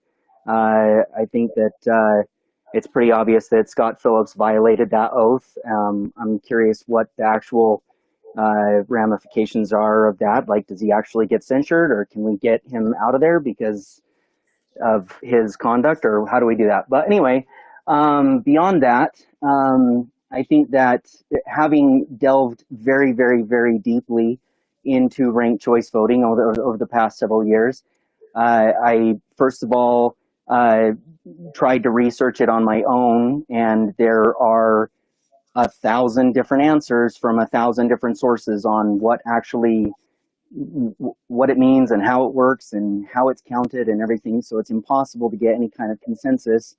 I then went to the county clerk and the city clerk to find out the people who were in charge of voting. This was leading up to the city council, the most recent city council election, to ask for information on how it functions, and neither one of them could give me any kind of clear answer. In fact, they both acknowledged they didn't know exactly how it works. And even on election night in the counting room, they were arguing between each other on how it functions. Nobody actually knows how it functions. It's also impossible to actually go back and verify or audit because everything is done through an algorithm. So there's no way to go back and verify. You plug it into a computer spits out the result and doesn't actually give you any kind of answer on why and how and who and what.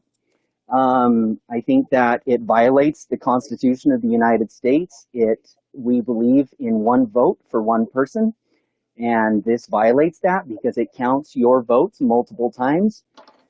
It disenfranchises voters who don't know what the outcome is going to be because you put your first choice first, and if that person your ballot can get exhausted awfully quick, and you don't know how your vote is going to be affected based on those first rounds of voting. So your votes can be completely made irrelevant based on the way the voting goes. I also think that this can be very easily equated to literacy tests, which were designed specifically to confuse voters, to disenfranchise voters, to make it impossible for them to know how to vote, to prevent them from voting. I talked to dozens and dozens of voters in that 2023 cycle who specifically told me, and I understand this is anecdotal, but it still bears mentioning, dozens of voters specifically threw their ballot away once they looked at it, didn't understand how it worked, and gave up. So those are my comments. Please, please, please, although I think all of you actually were elected through the ranked choice vote system, please, please, please give us our elections back. Let us choose you. Let us determine for ourselves who we want to be our leaders. And the one last thing I'll say is Mike Johnston received the most last place votes in the ranked choice voting in 2023. More people chose him very last, yet he still made it on. And there's a problem with that. Thank you, Mike. The next. I think I need to respond to that. Do you want if to he's calling me respond out. to that? That's because I was a very polarizing person, but I got the most first place votes, far more than the most last place votes. You either hated me or you wanted me in. That's why. Not 50%. I'm talking. It had nothing to do with nefarious scheming or bad computers. It was, and I'm sure you voted for me last, right, Mike? No. So that's how it was. Let's calm this down, everybody. Help me out, Mayor. I understand that, but we don't have to respond. But that's the beauty of ranked choice voting. You get to rank, and if you hate somebody, you vote them last, or you don't vote for them. Well, one thing, high level comment. Okay, but then there was one final person online. I'm sorry. Waiting. We can do this. Okay, so Jay, please go ahead, Jay, and then I think that's our last public comment, please. Oh darn, I'm sorry, PM. I'm very sorry. I didn't see you before, but I'm just going to allow that one more with Jay, please. Hi, this is Jamie Hewlett. I would just like to say that I'm very appalled by the way Scott Phillips treated our mayor. First of all. Second of all, I would disagree with Aaron Cheatwood's comments about how it wasn't confusing or how we didn't do our due diligence. I actually ran, and my mom, I said, oh, did you watch the interviews that we had? She's like, no, there's no way to make it that I could possibly watch all of those. And then we had interviews at Red Ledges, and I think Aaron has the benefit of knowing people beforehand, but when you're first seeing these people and then trying to figure out 11 different people, it's extremely, extremely complicated. The other thing that I have in question is some people are saying that you had to vote for everyone, and then they're saying that if you didn't vote for everyone, your ballot was thrown in the trash, and then other people are saying, no, you can vote for whoever you want to, but there isn't a consistency on that. And then also, I think Colleen Potter I think she could tell you that you could only allow up to 10 candidates, and we had 11 or so, whatever it was. We had one more than the ranked choice voting was capable of processing. So I don't know how that worked. And that's it. Thank you. Council, can I ask for just one more public comment from PM that is still waiting? So PM, you're the last public comment. Would you like to proceed? PM, you were unmuted. Oh, looks like they might have dropped. Oh, Marianne, I guess you'll be the last one. I think PM just dropped. I don't see PM anymore on the list, Trina. Okay, so Marianne, I'll let you be the last person if you had raised your hand. I can't see, I can only see you unmute. Marianne Allen, did you want to give a comment? Okay, Looks like we're done, everyone. PM is not speaking and Marianne is not speaking at this point. So everyone, now we're back to the council. Thank you very much for your comments. Obviously, this is very much like what said at the state legislature, that either it's the best thing ever or it's the worst thing ever, right? And there's a lot of room in between that, but I do think the numbers are clear on a lot of things. So council, just really quickly, this does not have to be voted on tonight. It needs to be decided by May 1st, which means we've got 3 more council meetings before a potential vote can happen. You saw what the Taxpayers Association had proposed. Okay, Aaron, go ahead.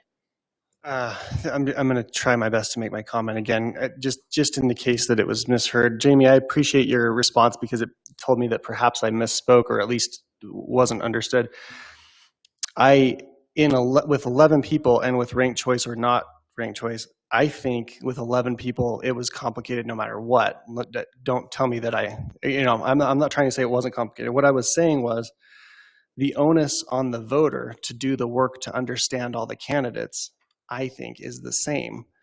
I think, and this is just my philosophy on voting, I guess, I think I don't vote for the one that I like if that's not the, I'm sorry, let me say this differently. I don't vote for the one that I like best if I don't know all of the options, and I do the same amount of work for all of the options. Now, I'll be honest, we had 11 at this last time. It was easy for me to discount a couple of them because I did the work to discount a couple of them, right? And that's where I can confidently tell you, and I'm being honest, that I wasn't my first choice because I didn't think I was the best option for sitting here. I wasn't my second choice either. I think, and in council, this is a comment for you guys, I guess. The reality is, I think ranked choice is a great idea. I do, but I think there's enough confusion, and I think there's enough lack of understanding. I think that there was certainly, and we were part of this election. There were enough people going out there saying, "Vote for us 3 or us 4 or these 2 only," and then stop. There were enough of that. And it did happen. There was enough of that I think we maybe got bad results because of that. And I think, and I'm not saying it would be different. I'm just saying I think that was one of the reasons why we saw such an exhausted rate, right? Anyway, my point is this: I think ranked choice is a great idea, but it doesn't make any sense to me to be vacillating from ranked choice to normal back and forth. That's super confusing. I also think the ranked choice people have not done a very good job explaining and building the trust, and that's a bummer. I think it's a great option, but I'm ready to deny it. Let me just say one more thing too. Senator Winterton, who I think is the chair of that Senate committee, told me personally that there was no way it was going to get out of committee, and it was no way going to come up for a vote in the Senate. And that was just what he said. He's only one of the senators. But the one final thing, this ranked choice voting pilot expires December 31st this year. So it will not be allowed next year, just so everybody knows. Okay. Yvonne, were you next? Or was it you, Mike? No, because Mike's been waiting. That's fine.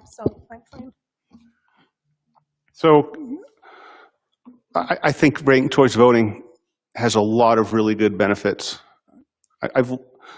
I'm a pretty much expert on this by now, having looked at it for 3 election cycles, including this one. You don't have to believe me, but if you have any questions, I can rebut almost every one of those points up there, Tracy, that you put up. Some of them are just, I mean, we're talking about not wanting candidates to run. That's too many. I think if we had 20 candidates, that's better than, more candidates are better than fewer candidates. I don't think it's confusing one bit. And I don't really know anybody that has ever told me it's confusing, and I've talked to a lot of people about it. You have an opinion, and you say, some of you are saying it's confusing. I'll respect it. Maybe it is confusing. I think you're smarter than that, and it's not confusing for you. I think what's confusing to me is that the last 4 years, and I'm a Republican voter, the last 4 years, the Republican Party has sown confusion and distrust in this country on elections. And that is the problem now with that's pushing ranked choice voting. The problem we really have, I think, in this country, and it's my opinion, is that we don't use ranked choice voting. And we get to choose between a far right-wing candidate and a far left-wing candidate. This loony bin and this crazy guy. That's who we get to choose from, because nobody wants, the people in the middle, which is most of us, don't vote for those people because we don't want to lose our vote, right? You didn't vote for Ron DeSantis because you know he wouldn't win, so you voted for Trump. Or you didn't vote for Bernie Sanders because you know he wouldn't win, so you had to vote for Hillary. That's where we're at in this country. And what do we get from it? A completely dysfunctional government in Congress. So that's my personal opinion. I think ranked choice voting would solve that problem, because you would get to vote for who you really think is best. And then if that person doesn't win in the first round, then you get, she or he gets eliminated. Then then your second place vote gets to go up. So you can vote for Ron DeSantis or Haley Barbour and not lose that vote. And I think we would have had different elections, and it would have been better. Undervoting and overvoting happen in every election. And undervoting is just a choice. It's a personal choice. I undervoted. I didn't vote for all 11 candidates. And overvoting is just dumb. If you're going to overvote, you can do that in a traditional election. And you even mentioned those. It's just stupid. If you can't vote correctly, you shouldn't be voting, is my opinion. A 5-year-old can make a choice between, do I like blue, red, or yellow, or green? And they can rank those colors. They can rank the candy. That's my opinion here. So I don't want to be any more demeaning, but if I could spend all night going through these things. I'm fully on board with this. I think it's the best thing for us. And you know what? I don't care if 7 Republican states are getting rid of it. I know why. I want to be a forerunner out here. I want to show what's best for us. There's so many benefits. Yeah, candidates don't want to campaign in June either, but neither do the voters. The voters don't want to vote in August. They don't want campaigning in June and July and August. They really don't. And none of them show up for the primary. So I think it's best for this city, for these citizens, for the best candidates. I really believe that ranked choice voting really fully shows the will of the people. It doesn't put you out into this thing about, oh, well, I won with Governor Cox, bless his heart, and I like him, got 38% of the vote. That's how he won the governorship. That's not a majority. So I really appreciate your opinions. I disagree respectfully. Okay, council, any other comments, questions, or motions? I'd like to make a comment, if I could, please. And bear with me, everybody. First of all, I did get in on ranked choice voting. I probably wouldn't have if it weren't for ranked choice voting. But with that aside, I'm going to say this. I don't like ranked choice voting. I've had too many people come to me. I went through all of my emails. I don't know how many Aaron got, but I got 12 of them that said no to ranked choice voting, 4 that said yes. I feel that if it was so popular that more would have came out and said yes. I don't know, maybe that's not true. We seem to hold our citizens accountable for their behavior, whether they should or how many times they come to our meetings. They don't make comments. If they're not here, then they must be okay with it. I think that's something that we need to get away from. We can't keep putting it on our voters. But when our voters do come forward and they tell us, we don't like this, this is confusing to us, we are being, in my opinion, this is just my opinion, ignorant to their concerns. And to say that they shouldn't be voting simply because they don't understand a system that should have explained it better by now, then that's on us. That's a problem. I realize that, yes, I would love to have a combination of, wow, I would love red, but I like magenta, and I also like green, but hey, maybe orange is even better on any given day. But I will read something that someone said that I thought was it was just humorous to me. He says, this is a democracy where one person gets one vote. This is not a junior high school popularity contest where everyone gets a reward. Ranked voting is right in up there with trickle-down economics, aka voodoo economics. Now, that's just a nice one, okay? Obviously, there's even more here. I realize that there are those who were very confused. I tried very hard to explain it to many. I had one elderly individual who called me several times this last election. And she says, now, how does this go again? I finally had to go to her house. But my concern there was, I can't persuade her. I didn't want at any time for anyone to say, well, you tried to sway her in a different way. That's part of the problem. Is it a good thing? Yeah, I think ranked choice voting does have its good qualities, not because I was voted for. I will tell you this, I was like Aaron, I did not vote for myself. In fact, I was not even my second vote either, so we're kind of in the same boat there. In fact, I wasn't even my third vote, just so you know that. It's probably why I was so low on the totem pole, but nonetheless, the point is that I think it has its good qualities, but I think the biggest problem is that nobody wants to know that they have their candidate winning for a while. And they look at the numbers, and yes, it's very hard to understand that, but they look at the numbers and they realize, wait a minute, my person was in the first round and in the second round, first place, and then now all of a sudden they're completely gone and off the board. That's a frustrating feeling. You feel like, well, wait a minute. Normal voting, we have problems with that, let's be honest. It is a very difficult process. We have had so many issues, and I have the same sentiment that Councilmember Eric Rowland had. I'm so frustrated with it. Either we send it in by ballot, do we go in person? Why couldn't we keep it the old way? I actually had someone asking me that. Why can't we go back to the key cards? There are so many things that we've dealt with. The problem is that every time we try to change it or increase it or make it better, it seems to do this.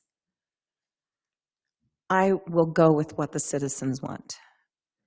And at this point, when I get this many and this many, they are coming forward. You are telling us how you feel. You're being very vocal. And if we're not willing to listen to our citizens, then we are basically saying that the 5 of us know more than the 2,000 of you. And that's not right.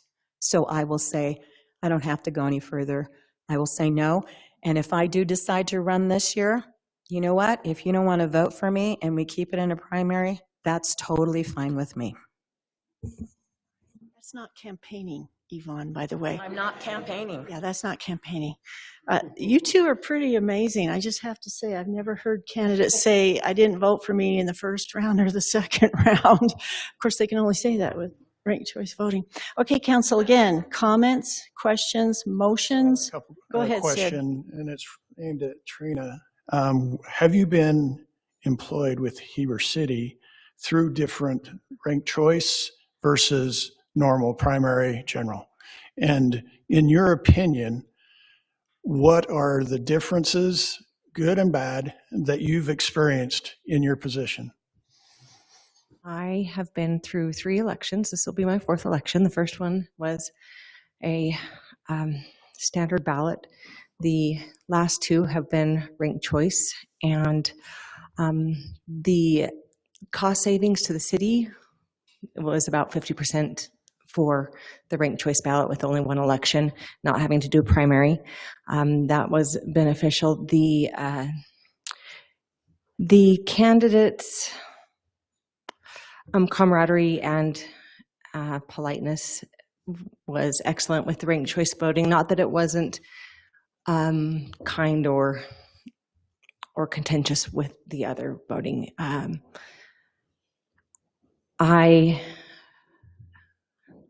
What else did you ask me?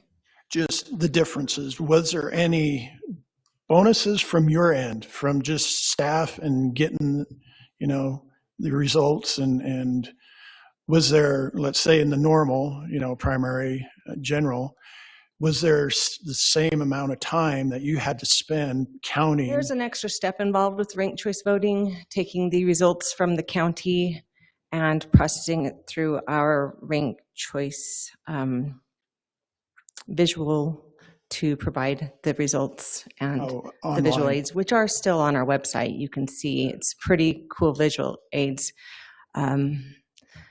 The feedback that I have received has been positive. I find that the better understanding you have of the process, the more support you have for the ranked choice voting ballot. But yes. Okay. Well, thanks. I just wanted that just because you are in the trenches doing it. I'm not positive, but I think Joey Granger might be online with her hand up. Let me see. Yes, Joey, you are online. If you want me to ask her questions, I'm happy to. Joey, Sid, do you want to ask the question to Joey? Wait a minute, she just disappeared here. Okay, there she is again. Joey, if you're hearing us and you can come off mute, I think Sid Ostergaard has a question for you. So I just want to know the pros and cons to both general, from a primary to general election, and ranked choice from a processing standpoint that you guys have experienced.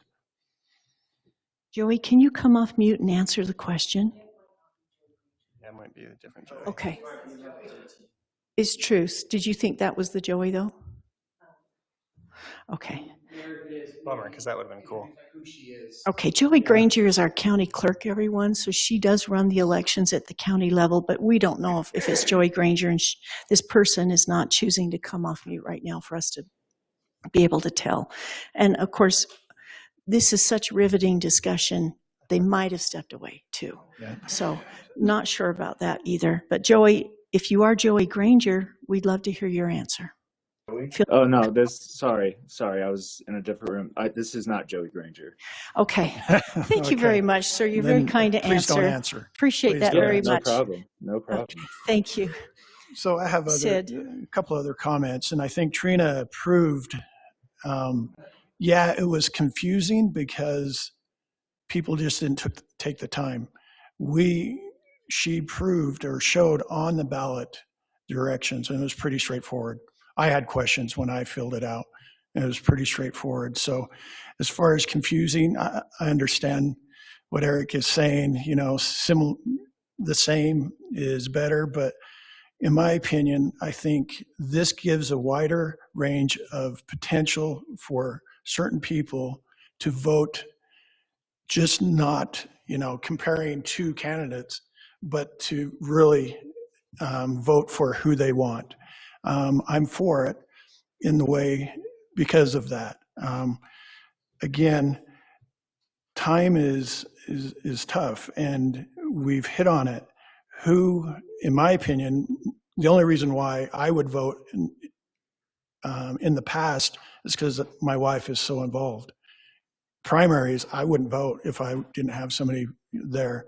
And usually that's the case unless it is a heated running race. So with that, everybody's geared for November. Usually November is when you vote. That's when you make the decisions. So I think, again, we get more people out. Yeah, there's stats and things that were thrown out tonight that kind of state some things, and I need to dive into it a little bit more as far as reality of what was presented today.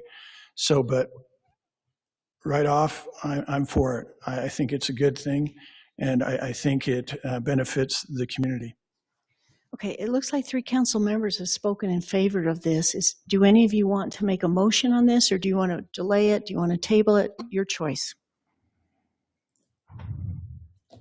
I would like to make a motion that we delay and give it the full extent. And if Sid is really serious about looking into more information, then Mike and I need to talk because Mike's the expert.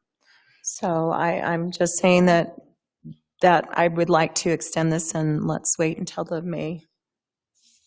You mean the end of April? Yeah, the end of April, sorry, not till May, but till the end of April. So you want to go for the 3rd, Make a final decision on the 3rd. Mm-hmm.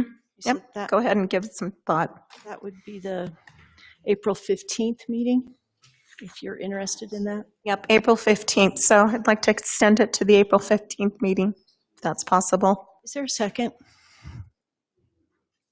I'll second it, knowing that we're going to have 2 more months of angry emails. It's okay. It's a bummer, but I guess I would rather hear from people. Okay. All right. Go ahead.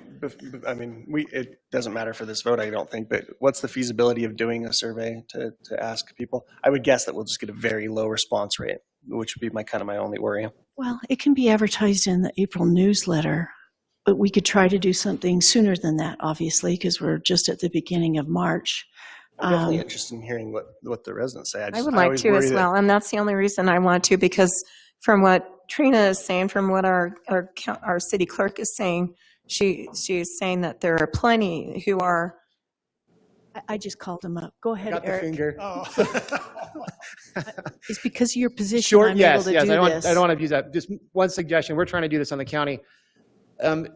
If you are going to table this for a couple of weeks, a month and a half. Coordinating with this, and we're trying to do this with some of the initiatives we're doing, when we enact a new policy, to try and combine that with an education component, because I think just passing it is one thing, but also figuring out from staff what is a concerted effort that we can really do to educate the public and make that part of the motion.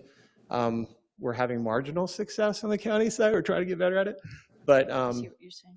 something maybe in conjunction with it. So You're saying for the different sides to put out information and then let people take a survey. Is that what you're saying? Well, just from the city's perspective, to really try and put out there what it is.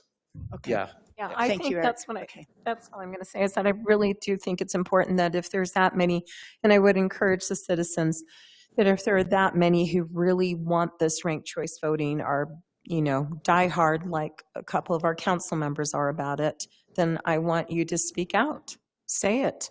I only got 4. So don't just send it an email, do the survey, and I think it's important. 21 no's and 26 yeses. Yeah, see, okay. So I didn't get as many yeses. I got 47 total responses. Yeah.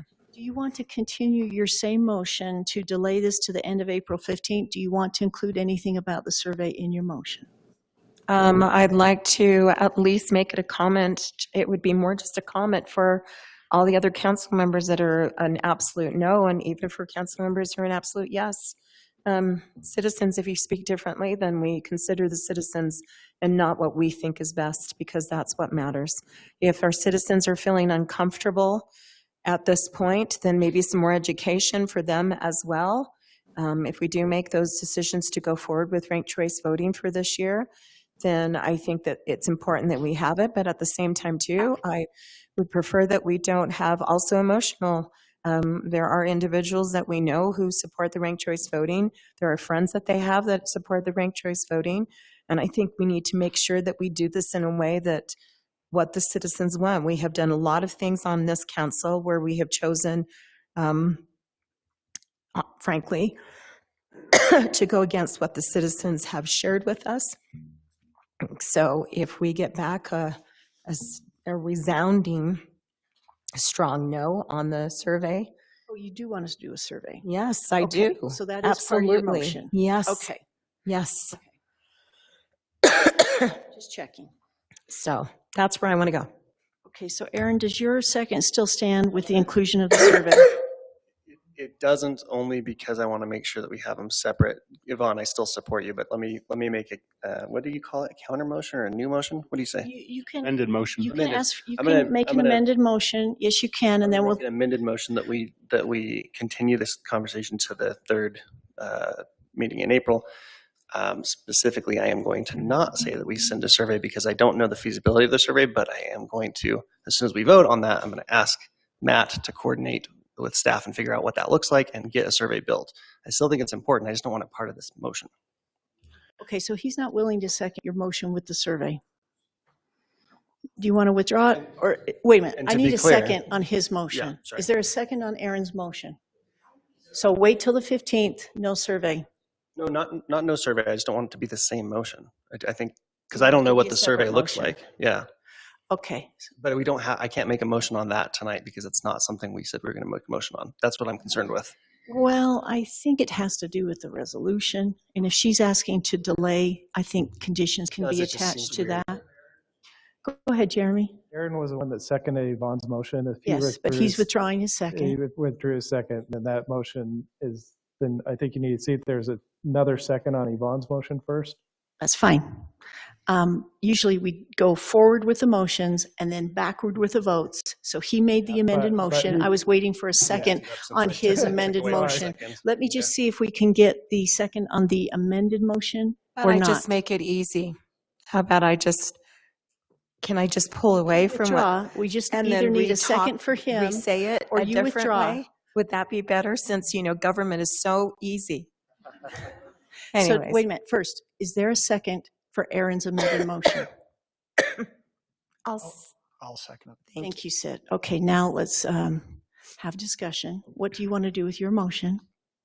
I'll go with Aaron's motion. You're withdrawing yours? Yes. Thank you very much. Okay, Can now you we're- restate Aaron's- Aaron's motion, please? Yeah, Scott, all I was saying is I want to continue the discussion. Yvonne used the wording as far as give it as much time as we can.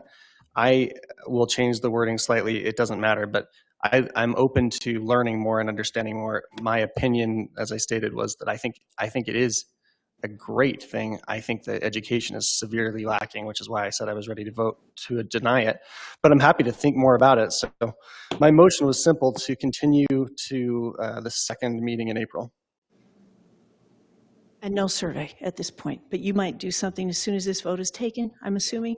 Okay, so we've had a motion and a second to continue the ranked choice voting resolution 2025-03 to adopt it for the 2025 Heber City municipal election, postponing this vote until April 15th. Sid has seconded it. Are you ready to vote, or any other comments or questions? Okay, we'll start with you, Scott, online. Yes. Yes. Yes. Yes. Yes. Okay, that motion passes 5-0, that this resolution 2025-03 to adopt ranked choice voting is now delayed or tabled, continued till April 15th. Mayor, could I ask the staff and Matt to come back with the feasibility of a survey to ask the residents what they think on this? When I say feasibility, I know it's possible. I just don't know. Do we have a tool that's fast enough and a way to get a good enough response that it's going to be of value to us? That's my concern. If we get 25 respondents, it's not worth spending this up. I'm not saying I don't count 25 people, but I've heard from more than 25 people just asking people on Facebook. Okay. So, I'd like to see what the residents think, but I also don't know how feasible that is. Can you come back to us with that understanding? I can. Let me ask you a quick question. Sure. How scientific do you want this, and how much money do you want to spend on it? Yeah. I don't know the answer to that question. I'm scientific. I'd love it to be. Hey, Aaron. Perfectly scientific, but how much money, I have no idea. What's up, Scott? I think there's already been some surveys completed. You might want to ask Ms. Potter about her office and their work and what they've done to do that. In that case, can you needs look to be into existing non-biased. surveys to see if they're of value to us, and if they're not, can we think about this? Let me suggest this. Let me suggest that staff will look into some alternatives, present them at your next meeting, and you can choose from those alternatives. Can I add to that? I would just like to see it as non-biased as possible. Of course. Not either side. That'd be great. Thanks, Matt. We'll have alternatives. Possible. You do not want information out there, Yvonne? You do not? I know what the citizens, I think we're getting enough that it's, but I want to have a non-biased. I don't want to have Ms. Potter or Ms. Taylor being the ones to give us their information. I want this to be as non-biased as possible. If you can gather it from, Mr. Winterton, I don't even know, from state or whatever. Yeah. Thank you, Matt. But thank you. Is the council willing to spend money on this? When we did the free surveys with Anthem, we did it, one response per ISP address, which means people can vote several times if they want to use several methods, right? A phone, a tablet, a computer, laptop. May I ask how we've done it with you, Mayor? Because that's how we did it. Okay. One response per ISP address, and we always asked. I think a survey at this point is only going to expose ignorance. We need to have some education behind it. You just can't put out a question online and have people answer. Scott, I actually agree with you, and I'm not trying to be rude to the populace at all, but I think what I'm interested in is hearing from them regardless of whether they have taken the time to educate on it. Does that make sense? I want to hear from them, and I don't feel like I've had enough time to hear from them yet. Does that make sense? Yes. Yeah. Doubtless they can take the survey with or without reading Hopefully they're, as we do the survey, I'd love to have a quick explainer video so that they could be more educated if they choose to, but I still want to hear from people, and I just don't know that I heard enough.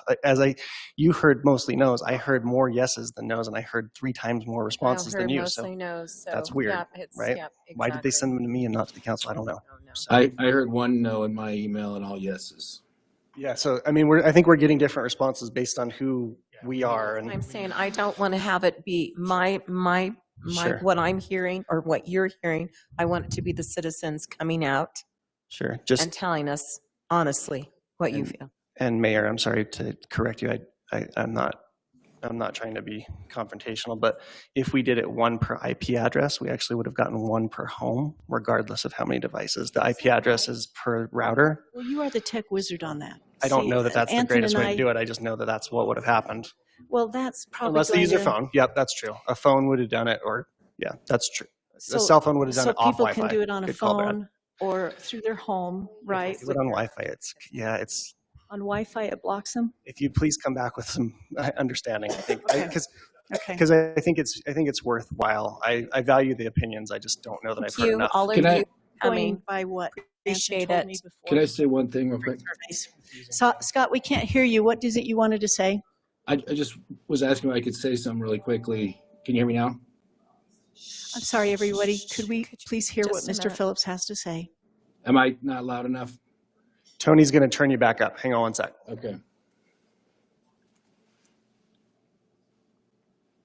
Is that better? Yep. I really feel like our position as city council members is to do the homework and to find the true facts of what this means and what this is. I mean, there's no way that anyone in the public has been as educated as we have concerning how this works and what the benefits and detriments are.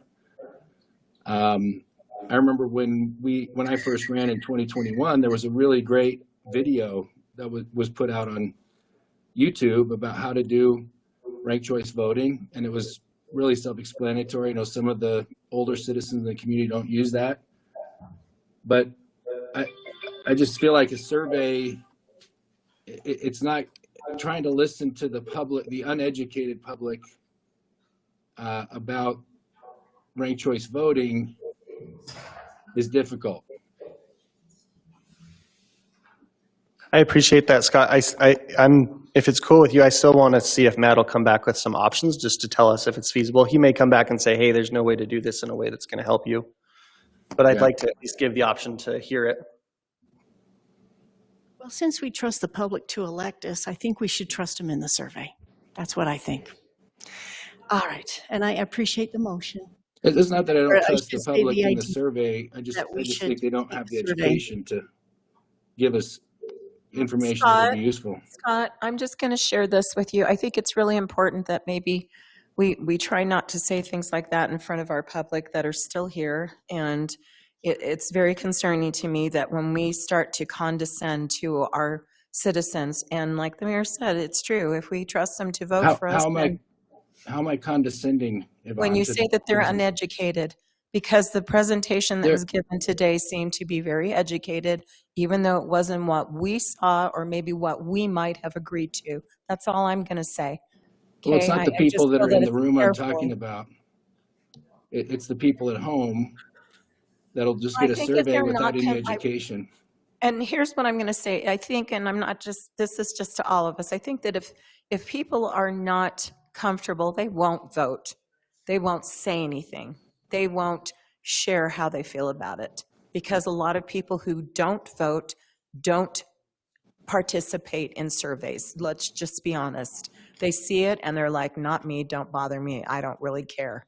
So I think that will eliminate probably a lot of people. But the ones who really do care and the ones who are following it will make a comment or will say something either way. So I think it's good, and I agree with Aaron, and I think Matt's willing to do it. And as we go forward, I think this is a good idea.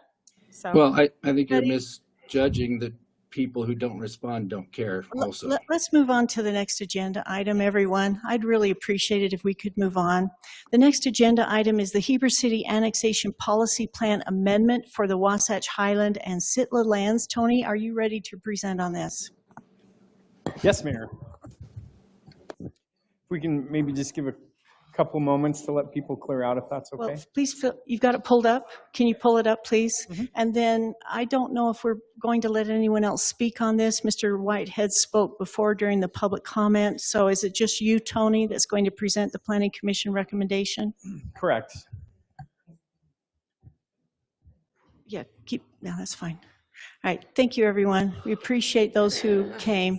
We appreciate your patience as we continue through this wonderfully low drama agenda that we have tonight. So Tony, are you ready? Thank you, Mayor. Yes. Thank you. So summary, this item was a consideration of adding the Christensen and SITLA lands to the city's annexation policy plan. This is different from an annexation. An annexation is actually modifying the city's boundaries. The annexation policy plan is a required policy document that the state requires for any city that desires to consider annexations. The city's had an annexation policy plan since, I'd say, around 2006, I think is about when that requirement came into place. SITLA approached Heber City last year and asked for the city to consider updating the map. The City Council referred the matter to the Planning Commission. The state requires 3 basic steps. One is the Planning Commission to hold a meeting with the affected entities, namely Wasatch County and the utility companies. The second step is for the Planning Commission to hold a public hearing and specifically invite the same affected entities. And then the third and final step is for the City Council to hold a public hearing and also invite the affected entities.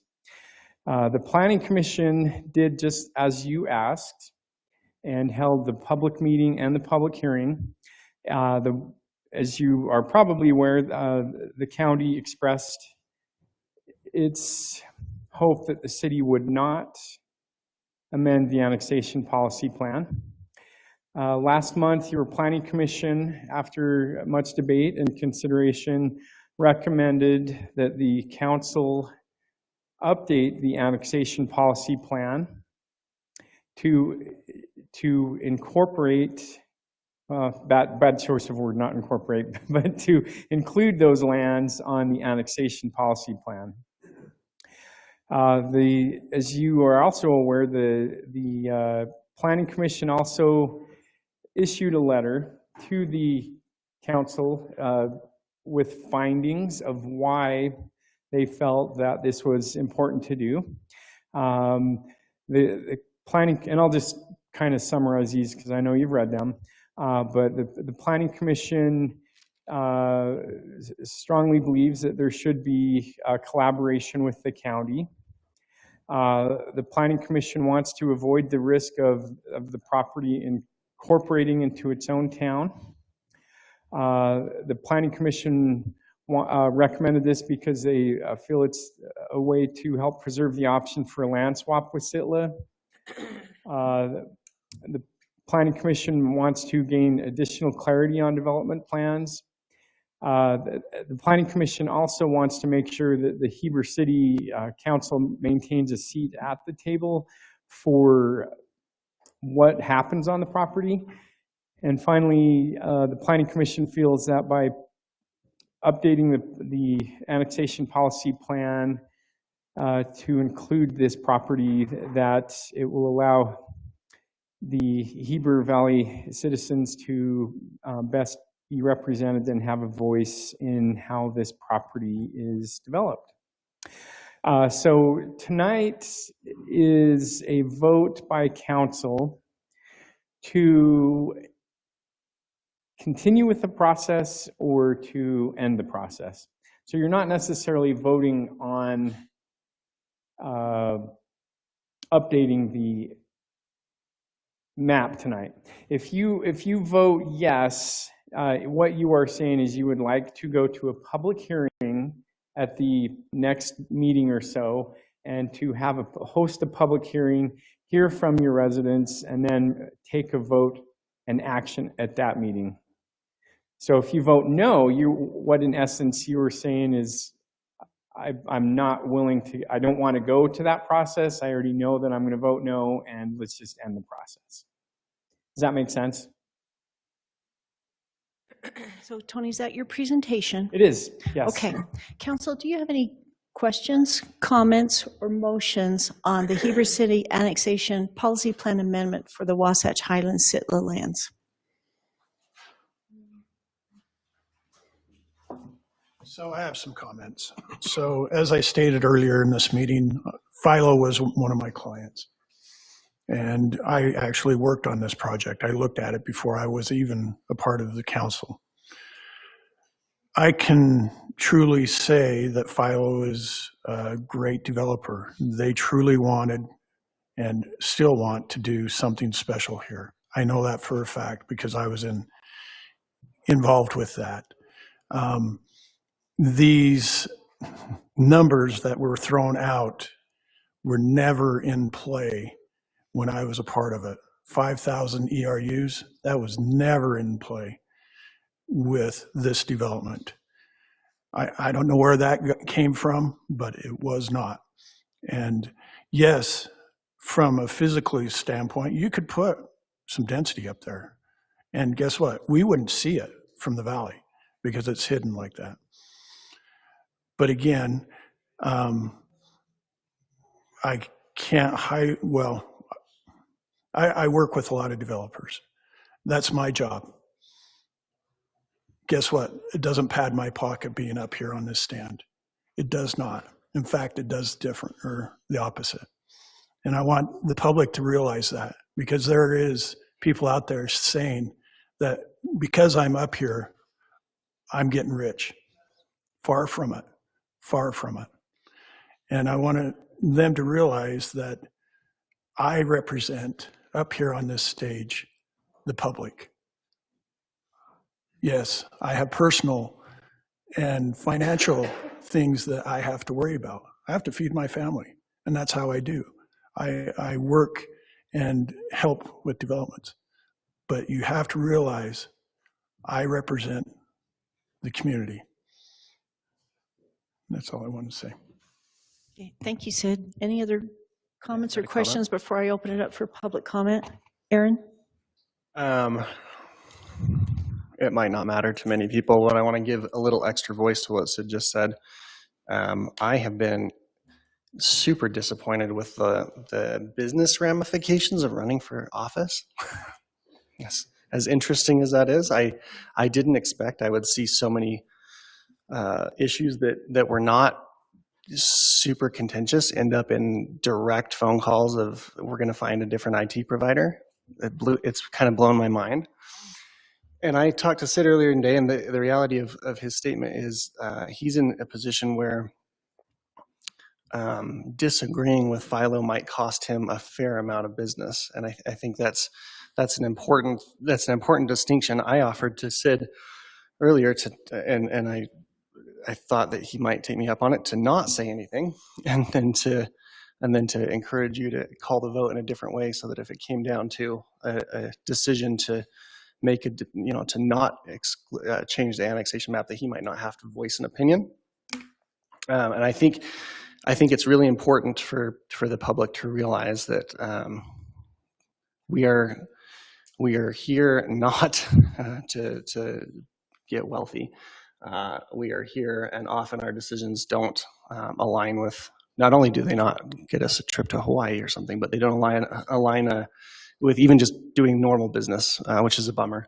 So anyway, Sid, I appreciate you speaking up and saying that. I hope that the work to collaborate with the county and the work to look out for the citizens won't cost you business if that comes down to it, because I value your opinion. And I super appreciate you speaking up and saying that, hey, this is the reality of where we're at. So I'm really not, for can I what just that's ask, worth. how would you think that this agenda item could be changed? I mean, I have to go by what's on Yeah, no, this agenda, so I'm really Mayor, not I don't sure think there's a what problem with the you agenda mean. item. It's just been an interesting learning to me that I didn't Okay. necessarily anticipate. So, Okay. I can look at Sid and I can hear what he's saying through a slightly different lens, being that of one that has to explain to my wife why things change, if that makes sense, based on votes. So I'm acutely aware of the fact that this is a big project. The fact that your name's attached to it years ago is a bummer for you for this vote, and the fact that Philo is a potential collaborator in future projects is also a bummer for what that's worth, because it has a real impact, and I'm acutely aware of that. I respect you the more for saying something about it. Thanks, Aaron. But that's why I'm not up here. I'm not here. I'm here to serve the people. You have to realize that. Sure. And my decisions are based on that. You have to realize that. They are based on that. You might not agree with me in some things, and that's okay. You have the right. But it is, I take this job seriously. I take this position seriously, that I can put you, the public, first above me. So that's all I have to say. Thanks, Aaron, for your support. Yeah, other things I wanted to say. Greg, it's been a pleasure to get to know you. And I've told a bunch of people, I loved walking through that project up there and seeing the land up there. I thought this was a really cool idea until the big, huge numbers came out. The reality, I mean, that's just the reality. I can't get my mind around the units and the ERUs up there. And Tony, I listened to the entire planning commission meeting both times. You know, and planning commission that are listening or that are here, I think they did a fantastic job thinking through the best ways to consider the needs of the city, the needs of the residents of the city. I was really impressed with that. So for answering the questions the way you did and helping them to kind of think through the thought processes and come back with what was pretty solid, even if I disagree with their recommendation, a solid recommendation for a lot of reasons with really good proofs and concepts, I think was amazing. And I think the Planning Commission did a fantastic job in considering this stuff. So I know is somebody presenting on us too? Presented everything, so it's just up to us now. But if unless Okay, there's any council, comments, I'll go to for what it's. public comments. I'll make a comment too. Let Aaron I was just going to say, council, for what it's worth, I've read through here. I like, I know there was some wording earlier about what the MOU said and didn't say. If you read it again, actually, the wording in here, it says Heber City has received one or more applications to amend the annexation plan to include certain properties. And then it says Heber City agrees that the properties in the north and east of Red Ledges subdivision are not currently included in Heber City's annexation, are best developed under the authority of Wasatch County. It doesn't say never. It doesn't have a time period. I know we heard that earlier, but this is what it actually says, and I believe that's true. I do, frankly, like these next two lines, and you guys did a great job talking to the county. To read it, it says, however, because development of such properties could impact Heber City roads and other infrastructure, the county commits to including Heber City in any development approvals that would impact Heber City roads or other infrastructure. I think that's awesome.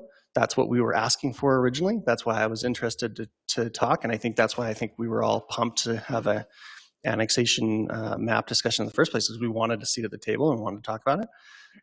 I would love if this involvement with the county ends up being more density than the P160, but significantly less than the 5,500 units, and comes out to something that's really cool, that's a good use of the space, respectful of the land and the property rights, but also comes back to something that could be a county project in a way that the city could be proud of, that doesn't overly burden. And I don't know what that number is. I'm not going to be held to one tonight, but as far as the zoning, but I'd love if the county comes back and says, hey, this is how we think we might change this. What do you think? And we have a collaborative discussion. I think this is great wording. I'm really glad to see this type of understanding. I think it moves our collaboration with the county a long ways forward. I hope that they feel the same way. Okay, everyone, just so you know, what's up on the screen right now and what Aaron Cheat was referring to is the next agenda item, which is a proposed memorandum of understanding with Wasatch County and Heber City on the 2025 annexation issues. So that's the next vote that he's referring to. Okay. And I brought it up just because it was mentioned in the alternatives. Thank you. So Yvonne, your turn. Okay, so I'm just going to share. I appreciate that the Planning Commission, I know that their objective at this point was to really take into consideration, they wanted to make sure that the city is cared and the citizens. So for those who are concerned that this is just another added annexation, I think this was more in a direction of the Planning Commission trying to find a way to say, hey, listen, there needs to be something here unless we hear something from the county, which we have. These are some of our concerns, and this is why we would say, yes, go ahead and go forward. I have had the privilege of meeting with our county council, or with the county council, and along with Sid and Matt and the mayor as well in the state, and Mike also when we went to the state. And I can say this, I think, Philo, first of all, let me tell you this. I'm going to probably get a lot of backlash from this, but if I were to choose between what some of the things that we have allowed to be annexed into this project, I probably would have picked this one over it. I'm just saying. But since that's not the case, I will say this. I think this does need to stay in the county, and the reason why is because after our discussion with the county, their objective at this point is to definitely, we had a lot of information that was shared with us from the SITLA portion of it. And it kind of opened our eyes, kind of gave us a little bit of better understanding of what was going on. I think there was some misunderstanding of the numbers. And I think that's where a lot of this came in, where people were just really concerned, as was the city, when we started hearing a lot of these numbers. And there's so much involved in this. I'm not going to go into detail because I don't think that's really the point right now. The point is that I personally feel that what we had and what has been hashed out in the meetings that we have and what is going to be presented for the MOU gives that open window that I think a lot of some council members and Planning Commission were concerned about. If things don't work out on the county side, if it looks like they're going to give all this density, which we know that they're not going to give that much density, that, we would have an open door. There's a potential for us to step in and say, okay, wait a minute. Let's slow things down.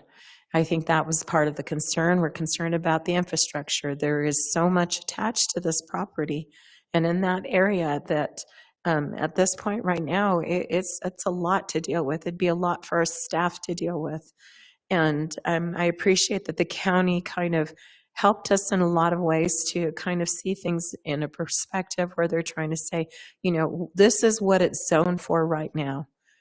And to Aaron's concern, looking into giving them more density, yes, but of course they're going to do it their way. And we did have those discussions, and I'm not going to put words in their mouth because they will share that information with Philo and with SITLA, and it will start there.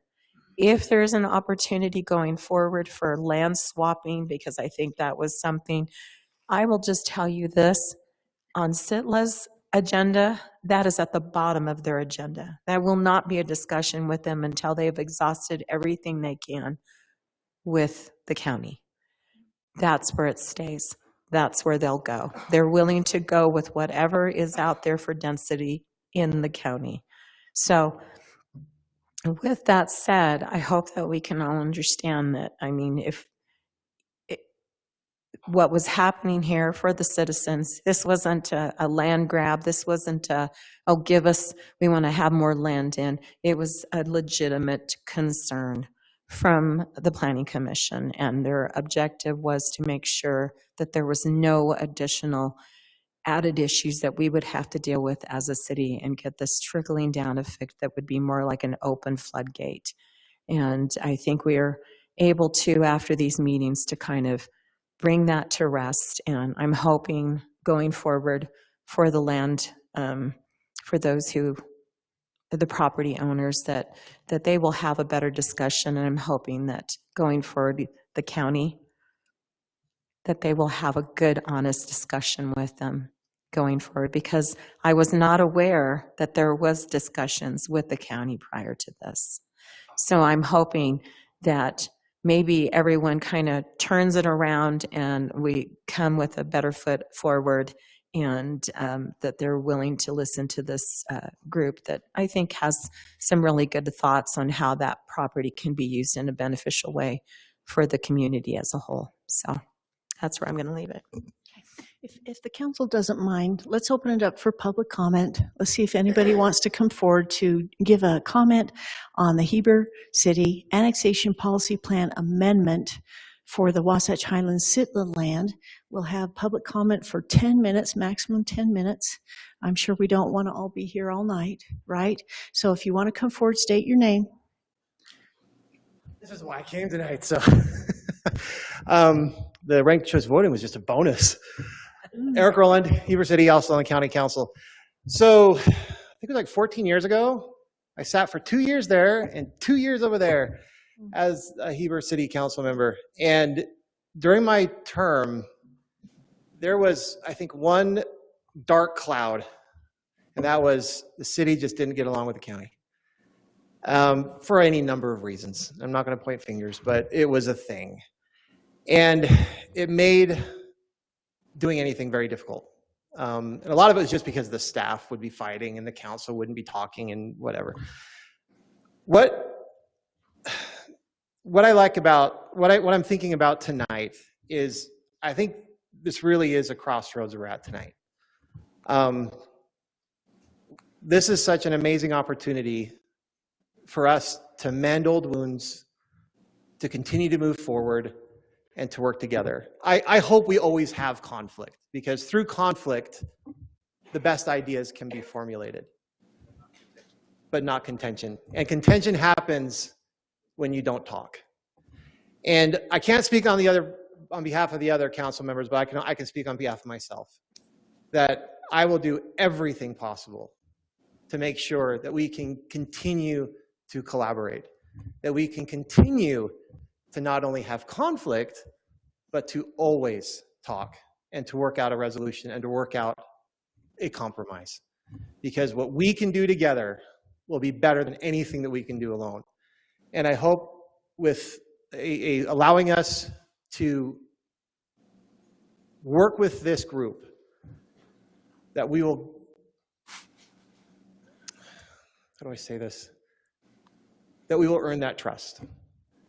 And that we will establish a pattern for our staff, because we're going to be gone. As elected officials, we're not going to be around. It's going to be the staff. And it's vital that we establish that tone with our staff, that they can know that we want them to work and collaborate with the other municipal staff. So that's all I want to say. Thank you. Thank you, Eric. Really appreciate that. We want to collaborate with the county too. We are not an island. We're inside your island. Let's put it that way, right? So we really appreciate it. Please come forward, Cindy. Come forward. I'm not trying to stop you. I'm just thanking the county for being here and for their time and all their effort on this project.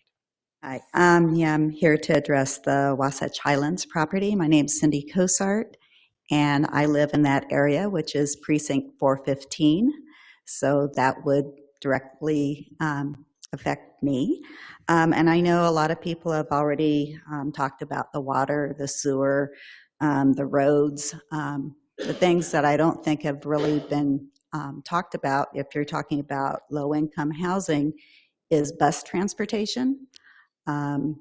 to address those issues for people that may only have one car and two people working. They're going to need to have transportation in that area. And the most pressing one right now is the insurance. A lot of us living in that area can't get fire insurance right now. We have to self-bond. And how are low-income people going to be afford to self-bond for fire insurance if they qualify for low-income housing? Those two don't mesh. So I just wanted to bring that to your attention. Thank you so much. Thank you very much, Cindy. Appreciate your time and patience. We'll get to you, and we'll get to you too. You might as well all come up, and we know you're here. Mary Duggan, resident of Daniel. I would like to see all of you not be attacked by residents that want to defame you or accuse you of different things. I've been in your seat in the Daniel Council. I have also served as the chair of the Wasatch County Board of Adjustments for 7 years. I am currently member and was an initial member of the Wasatch County Fire District Advisory Commission. So from those viewpoints, I would like to say that you could stop this annexation policy plan amendment tonight, and people will not be accusing you of trying to annex the entire county. It would be easy to do that. The P160 zoning has not been designated haphazardly. There's a good reason why that zoning is in place right now. We've had people come before the Board of Adjustments and try to get zoning changes that they weren't getting. It's very difficult to do that. From the fire perspective, I'm not speaking for the fire district, but I wanted to follow up on what the last lady said. We have had a discussion about how difficult this area will be to service if it is developed. As you know, it's going to be very expensive, and providing that service for those residents will be not forthcoming immediately. It'll be quite a long time before that will happen, and it will be very expensive. So I appreciate your time. Good luck with all of this, but I would like to see you just put an end to this process tonight and vote no. Kendall and then Joe. Kendall Crittenden, Heber City, and also Wasatch County Council. I debated whether to comment. Number one, I'd echo everything that Eric Rowland said. I agree with him 100%. The County Council wants to work with Heber City Council. I've appreciated the meetings we've had on this issue with Yvonne and Sid. They're your subcommittee, and we've had some great discussions, and I've appreciated those discussions. I want to, as a way to remind you of what all 5 city council members said 2 meetings ago, I think it was. This is the MOU, because in your deal, they expressed, and your planning commission said, we'd like to see an MOU. This is the MOU language, and I don't know whether you've seen it. This is the MOU language the county sent to you. It says, now therefore, the parties agree that Heber City does not intend to include the Wasatch Highlands properties indicated in Attachment A, and it's the map, in their annexation policy plan, and encourage the owners and developers to work under the county's land use development code. The county has no intention of not working with Philo and SITLA on this property. We want to work with Philo. We want to work with the SITLA. SITLA came to the county in 2004, and I learned the other day that Sid was part of that project clear back then. And they came clear back in 2004 and asked for a rezone, and the county said, no, it's P160, as has been expressed for some obvious reasons. We've got a resolution that you're going to, or a MOU you're going to vote on next after this. I'd like to just change that a little bit. This is one that you've submitted. I don't know what the county will do with this. I think it's on our agenda tomorrow night. I haven't looked fully at the agenda. I'll be up late tonight while I listen to the State of the Union when I get home. But I'm going to reword that. There's been a lot of expressed, and I don't disagree. I think the city needs to look out, and I live in the city. Issue of, do we you know, what you do affects us. And so you're concerned. We even had a statement, I won't go there. Anyway, I want to change, to give you a different perspective of this, I want to change the last sentence a little bit. Is this the one you're So one right referring there, to? I'm going to, Okay, and starting with county however. commits to including Heber City. Go ahead. Do we do that when we get to this point, this MOU? Yeah, I'll let you have public comment again if you don't maybe mind waiting. maybe it'll fit there. I just give you a perspective on where, anyway, my If you can thoughts on say that. it in 10, 15 seconds, please go ahead. We're Well, not I trying to got cut 30 you left, off. but that's okay. I'll come back up and that'll give me Mind? 3 minutes. That's very Go kind ahead. of you, Kendall. Thank you. We do not want to shut you down. So this is our last public comment, please. Joe Coombs, it's been a while since I've been before you individuals, but what I'm concerned about is how old I'm getting. I need glasses. No, there is some differences between the people that live in the county and the people that live in the city. We want our horses, we want our freedom, we want our individuality, we like our ruggedness. I'm sitting on the border. I've spent over $15,000 to be a good neighbor. I put rail fence around my horses so they can't get out. Barbed wire wouldn't cut it. I had joggers getting barked at by my dogs when I let them out to go in the morning, go to the bathroom. So I put picket fence around the front there. And these things are trying to be a good neighbor. But what I'm concerned about is that how the city has moved in, and yes, this was all planned, but it all seems to be happening at once. And I have to question adding another 4,000 acres to this medley that we're involved in right now with all this development that's going on. We don't even know what kind of infrastructure we're going to run into yet. We think we have enough water. Well, this development has no water. They say they have a private individual somewhere. We just got adjudicated. They took our water away if we weren't using it. Who's a private individual with enough water to put, at the time, 4,000 houses in, that they'd have to be irrigating over 150 acres out here somewhere, and they'd have to dry and buy that land, dry it, and then it would never develop in the valley because it wouldn't have water. And it's just real quickly what's happening with the water, and this is from Red Ledges.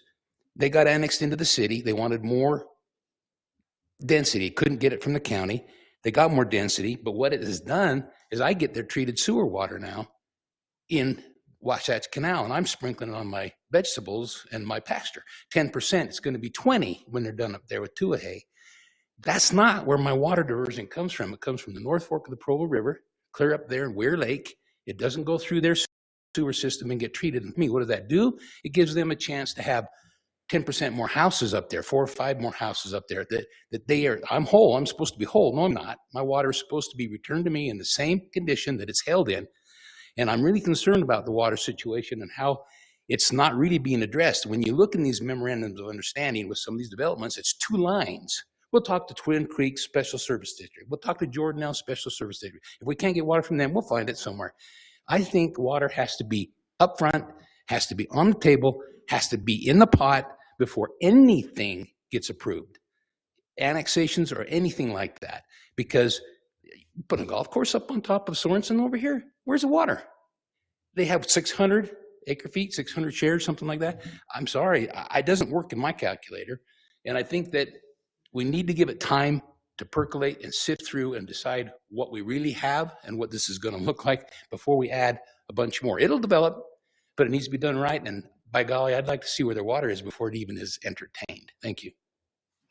Thank you, Joe. It's good to see you again. Mr. Whitehead, we're 30 seconds. 30 seconds. I mean, years of working together, maybe 3 minutes and 30 seconds. I don't know. I just want to say I enjoy hearing the discussion. I completely reject the idea that I wouldn't have enough integrity to work with someone if they didn't vote the way I wanted. I just want to go on record saying that's not right. So, thanks. Oh, well, that's very kind of you to say. All righty, everybody. We are back to the council now for motion. Okay, go for it. Aaron was ready to make a motion. All right, Aaron. I'm good to hear if you just had a comment or something. Otherwise, I'll go for it, Scott.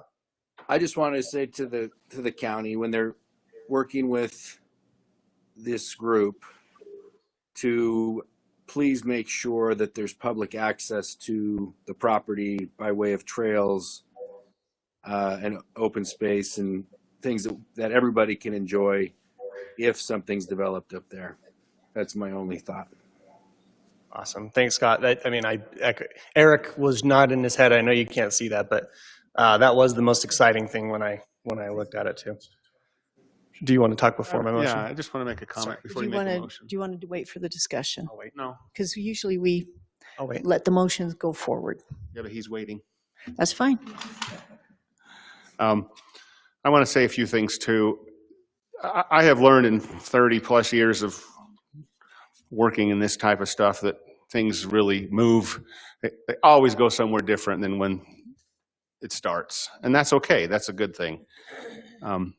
We have talked about this a lot. This has been now percolating and between the city and the county. And Kendall and Eric, I appreciate you, what you say and what you've been doing. And this has to continue. This is why we're having this discussion tonight. It's important to us too. And we can let, some things just be bygones. The only thing I really want to just point out is it has nothing to do with density or traffic or sewer or water. It's my concern, and I've voiced this, but I'm going to say it in public now. We're short-sighted when we think that we're going to tell a property owner, a family in this case, that owns almost 4,000 acres, that they can't do anything. They have to stay as P160, and we presume it's always going to stay that way, when that's not the case. And even that's not the case in things like the North Fields, where people don't want to run cows anymore. Does anybody in this room run cattle? They've died. They've moved and died. So we do, what I'm saying is we need to decide how as a community we're going to support this. How are we going to support Bo Thompson's family, who's the Christensen family, and we're on the 5th generation now, and there's hundreds of you. How do we support them keeping this land? How do we support the Erkenbrack family and the Harmon family and the Dewey family up above Walsburg? Thousands of acres they own, and they can't even build one home because they don't have they exceed the cul-de-sac length of 1,300 feet. So I'm not saying we need to give them 5-acre density, but I'm saying something has to be done or they will lose their land. They've already told me that. And they lose their land because they can't keep running sheep on it because no one's running sheep. And then the county assessor says, well, you just lost your greenbelt. Write a check for $500,000 a year now.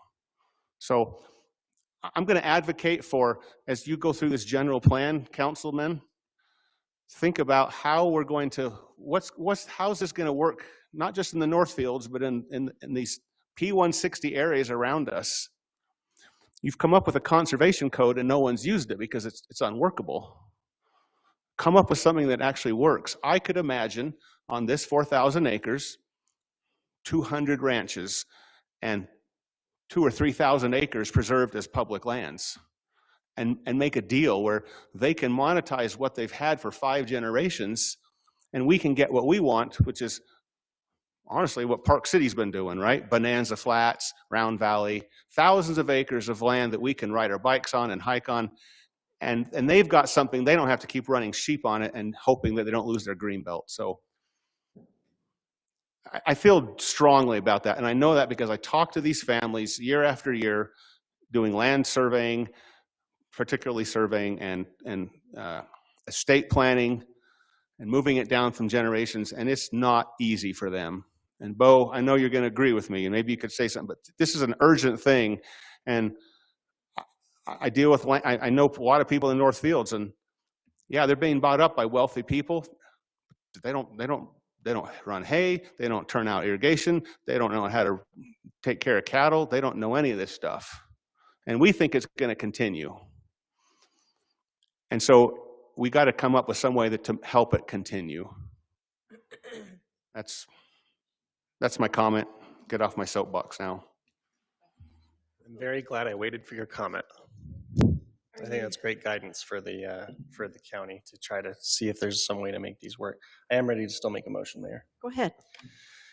I move that we exercise alternative number 2 on the agenda, staff report, which is to halt the annexation policy plan amendment process and proceed with an MOU with Wasatch County.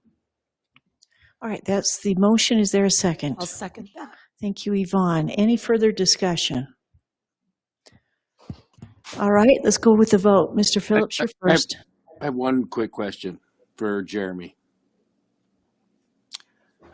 Does this stop a potential future amendment to the annexation map, or can we revisit that at another time if the county comes back to us and says this looks like it may be more appropriate in the city? Well, I mean, an MOU is obviously this council saying that they support this direction. I think would not, I don't think we can bind a future council or ever to say that the future council would never consider this. I don't think that's legal to do. So could a future council at some point reconsider this? Potentially, but I think at least it's direction from this council saying that they support this and they're supportive of not going in that direction and letting it develop in the county. Okay, thank you. I'll vote yes then. All right, Sid. I'm going to follow or say something.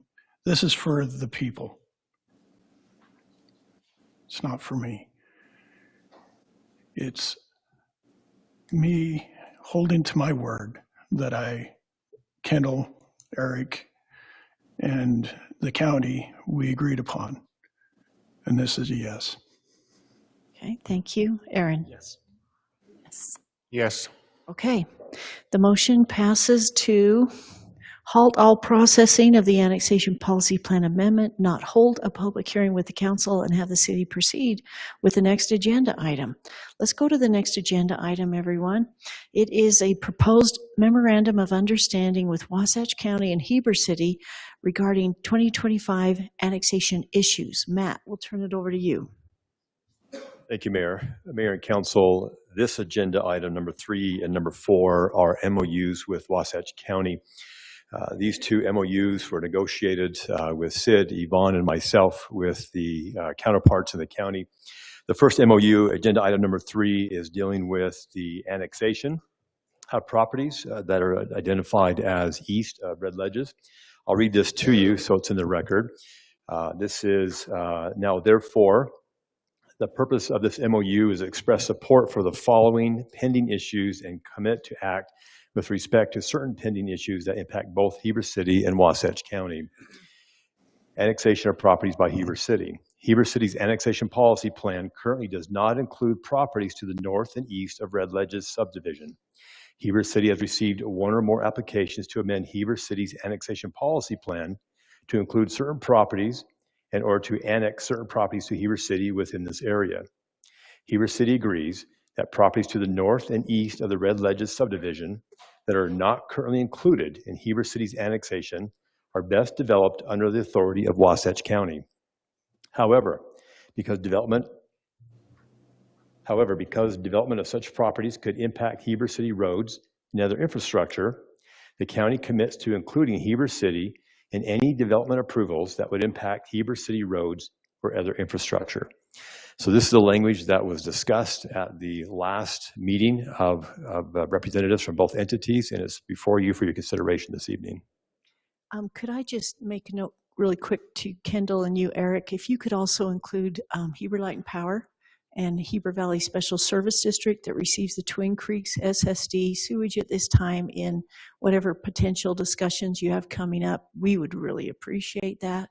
We want to be able to give accurate information and help guide you with what we know about any impacts. Thank you. Thank you. Thank you. Now, I would like to open it up for public comment. Kendall, we cut you off last time. Let's do it really right now, please.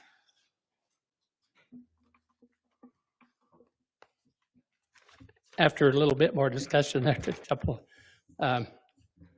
appreciate your vote, council, and I'm looking forward to continuing to work with you on this, and to continue to work with the SITLA and Philo people and the Christensen people. I'm not sure as we move forward with this what'll happen. I think whether we develop this together with SITLA and with Christensen, or we do that separate, we'll have to see what comes. We've got some ideas and some proposals that we're going to make as we meet with those people, and that hopefully will happen very soon. I mentioned, Mike said something about conservation development's never worked. I don't think it's ever been looked at on a piece of property this size. We do have a conservation development in our county planning, our county zoning, and it could work. If you look at the Christensen property, their neighboring property is P160, Wolf Creek Ranches, and our information or whatever that lots in there are selling for $3 million. So if you put that onto the Christensen property, you're looking at $90-something million that could produce if they sold those lots at that price. And that's what they're bringing. But they probably won't want to totally do that. We'll see what happens. But just that point. I just wanted, and I appreciate, and I think the county hopefully will support this MOU. We talked about it. But I want, just to give you another perspective, I want to take the last sentence and rewrite it. Been a lot of concern and expressed a lot of concern from the city, and I don't mean this in any way to be controversial or whatever, but I just to give you another point of thought. However, because development of any properties in the city could impact Wasatch County roads and other infrastructure, the city commits to include Wasatch County and other county jurisdictions in any development approvals that would impact Wasatch County roads and other infrastructure. So you want that added on? No, I'm not saying. I'm just, it gives you a perspective to think about this. We say all the time, well, we've got to have a say in what you're doing in the county because it's going to impact us. Are you willing to turn it around the other way? And no, I completely agree with you. That was my comment. Look at what's, North Village. That impacts every citizen in this county. And it's just another perspective to think about. So I don't think we have any desire to get involved in your approvals. Yeah. And vice versa. Thanks, Kendall. So you're right. Thank you, Kendall. Is there anyone else that would like to come forward and give a public comment on the memo of understanding between Wasatch County and Heber City on 2025 annexation issues, particularly regarding the north and east side of Heber City past Red Ledges? Is there anyone online that would like to come off mute and give a comment? Jay. Yes, this is Jamie Hewlett. Sorry. So the MOU always included everything east of Mill Road. I'm just curious why we're taking out the language that we would approve anything east of Mill Road. That's been a gentleman's agreement between the county and the city for some time, but it was put into our last annexation policy plan, Jamie, that we would not annex past that. That's actually written in there according to my memory.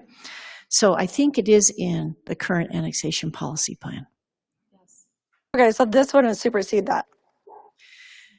Well, it's the same language, so definitely not supersede. It's not saying that it's superseding the annexation policy plan. It's completely separate from the annexation policy plan, and it's only regarding the properties north and east of Red Ledges.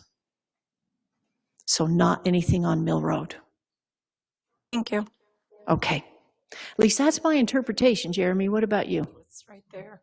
Yeah, absolutely. I think this is just reiterating our stance on this separate issue, but certainly not meant to supersede any other commitments that we've made or understandings that the city has made with the county.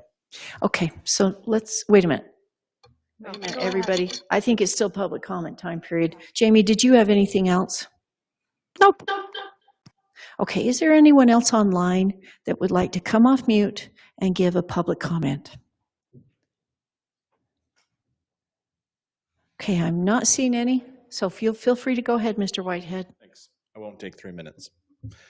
Speaking specifically for the Christensen family, if this MOU is signed, what is the recourse for the family if the county isn't cooperative or doesn't want to work with them to develop the land?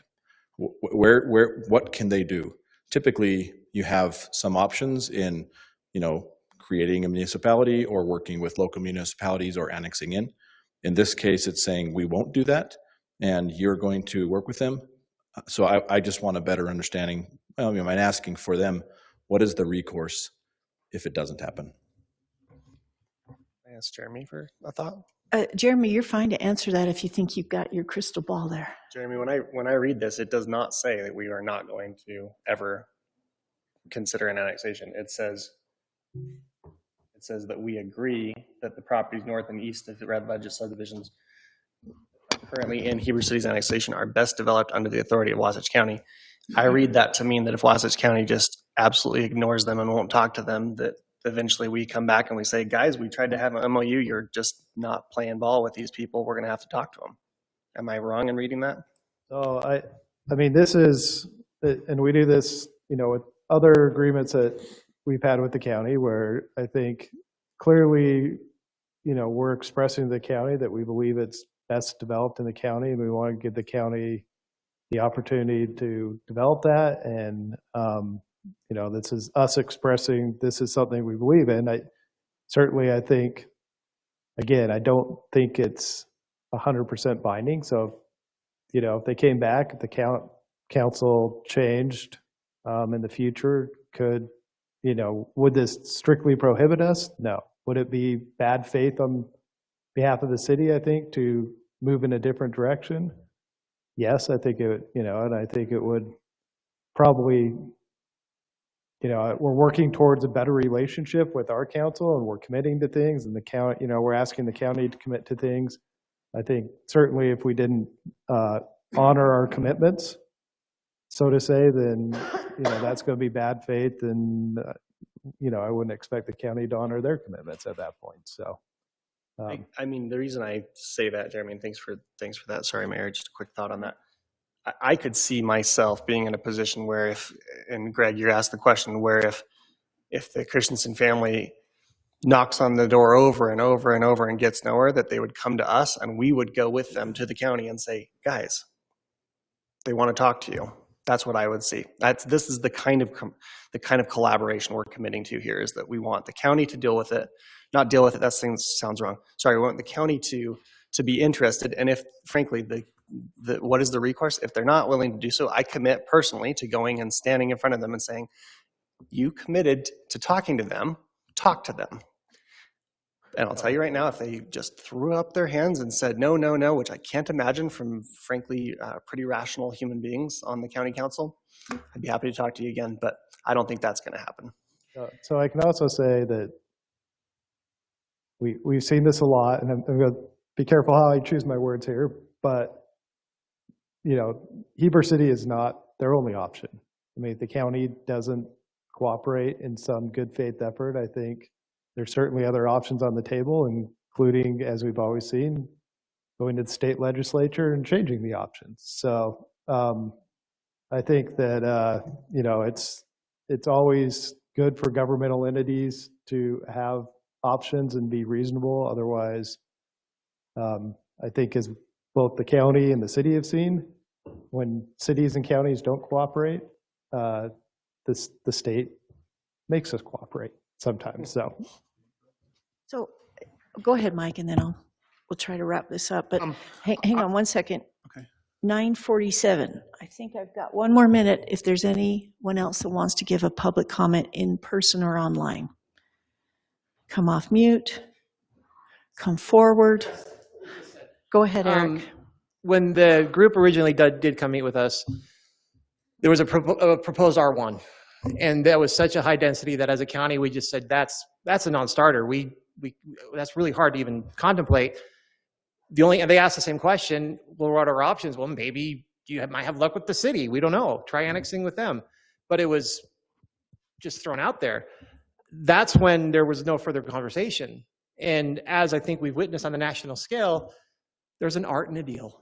It all comes down to how do you negotiate and how do you communicate with another party. I have no doubt that we have some thoughts, and we met with Sid and Yvonne, you were there, and we shared a few ideas. We're very open to some creative planning to try and see what will work. It's not just black and white. It's not yes or no, but if it's just R1 or nothing, we might have some issues because that might not fit, but there are other things we can talk about. We just have to have that opportunity. So, and I do want to mention that the county's going through, just starting their general plan process, and that could delay their negotiations with Christensen and SITLA. And you've just got to realize to update a general plan that's 20 years plus out of date is really, really important. And to be able to get that public input. And obviously the property owners are part of the general plan process. But please realize that they're not trying to delay you on purpose. They're really trying to do a general plan right, and then also see how that project can fit into the general plan. Then also realize that according to state code, when applications are made, the city and the county have deadlines to meet to respond. And so you will be getting responses from them. Once you're making applications to them, they can't delay you per state code. We can't delay applications to our city per state code. So there's that too, right? They're trying to do their general plan. They're going to need time to figure that out. Maybe they can fast track their negotiations with you, but they are not trying to delay you, and they will meet state code application deadlines for zoning because everybody does in the state. Sound good? It's a good reminder, Mayor, too, because if we end up with something, we've talked hypothetically tonight, but if there ends up being something where there's a big portion of acreage that's conserved and a count of ranch style, homes, but there's some public access, perhaps the county even looks at that and says, that feels like a direction for this area of the county in our general plan. Maybe to your point, the general plan might delay, but also this kind of a mentality and thought process could help direct what a general plan reflects in the future as well. I think they'll do a great job considering it. We're all trying to act in good faith with all of you, and all we can do is go forward, okay? And we have to let the county do its job in good faith, and we'll trust the county to work in good faith. So it's not a matter of us questioning their every step or their every, deal with you. We will let the county have time to work in good faith with you. And we really appreciate the county working with Philo so that hopefully there can be a win-win there. A win-win-win. Okay? Mayor, may I make a motion right now? I have a comment first. I'm just going to say this real fast. I know, you can. I just need to make a motion that we extend our meeting to 10:15. Oh, thank you, Yvonne. Are you sure you don't want to go to 10:30? Because we do have Okay, more I need to things. make a motion that we extend our meeting to 10:30. Not that I want to. By the way, Tracy Taylor, thank you for the throat lozenges. But 10:30 is my motion. Okay, he said second. Let's take a vote on that right now. Scott, you start. Yes. Yes. Yes. Yes. Yes. Okay, very good. We are now going to continue for another 40 minutes, almost. All right, I'll be go quick. ahead, Mike. I thought about this. So, Eric, Kendall, this council just moved forward with terminating any more discussions of this annexation policy plan as you guys negotiated and requested, and we're showing this very good faith to you. So I know you appreciate it. I think it's important to move forward with the 2 MOUs that have been discussed. Pardon? I know, but thanks. I think it's important to do these MOUs. I'm going to say this, and I'm not trying to criticize this paragraph, but language and words matter, and Kendall brought that up, and I agree with him, and I have a lot of other things that matter, but I do have a substitute paragraph A to share, but I'm going to tell you what I don't like. Heber City's annexation policy plan currently does not include properties to the north and east of Red Ledges. Everything to the north of Red Ledges is already in Heber City, so scratch the north. Red Ledges, we've already annexed properties east of Red Ledges, so this sentence is incorrect, completely incorrect. Heber City has received one or more applications. That's incorrect. We've never had an application. It was a request, no application. I verified this last meeting. So it's a request to amend Heber City's general policy plan to include certain properties. I'd like to identify those properties. We know what they are. SITLA and Christensen mountain properties. And or to annex certain properties. There's been no request to annex yet, so I don't want to keep that in here. Heber City agrees that properties to the north and east of Red Ledges are not currently included in Heber City's annexation. That would be probably boundary, are best developed under the authority of Wasatch County. However, because of development of such properties could impact Heber City roads and infrastructure, the county commits to including Heber City in any development approvals. No, I don't think they want us in their approvals, and I don't think we want to even ask to be in their approvals. And my other point would be everything the county, Kendall made the same point, everything we're doing, everything the county's doing east of us is impacting, it's all development it will impact Heber City's roads. I have a proposal, and we can edit it. Heber City, here's my proposal for this A. Heber City has received a request to amend Heber City's annexation policy plan to include the SITLA and Christensen mountain properties located east of the current Heber City boundary. Heber City Council agrees to indefinitely suspend discussions, which we just did, on changing the annexation policy plan for those properties in order to facilitate Wasatch County working with the property owners on a very low density development plan. Wasatch County commits to work with Heber City on a future transportation plan that encourages traffic from the eastern county to move to the north and south around Heber City's downtown. This is our biggest concern, I think, in Heber City. I'm not really worried about sewer and water. That's something that an engineer will deal with, but I am very worried about traffic. I think we're all worried about traffic. I think the county is worried about traffic. I see a lot of traffic in the next 10, 20, 30 years coming from the east, and we're doing our darndest to try and move it around downtown so that people aren't coming through downtown, but going to downtown. So that's why this is important to me. The last thing I'll just say is your council and our council are aligned. By next year, and in the second year, and the third year, and fourth year, there will be different councils. And in 8 years, we'll all be gone. So I'm not really comfortable ever binding your council or my council to anything beyond now. And so that's what the language I came up with is we're working together now, and we know where we want to go. We know where you want to go. We're going to step back and let you do it. And I think if you would, in your general plan, again, look at transportation. Lake Creek Road is a big concern of ours too, because it becomes Center Street. 12th South is a big concern. It's going to be busy. So this is the text I came up with that I thought was actually precise and correct, rather than something that I thought was much more loosey-goosey. There's only one part I thought was imprecise. Can I see your phone? I'm sorry to point fingers, or not fingers, but like you talked about the wording, and I just don't know what very low density means. And as a result, I don't like that. So low density to me would be 1 acre lots, and very low density is less than that. And I think the county would agree. That.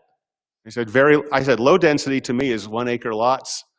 Very low density is less lots, less than that. You come up with it. Well, I'm not going to dictate. We're prepared to make a proposal, but we're not making it here. But anyway, I like some of the language you put in there.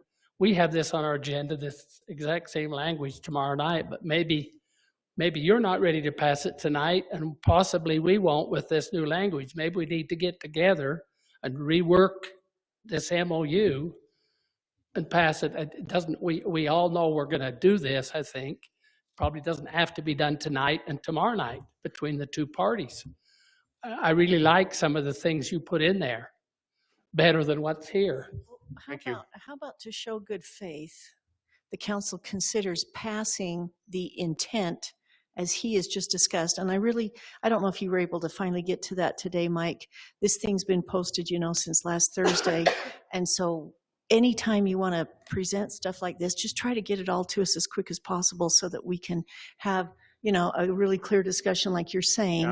Point taken. We'd have to have your language So- about that tomorrow so night if in our you could- discussion. Yeah, if you could send it to the county, and if the county wants to change their proposal for your intent, you see what I mean? Then we're conditionally approving it based on a final version from you. Is Well, that it'll we work okay? out between the two It's parties. not from them, it's from both parties. We gotta both pass it, whatever it I is. would like to Want have a Mike's copy. version. Well, I think we need to see Mike's version. I think all of Yeah, us do. we do too. Yeah. As I think, does Matt, staff. you wrote this one, right? Matt, that's what I was going to say. Jeremy did. So, yeah, we asked you guys to write something, so we're I open thought it to. came from Dustin, sorry. No. Yeah, we say, hey, draft something up, we'll look at it. And so I think if we want to continue doing that, that's great. If you want to revise it, Well, present another one. Would the county appreciate a conditional approval based on further refinement of the language? I think so. Yeah. Would you? Like that. Yeah, so I think sorry, I think Mayor's asking, would you rather us conditionally approve something right now or say that we're going to get with you and work this out? I'm worried about. I'd love to keep talking about it. It seems awful conditional. I'd rather keep talking about it. So that we're both happy. So just, Do we want to You can continue? approve something, you can edit it and send it back, and we can then approve that. I mean, just because we approve it doesn't mean you have to. Well, do you want to read it again and make a motion Sure. on that, Mike? I move that we add this language, that we replace A, annexation of properties by Heber City, with this statement. Heber City has received a request to amend Heber City's annexation policy plan to include the SITLA and Christensen Mountain properties located east of the current Heber City boundary. Trina, I'm going to email this to you. The Heber City Council agrees to indefinitely suspend discussions on changing the annexation policy plan for those properties in order to facilitate Wasatch County working with the property owners on a very low-density development plan.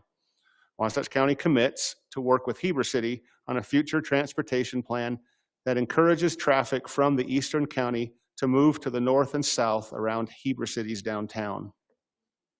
I'll second that. so I want to continue this, basically move to continue it until we have further discussions with the county. That's what I was going to say. I'm fine. I already As long texted as- these two guys. Fine. With our committees, the two committees that have already been But that processing. shows intent that we want to Yeah. work. Well, how about this idea, Mike? In your motion, you want to replace A with a statement, but how about saying we continue this MOU with the county to consider the statement? What do you think? Okay, I'll withdraw my motion. No. 'Cause- Well, just And I'm amend gonna- it, just amend it. I'm going to give a new motion. Okay, I move that we vote to continue discussion with the county on a final memorandum of understanding regarding Heber City annexation issues east of Red Ledges. And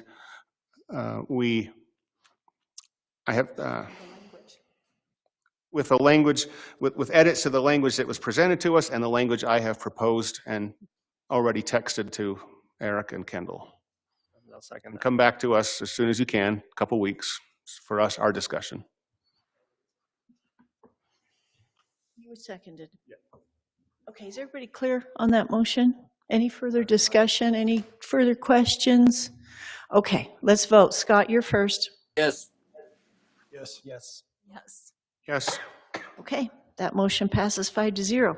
Let's go to the MOU of understanding, next agenda item, everyone, with Wasatch County and the Heber City property sale intent. Matt, we'll turn that over to you, please. Mayor, thank you. Mayor and Council, this second MOU is addressing another issue that's important to both parties. Again, let me read to you the language found in the MOU. It reads, and I quote, "As part of the Heber City's effort to revitalize portions of downtown Heber City has expressed a desire to purchase from the county parcel 0000050380, the county administration building parcel, and parcel 0000498085, the fire station parcel. The county believe that cooperating with Heber City to allow Heber City to purchase the parcels at fair market value is in the best interest of residents, and the county commits to ongoing discussions with Heber City with respect to the best timing and methods for Heber City to purchase the parcels." Council, I tender this MOU for your consideration and possible adoption. Ready to make a motion? Go ahead. I move that we adopt the MOU county property purchase language as set forth in the agenda today. Is there a second? I'll second. Thank you, Sid. Any further discussion? All right, we'll start with the voting, Scott. Yes. Yes. Yes. Yes. Okay, that passes 5-0. I'm sorry I didn't call for public comment, everyone. It's just given the lateness of the hour and the time of other items that we still need to discuss. Okay, everyone, I'd really like us to skip forward to item number 6 on the pro forma and term sheet for operations and programming of Sunset Ridge Amphitheater with Phil Jordan, because he's been waiting all this time, and then we can hopefully finish up the 2 other city items in the other 2. Matt, did you want a closed session tonight, Matt? Is there I'm going developments to that ask we that you need? punt that due to the lateness of the Punt hour. that. Yep. Okay, excellent. All right, Phil, thank you for being here.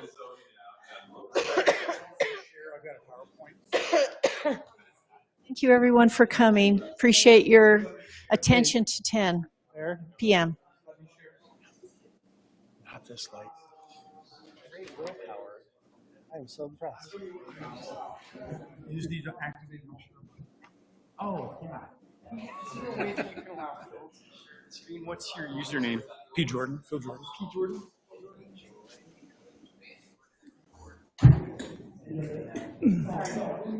Are you up and running? Yeah, we're getting there. Okay.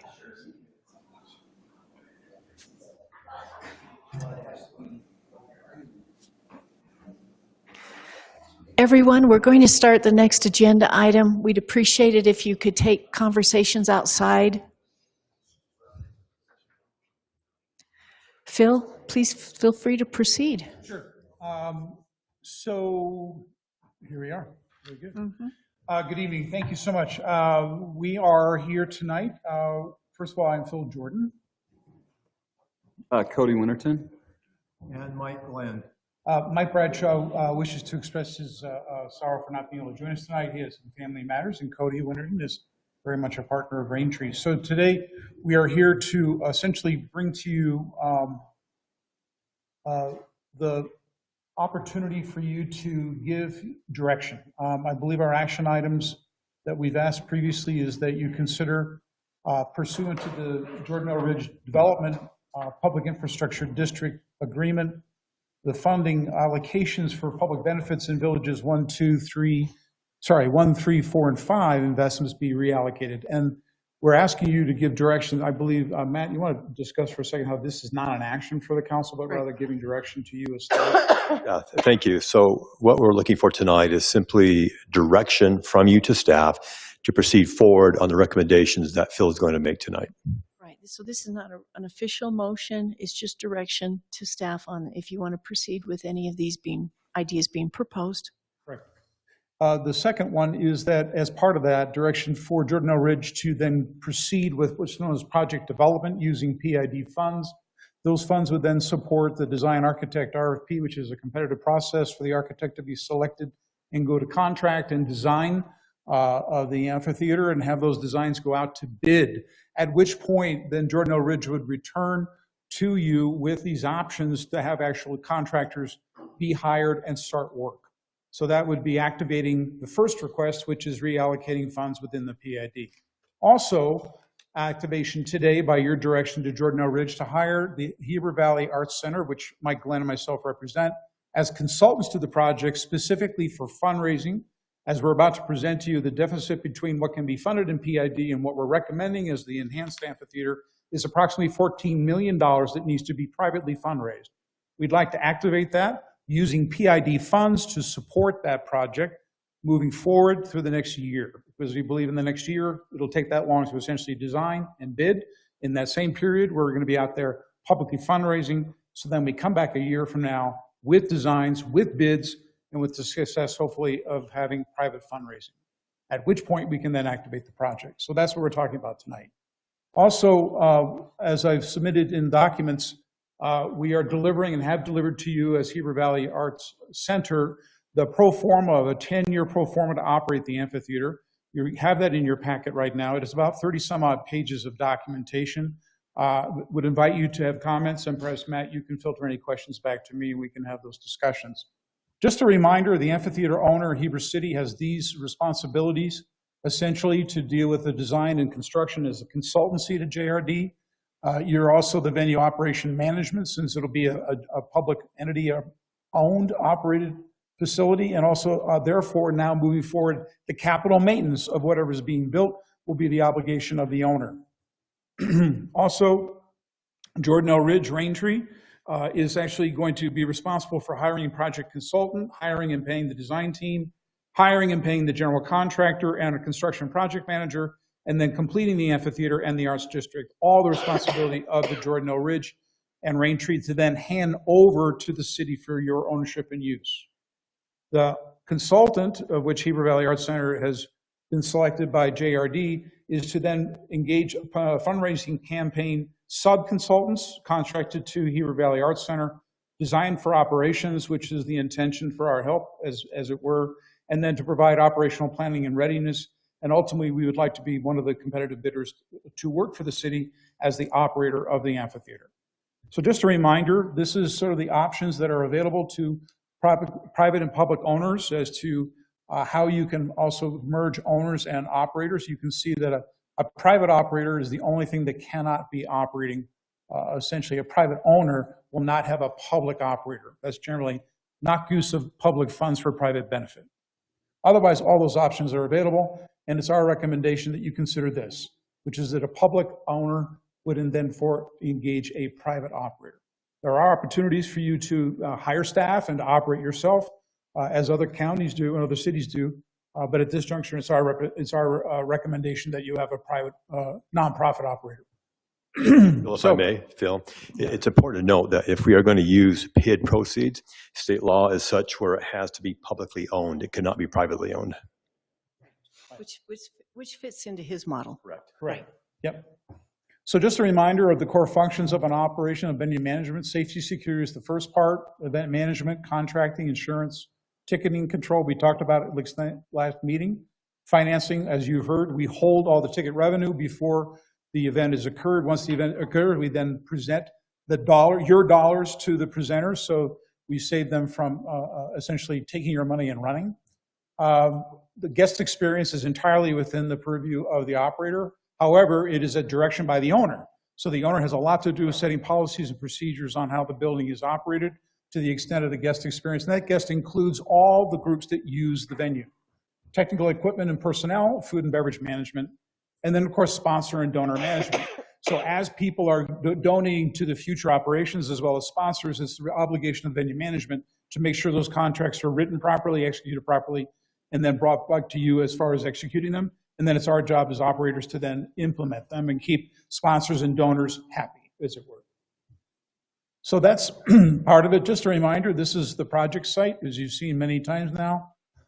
But I would also say that what you see here is what's known as the enhanced. Just a reminder that the base design is a civic community amphitheater as originally conceived in the PID documents, open area, no seating.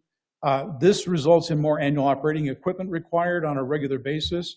It also requires that there's a minimal, it does really influence a minimal potential for on-site earned revenues and premium options. And this evening, I'm going to walk you through some of that as a sort of high-level purview. The documents I've submitted to you are the enhanced version, but you're going to see that there's a significant difference by taking the capital investments and turning them into essentially earned revenues.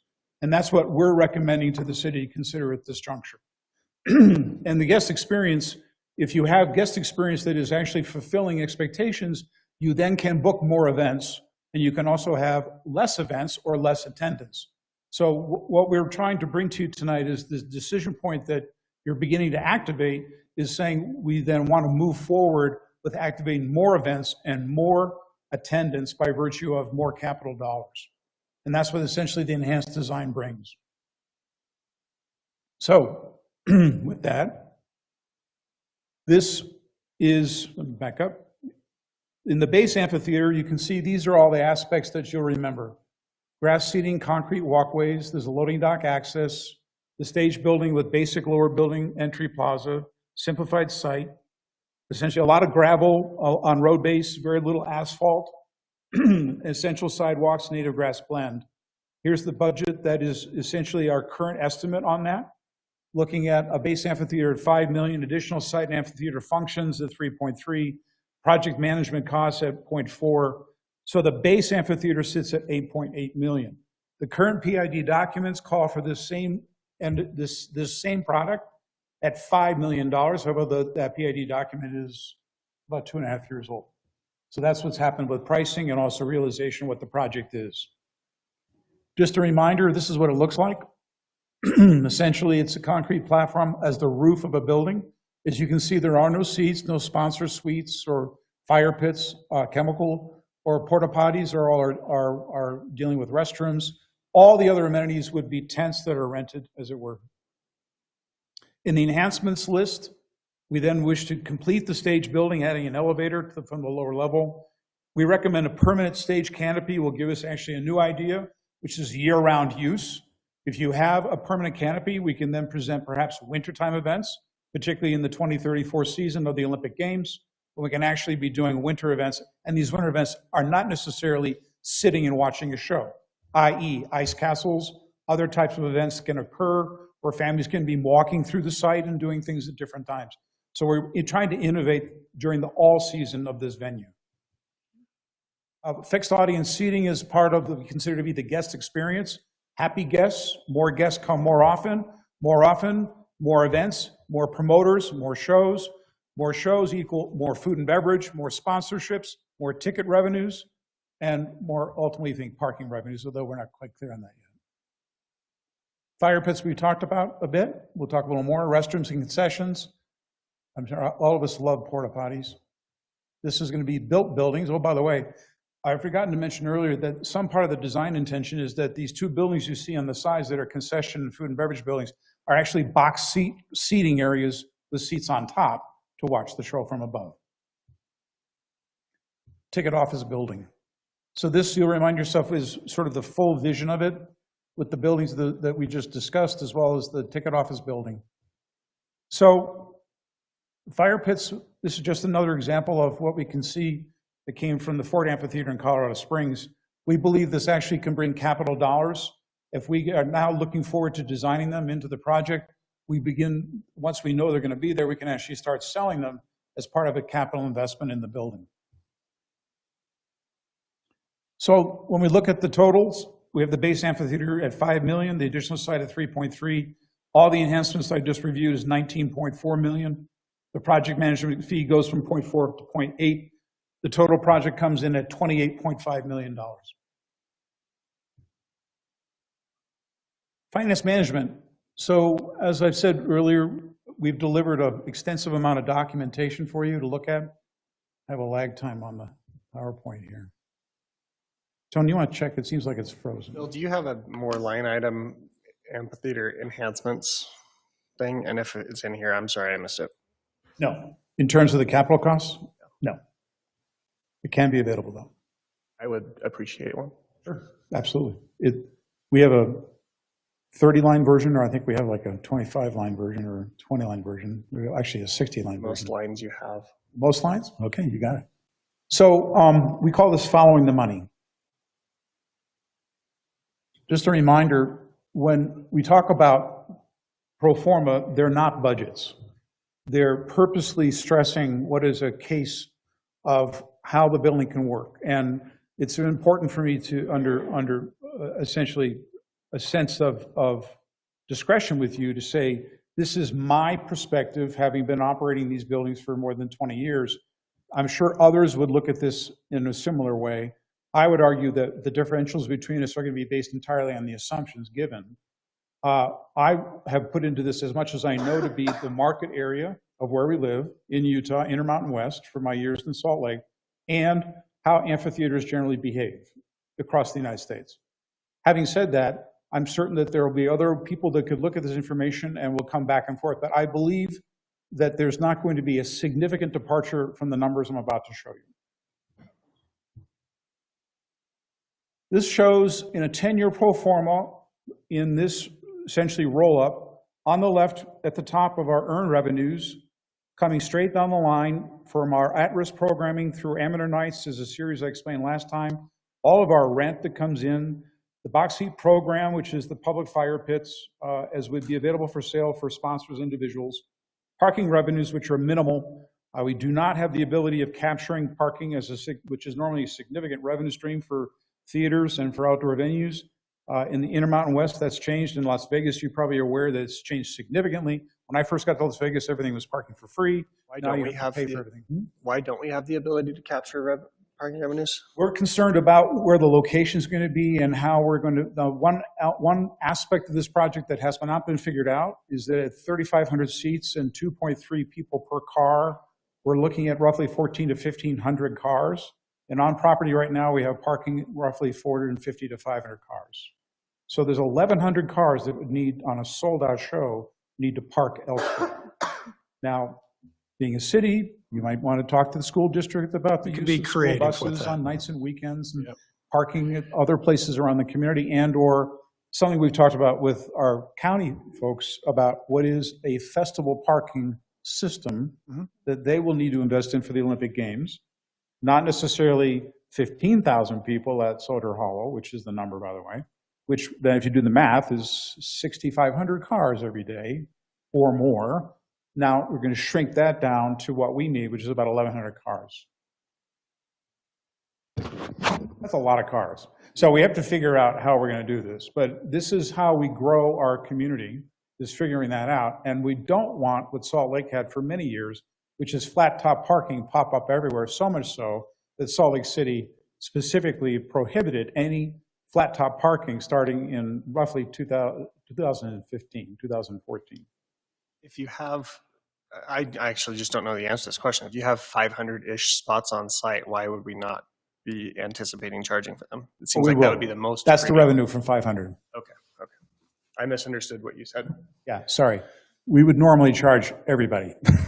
Okay, I misunderstood. I'm going pretty fast because of the hour right now. Good. So. You're good. Thank you, Phil. It is a lot to go through. But go ahead. Well, finish up and then Okay. I'll ask.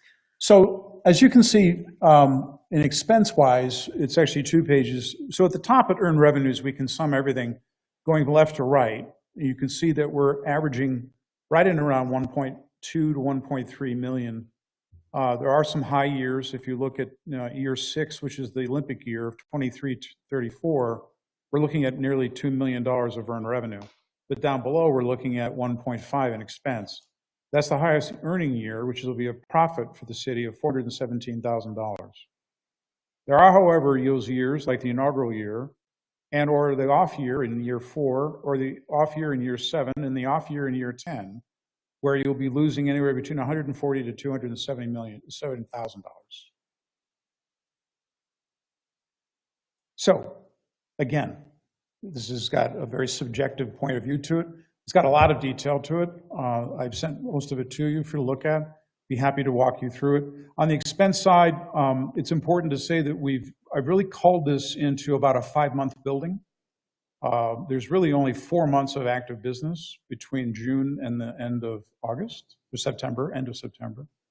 And with that, the nonprofit would be paid a flat fee on the annual basis to essentially operate, but the staff would only be appearing on payroll for those months that are needed. By example, when you look at the staffing list, we have the general manager, normally a full-time job at about $130,000 to $190,000 a year for a general manager of this kind of building, is only on payroll for 8 months. And that has a lot to do with sponsors, donors, bookings, and other such relationships, but we do not need that general manager for 12 months. There are, however, managers in here that are only working 4 months, like the house manager. And the event manager is working 7 months. So I've culled it carefully to make sure that we are using professionals to get a professional product, but we're also then pulling back to really only doing what we need to do as far as that's concerned. So that's going to be an interesting opportunity when you put it out to bid, as to who will bid and how they'll bid. I would imagine other operators in the community will be interested. Egyptian Theater, perhaps, Park City Institute, perhaps. I would encourage you to have somebody who's done it before, but yes. This is probably the most significant slide for you to see when you have a chance to look at it later. What I've analyzed in the base amp and the enhanced theater are the criteria to the left, which are all our revenue streams. And then down below, essentially, those are all related to the events. Events such as popular co-promotion, which are all of our concert series, professional series, the amateur series, which we've talked about, commercial productions or commercial uses, community resident arts groups and nonprofits, of which we have many in the community. Dance is a separate type of entity, so we've got it's separate. There's a government entity or a government allowance in here, and we've not had a chance to discuss how you as the government or the county or others or the state would like to book the venue. You might have other events that you want to have year round. Of course, you're the owner, but you still have to pay for some operational costs. And then finally, in this looking through the opportunities and what we had envisioned as the opportunity for there to be something unique, we believe that the venue would hold and would produce with the city an annual event that we're just giving a namesake of Fall Fest. We're recommending a 3 to 4 year day music and art festival that would occur at the venue as well as the Main Street Park downtown. And we could then host multiple concerts in both of those venues over those days and bring in the visual arts as well. So that we think would become something that we do annually. And we'd invite other opportunities such as Midway or the county to participate, or even Park City. In fact, we might open it up to be essentially the Wasatch Back Fall Fest here in Heber. So these are some of the brainstormings that we're thinking about. We then went ahead and budgeted it, as it were, and wanted to look at the analysis between the base amphitheater versus the enhanced amphitheater. So you can see on the base amphitheater, if we go down those uses, you begin to see that in the concert business, we're only doing 4 shows. We're selling 7,400 tickets with an occupancy of 35% possible, but our gross is about $138,000 in doing that work. Then you drop down to the nonprofits where they're doing 4 times that amount of work at 16 shows. They're selling 15,400 tickets, which is only double, 4 times the number of shows for only twice as many seats, because they sell a lot less tickets. And then with that, they still earn the venue $271,000. And then Fall Fest, we think at 4 shows, which could sell, we think, an occupancy of 60%, would then yield 6,300 tickets, and that all gross revenues would come in at about $80,000 for that net, gross. Our food and beverage concessions are essentially the result of a contract. We represent that we would prefer not to hold, and we usually do not hold the liquor liability to it. We prefer that to be underneath the purview of a caterer, preferably a caterer who's actually done concessions business. And we've seen success where caterers can do concessions, but we've actually found out over time that caterers are very good at doing concessions. Concessions are good at doing concessions and not good at doing catering, and catering is really good at doing catering and not doing concessions. So we have learned over time to put them out to 2 separate contracts. With that, though, we can see catering commissions being quite a reasonable amount of money earned so long as you have the facilities. If we're using portable tents and portable chairs and folding tables, it's a different amount of money you yield than when you have a permanent building. With that, on the right-hand side of the column, so going down to the finish, we believe that we can do 35 shows in the base amphitheater in year 3, normal year. We'll sell 39,650 tickets, and we'll yield $899,000 of gross revenue against an operating expense of 1.067, which means that in this year, you'll lose $168,000. The column on the right with the enhanced amphitheater would do more shows with more people because it's a more attractive customer guest experience. Then therefore, we would see the opportunity to do 50 shows, not 35. We'd sell 72,000 tickets, not 39,000 tickets or 40,000 tickets, and we would get to a yield of gross revenue of 1.645, which then means that we net after expenses $297,000. Now, there's a lot of ins and outs on all of that. I have to look at it mostly through the lens of what the building can yield. My job was to then give you a reflection of the distinction between spending $8.8 million versus $27 million. So it's an interesting slide. Council. There are descriptions to go forward with this. And then finally, this all shows you, these are the details that are in your packet right now for all the revenues. And then the yield to where we start and say, well, here we are tonight. We believe we've made the case that says we'd like to continue to work on this project, but we would represent that the larger amphitheater is the business that you should be in. Okay, now, just one thing. Council, it's almost 10:30. Do you want to extend the meeting? We still have the parks. I doubt we'll get to the standard specs. But does anybody want to extend the meeting? I don't understand the urgency of the parks tonight. I'm not saying it's not important. I just don't understand. Do we need a decision today? Yeah, Russ, Okay, answer we, that. we do. We need a So decision. I'll move that we extend the meeting to 11, although hope that we get out earlier. That's a good hope. Is there a second?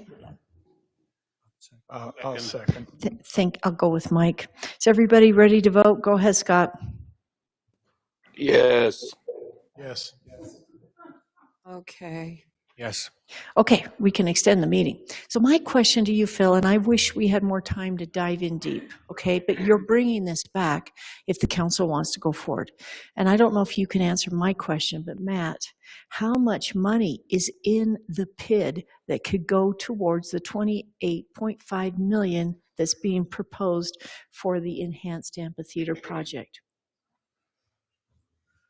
There are proposed 5 PIDs. The PID that has issued debt to date is PID number 2, which is tied to Village number 2. In the PID documents, it identified that $5 million would be allocated to publicly owned improvements, such as the amphitheater.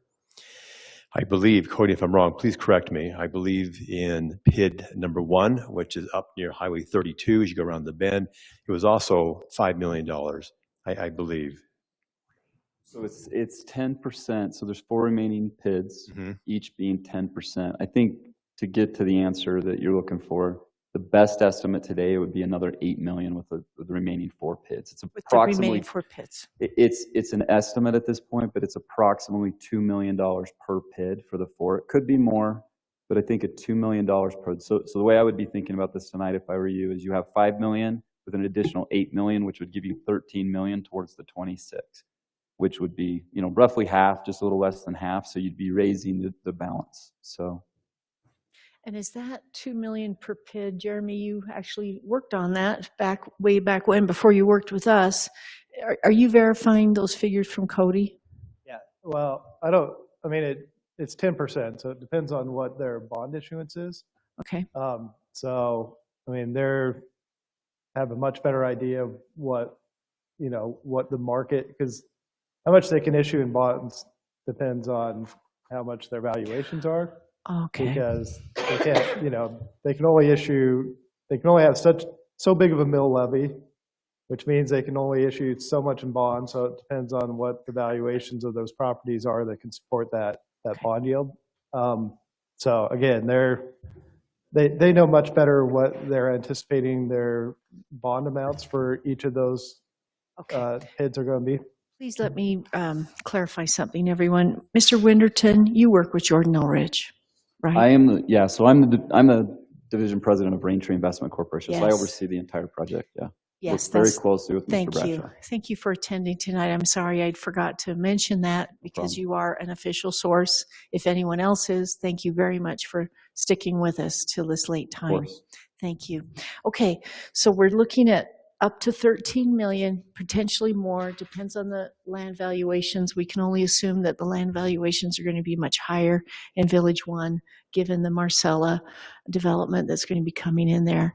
But Council, the big picture here is if all of this money from the PIDs goes to the amphitheater, then that means it won't be going to other promised amenities that were listed in the PID document, such as an ice ribbon. Who knows what else? I'm just thinking of ice ribbon right off the bat. I don't know if you remember, Jeremy, any of those other amenities, but you're seeing what the costs are, and you're seeing that these PIDs were put in pre-inflation. So, Mike, your question. So I'm thinking the same thing. I definitely support moving forward. I'm reticent to just right now say, oh, we're going to take PID money, all the PID money. I don't know if it's all, but from 1, 3, 4, 5. What are we giving up? What are we taking out of those PIDs? Certainly, there's probably is some things that were extras or maybe you don't need. I the whole thing's changed. Marcella's changed that whole Village 1, I think. I mean, it used to be different. So I don't want to make a final decision until we know, okay, here's what was listed, here's what was allocated. I'm not sure I want to just strip out every single dollar that was 1, 3, 4, and 5 we're going to get and just say, oh, we're going to put it here. I know this will really enhance this North Village, North Bench substantially, and people living there. I argue it's going to do the entire valley. Oh, yes, but the issue is 1, 3, 4, and 5 are up and over the hill, and I just want to know what we're doing before we do it. So, point of clarification, the 2 PIDs where we had identified lists of things, publicly owned things that would be funded through the PID were villages 2 and 1. The villages 1 had the ice ribbon, it had a couple other minor items, but we don't have any details for the areas of 3, 4, and 5 yet. Yeah, it was just a 10% commitment. That's just allocated. Well, I would like to see where they are allocated, what was, and at least the lists in 1 and 2. Okay. One other reminder is that, that PID is contingent on issuing bonds. Yeah. They only owe money if they actually issue bonds. So, Unmuted. I mean, again, Cody, I'm sure knows their timing a lot better than I do, but I think certainly the timing on probably 2 and 3 is going to be, or sorry, 1, 2 has already been done. 1 and 3 is going to be done sooner than later. When 4 and 5 occur is probably not quite as known at this point. Yeah. And, obviously a lot of that depends on what the market is when they go to issue bonds. I mean, I think they probably would have anticipated that they issued more bonds sooner when we're down at 3%, when we're up to 10% in 3 years interest rate. They're probably not going to be issuing a lot of bonds. So, yeah. If I may, this may be one way to think, because you're asking all the right questions. PID is just one mechanism of being reimbursed for obligations that the developer is putting in. You guys negotiated a very good development agreement that's in your favor. So when you think about the development agreement, we're obligated as developers to do, for example, a Village 5 park, or a Village 5 center, a Village 1 center. Those things are going to happen regardless. So I don't know that I would necessarily, it's the right question, Mike, you should be asking. But to try to help you process, I don't know that I would think about what is not going to happen up there, because that's our obligation. These are just mechanisms for us to get reimbursed. We're very fortunate, I'll just be honest, to have somebody like Phil in our community, because his knowledge is insane. His experience is incredible. And I think what he's bringing to this community, I mean, I don't even know what this evaluation would be worth if you went out to try to pay somebody to do it to you. It's hundreds of thousands of dollars, I can tell you that. About 300,000. There you go. So here's how I would, here's how I would think about it if I were the council. One way to think about it, just for you. I think that this is an opportunity to do something incredibly special. I think this is an asset for this valley that is going to be almost impossible for all of us sitting in this room tonight to really comprehend what it can do. And I've got we started to talk about this 2 or 3 years ago, and I've become increasingly excited and motivated for a couple of reasons. First, its location is incredible. It's accessible for the entire valley. If we spend these PID dollars clear up in the middle of the mountains, some people may enjoy it, most won't. If we put all of our resources into doing something super special on the side of this mountain with the views of Mount Timpanogos, it's going to be something that's going to change generations. I mean that, with the arts and the performance. Yeah. So that's one way to think about it. I think, and so we could do a bunch of small things, 2 million here, 2 million there, 2 million there. But if we pull our resources and we give everything we've got to this and we put it all in this one location, it's going to be something that we can all be proud of. So I've become very supportive of this. I think it's something we should really consider. The ice ribbon is, if you're saying you're going to give something up, it's the ice ribbon, but we've decided that you're doing one in the middle of town anyways, and we don't want to compete with you. Right. It doesn't make sense. I don't think our homeowners up there are going to suffer, and I can say that because as the developer, we do have things like, the amenities up there are going to be incredible, and we can't wait to share them with you. Del Webb, some of the things we're bringing to you, they're going to have so much. And then I don't want it to be lost on you. There's 2 special assets. Our mountain biking trails are incredible today. Those of you that know, Matt knows, we have 30 miles of groomed mountain biking trails. So as the developer, when this is all said and done, I want to be known for a couple of things. We want to be known for a couple of things. Our mountain biking trails and the access we've given to the community, and something in this art district. It would be incredible. So that, I don't mean to sell you on it, but I just want to give you my passion speech. Oh, I'm worried, but we do it right. I mean, I think, so the summary is $13 million, we think, could be a little more. They go out and raise the rest. We're not making any commitments tonight other than taking some of the PID dollars and letting them move forward and come back to all of us in a year and see where we're at. Worst case scenario is we end up with a base amphitheater like we started, and we can evaluate. Yeah. Best case scenario, we end up with something amazing. We don't have to make that decision. I think all you need to do tonight is give them direction to, let's go spend some real money and see if this is viable, and then let's come back and assess it at that point. I think that's what's before the group tonight. Yeah, that's correct. That is part of the reason why it's the second response, is that we've understood from Mike and Cody that for them to be able to engage PID money requires your participation.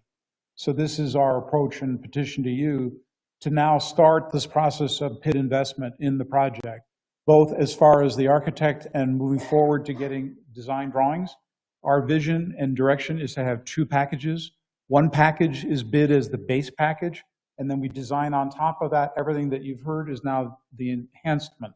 So we'll get bids back on both of those, and we can pick and choose perhaps of what we can get out of our dollars when the time comes with a real contractor in front of us. That's the proposal that we have in front of you. But in order for us to get $13 million more money, we need PID money to be able to pay consultants, marketing dollars, all of that to move that forward, and that's part of the request tonight as well. So on that point, I was thinking that same thing, what this is going to provide to the valley. Yeah, there's going to be people up on the other side that it sounds like already in place, amenities that's going to support them. Again, from the general public and from my point, I probably won't go up there and use them other than maybe mountain biking. But other than that, this, in my opinion, will provide an amazing venue for the valley. And it's going to be Heber City, Wasatch County, everybody, and the Wasatch Bay. Charleston. Everybody. Have we thought about, because it's going to benefit them, are they able to, provide money or provide finances to help that? Or I don't know if they have any mechanisms. We are booked to present at the Wasatch County work meeting in the 1st of April. Okay. In the interlocal or It's just be with a council work session. Okay. Yeah, and again, it's going to benefit everybody, but us as Heber City, we kind of are driving this and we're pushing it, and we have the opportunity to do something special. So I'm for this. Are we ready to go forward and just wanna give a make a thumbs up? comment. I think so too, for sure, but I just wanted to make a comment too. I think the longer we wait on this, the higher those numbers are going to go up. So I think it's really important that if we do something now, I mean, I'm not saying let's throw the whole kit and caboodle right at you guys and let you wallow in all the money, but I think if we start now and we say go forward with this, I think it's important that we at least start sending it in that direction. And for me, I'm going to say it right now, the ribbon, I mean, we're already talking about it. I still want a smaller one, just saying. But I don't think we really need 2 ribbons in the Wasatch County area, or 3, like some of them were proposing. So, let's have some place where we can all go for plays and fun and seeing wonderful productions and in such a beautiful setting too. I mean, there is not a better place than right there. So yes, yes, yes.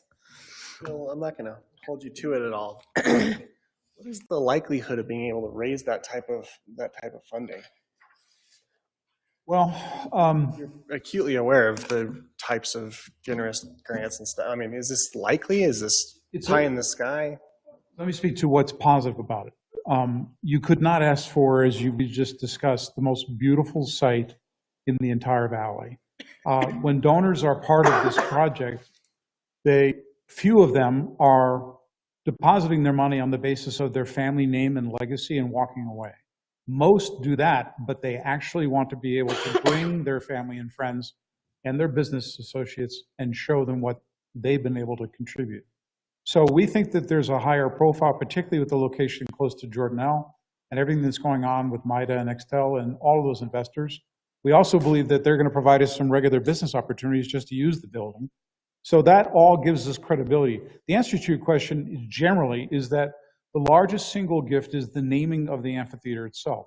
We have to be very careful as to what we'd be talking about, as understanding that all the other donors that follow are going to get less for their dollars. So strategy-wise, that's part of it. But the answer to your question is it's private individuals that are moving here or have moved here in the last 3 to 5 years that have corporations and specific interest, and they have a high visibility with the project. And we have already started talking, approaching some donors, large-scale donors that we think might have some interest in this project. So we kind of got the feelers out for that. Not the least of which is the Sorensen family itself. And, you know, on record, we have actually petitioned them for a much bigger gift for the entire project. We were declined, but also there was a request for us to submit again. So we're actually bringing some part of the project over to them, and we hope that there's interest on their behalf. I think just to add to that too, when you're fundraising, the fact that they already have the land, there's already a bigger commitment more than just behind with the roads, the infrastructure that's all happening. So you're taking away a lot of the uncertainty. When people are looking to donate money, they don't want to do a blue sky, pie in the sky, let's hope. They want to know how certain it is. So if you've already got $13 million committed, plus the land, plus the infrastructure, you're starting with such a strong base. Yeah. Donors want to come in at the end to see it done. And so I think the last 13 million, it's a lot different than raising the first 13 million. Exactly. Or certainly having 5 million and wanting to have a $29 million building. It's a big difference. Well, do you see, is there a possibility in, and it doesn't really matter for tonight's decision, I'm just curious, but is there a possibility for, hey, we raised 60% of what we're looking for, we're going to do cover and we're going to do one of the concession buildings? Yes, that's and we're correct. Going to go back for another fundraising. Absolutely. We, have had many experiences in phasing projects like this. And Yvonne, to your point, it's each one of those opportunities have proven to be positive in the sense that we got the project done, negative in the sense of what it costs finally to finish them off at a later time at literally 50 to 60% more money. Case in point, Salt Lake County and building the Mid-Valley Performing Arts Center, which I'd love to have us do a road trip down to see it. My last project with them was 55,000 square feet, finishing at $57 million. They saved off a storage room and not finishing a studio, dance studio, which was pretty large, but it saved them off budget about approximately 1.5 million. They're now finished with that project. All that was put back into the project, and they end up spending 2.7 million instead of spending 1.5, only 3 years earlier. Yeah, and I'm not asking at all to value engineer at this point. I think we got a long ways ahead of us. I'm just trying to think of, do you also have the ability to promise or to talk about, hey, we're going for this, but if we don't get all the way there, we're still going to do some amazing stuff, right? Well, it sounds like yes. So by example, it was Mike Bradshaw who offered that if we can't afford to actually build the canopy, which is one of the single biggest expenses we have, is that beautiful canopy, then we'll put the infrastructure inside the building we build, because the stage is the roof of the building, to support the steel, so then we don't have to rip the new building apart when we have the money to put it in. So from an engineering point of view, that's what we'll do. So I think our design intention is to build this in such a way that we have a base and we'll continue to have elements around it. And that's what we've conceptualized so far. And the other good thing about phasing is you can then target special donors. Okay, you're now going to contribute this, and you're going to contribute that, and so you can piece and build it. But yeah. I think for sure to say, can we get something built? Absolutely. I think we can start with something and hopefully, go big. So, Mr. Winterton, you said that with the PID money plus the land dedicated, should the city already have the management contract in place also, showing the expertise of whoever the city picks? Is that going to help sell it more too? Or is that management contract not as important? I think I understand your question. I think it's important, but I think you're going to probably want to do that the way you would normally do it through a bidding process. Yeah. Through some yes, that's what I'm saying. If the city went through the bidding process and awarded the management. That's more his expertise and your expertise. I don't want to weigh in on that, but it's a great question, but I do think we're committed to giving the dollars to make that happen sooner than later. So I don't see any downside to doing it. I only see upside, but how you do that, I'll defer to you. And typically the mayor, the flag points is that the owner has a site. The owner has a design concept that actually has a firm number been put to it by a professional. Okay. That you have a programming intention, that you have a reciprocation of an audience that has been identified with their wants and needs. Okay. Then the operator can respond to specific building, doing specific kinds of work to give you specific costs. Okay. And all of that is good. Pretty much done in what we've done so far. Is very impressive. It is absolutely impressive, the amount of details you have. Have to make at this point anything or just to go forward. I don't know if you need a motion necessarily, but instruct staff to move forward and bring back the appropriate documents for execution later on. Go forth and conquer. Yeah. Good luck. Is everyone good with that? Yes. To go forward and Neil bring this back. Do we have any? Oh, wait, one more question. Mr. Winterton, are you good with the timeline that Phil's presented in here with using the PID money to get the design and hire the GMCG? We're fully supported. We have $5 million in the bank. We can start using that. He brought it up, but I want to make sure you understand that we are partners in this, and that's one of the reasons we wanted to come, tonight, so that we're doing this collaboratively. We didn't want to go make this decision without you. So if we're supportive, if you're supportive. Very good. Very good. Scott, do you have any yes or no on this? Yeah, let's do it. All right. Looks like we want to go forward. What's your timeline to bring back documents? Well, you work with Phil and Jeremy, and we'll get back to you on a timeline. Hopefully in April. I don't know about that. I need to huddle up with the experts and get back to you. Okay. We will keep it simple. I think it's really just a matter. It's too hard to keep it is simple. A matter of your direction. I think the PID document actually provides that the parties are going to work together. So I think we're working together. Nice. Nice. This is a whole new chapter. Very exciting for this. And needless to say, as we start to get through the process, we'll report back how we're working. Certainly the proposals for the architect will be interesting, and we'll bring forward those and share that decision and discussion of that decision. And then from there, we'll actually see some of the beginning of design, which is always exciting. And sooner than later, we'll actually start seeing some additional hard, firmer pricing that's not just conceptual, but actual based on drawings. Generally, in these projects, you'll have a price estimator for you, the owner. There'll be one for the architect, and there'll be a price estimator for the general contractor. So I'll save you from being in the same room where all three of them debate what things cost, but at the end of the day, all we care about is that they're accurate. Great. That's good. Thanks, guys. It can be given certain current economic conditions. Thank you very much. We greatly appreciate that. Russ, you have 10 minutes. Yes, Russ, let's go to Actually, you. you've got 5 minutes. Let's go to the contract award. This is the next agenda item that we skipped. Contract award for Perco Rock Company for the construction of the Coyote Springs Park project. And you're looking at a motion on the 1.705 million plus the 290,000 for the bridge and trail. Go ahead, Russ. Yeah, so that's the purpose of this item, is to get authorization to enter into a contract for the Coyote Springs Park. We bid this out recently. We got one bid. It was surprising. There was a lot of people that came to the pre-bid. Thank you, Tony. But we got one bid, and we broke the bid out into a base bid for the Coyote Springs Park, and we also did an alternate. So what you're looking at right here is the Coyote Springs Park. You authorized this before to move forward with purchase of the park equipment that would go in this area. This is basically for the rest of the construction, including installing the owner-furnished things that pavilion, park equipment, those kind of things. So the base bid is for $1,705,234.20. Like I mentioned, we bid a alternate. See, Phil? All right, thank you, Phil. So what you're looking at here is the bid alternate. This is Cove Springs Park. There is a master plan trail that runs along the Wasatch Canal here. Portion of it's already built. This last section of it that will be in this area is going to be built in 2025 by Ivory Homes.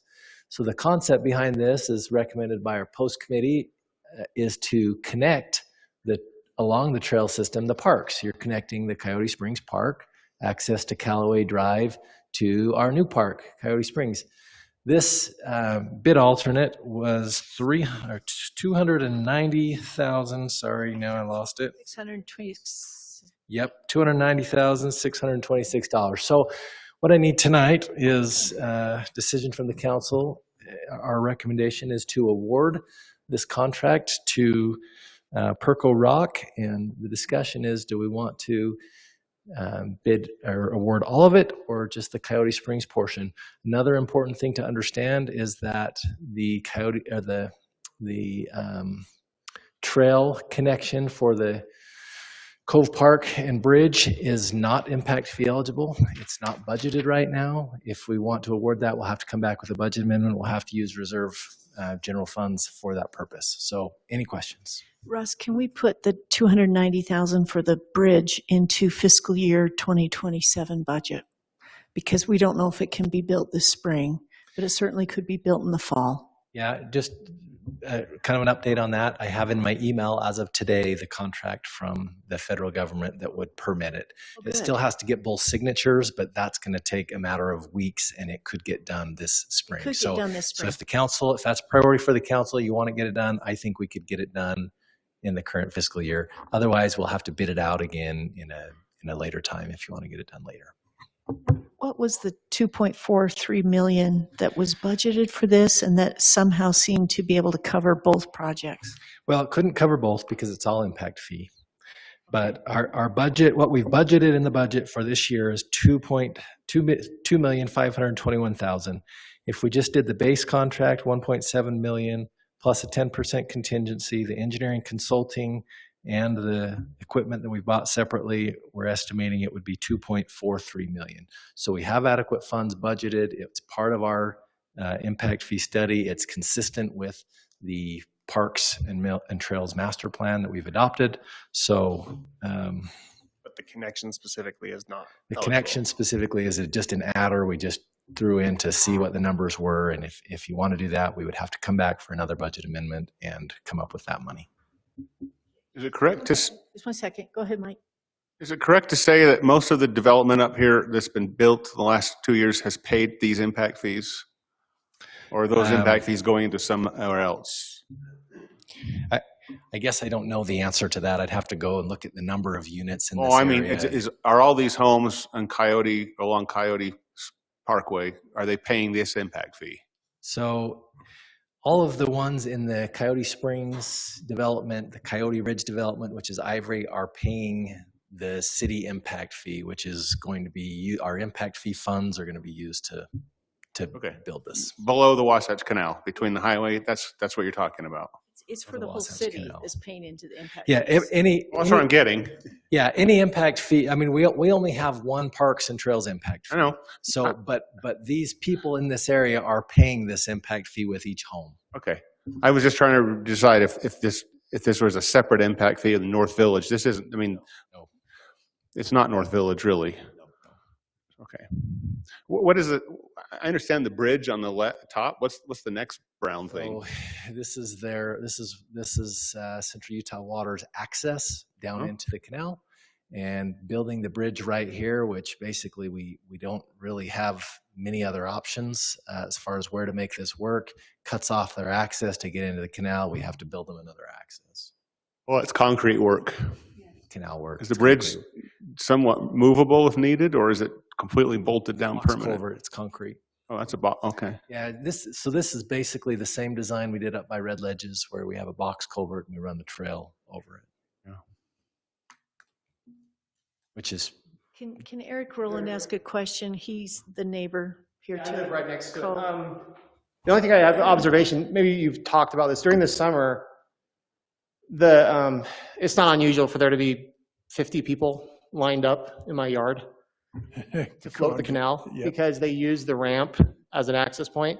We'll get parking all around. I mean, it's the hotter the day, the more people we get. So I just, as an observation, with a trail that's actually taking people right to the canal, has there been any concerns or thoughts of as far as it looking like it's being advertised as here you go, more access? I, for one, I'm not negative or positive about it. But it is a highly utilized, and I know that's a CUP thing because they're the ones who control access. So I don't know if that was just an observation. What you're talking about, Eric? Stop talking about it. No idea, right? This location, though, I mean, it is a another way for people to get a great access to the trail system off of Callaway Drive down to it. This trail is going to continue along the Wasatch Canal north into the North Village area as well as south in the future. So it's anyway. Amazing. No.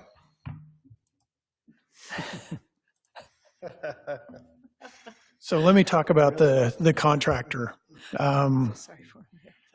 Actually, they are working on one project that I'm doing down south. Yep. Very, very impressed with them. So it's great that they're coming in and giving us a bid. So that's good. That's been, I mean, we looked at lots of references, called everybody, and we haven't had anything negative at all. So I can speak highly of them just for the fact of the experience that I had or am having with them. It's great. So Council, if there's anything to be read into only getting one bid response? I think that the schedule of this project is very aggressive, and I think that scared a lot of bidders away. Can I go to them? They have the manpower. They have the horsepower to get this done. The goal with this, getting it out right now, is to try to have this done and open for Memorial Day weekend. Matt, that's weather dependent, but right now, the weather's looking good. What? Don't mention it. We try not to jinx ourselves. Everybody, you've got 1 minute to make a motion and adjourn. They're Cedar City, Southern Utah. The same motion. So they're in Cedar City? They're- So that's they're not business. going to be a problem finding the bring it back, it's way manpower too up big. here, or is Unless it you wanna they make a just bring it motion with to them? No, approve they'll that at the mobilize. same Contractor time you for approve this. our That's Central totally Heber water fine. sewer line projects out of Vernal. So those issues are not Mobilize issues. and just bring people. They'll have some subcontractors that are from up here. Their subcontractors are also qualified subcontractors. We did only get one bid. It's right in line with the engineer's estimate, so we don't feel like it was, Yeah. We finally are close to what we budgeted, which is great.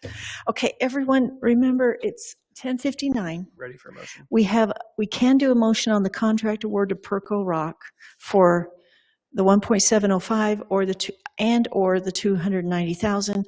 If you really want to gung ho here, you can also approve Ordinance 2025-02 to amend the standard specs and drawings as they've been presented without discussion or not. But you can even make this a better motion if you wrap it all up with an adjournment. No. He said we can. He says we're skipping. Okay, I'll. the way you Aren't think. you glad, Jeremy? Well, yeah, I'm ready to make a motion. For what it's worth, unless somebody nods to me, I'm good with the combined alternate.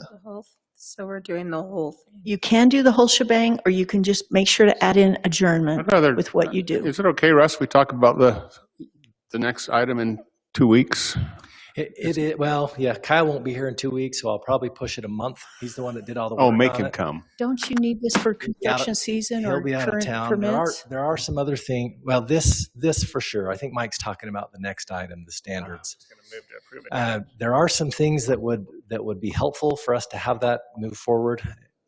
I don't want to take too much time here, but our standards, once they're approved, we get them approved by the State Division of Drinking Water. That once our standards are approved, then we can kind of act as our own approval authority on drinking water projects. Our current expiration with them, our current approval with the state has expired, and we're trying to get that back so that we don't have to send every development project and anything else to the Division of Drinking Water. So we want to do it, but we understand if we're not doing it. I just pull that out. I'm okay with that.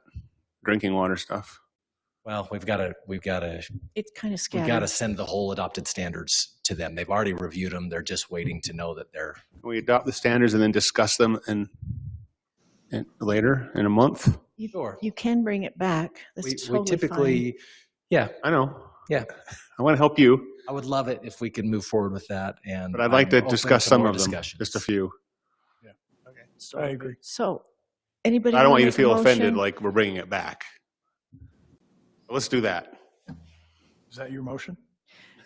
Well, I'll let Aaron. no, he's got to cover the park too and the bridge. So anybody want to go forward with Does that? anybody want to give me a shake head if you do not want the alternate before I make the motion? Alternate was Don't no forget the bridge. adjournment, okay? Right? The alternate is the trail bridge. connection. The alternate includes the bridge. Yeah, the alternate seeing is any the shaking bridge. head. The alternate is the bridge. So I'm going to make a motion that we approve the contract award to Perco Rock Co. for the Coyote Springs project, including the base amount of $1.705234.20 and the bid alternate of $290,626, as well as I'm going to move that we approve the ordinance 2025-02, amending the Heber City Standards Specifications and Drawings, Stormwater Design Manual, and Standard Plat, as well as adjourn the meeting. Is there a second? I'll second, Mayor. Thank you, Sid. You guys are setting a record here. I'm just saying. Okay, is everybody ready to vote? I'm not sure yet. Just kidding. Let's go. Let's be Okay, done with this. Scott, go ahead. Yes. Yes. Yes. Yes. Excellent. We're adjourned. Thank you, council.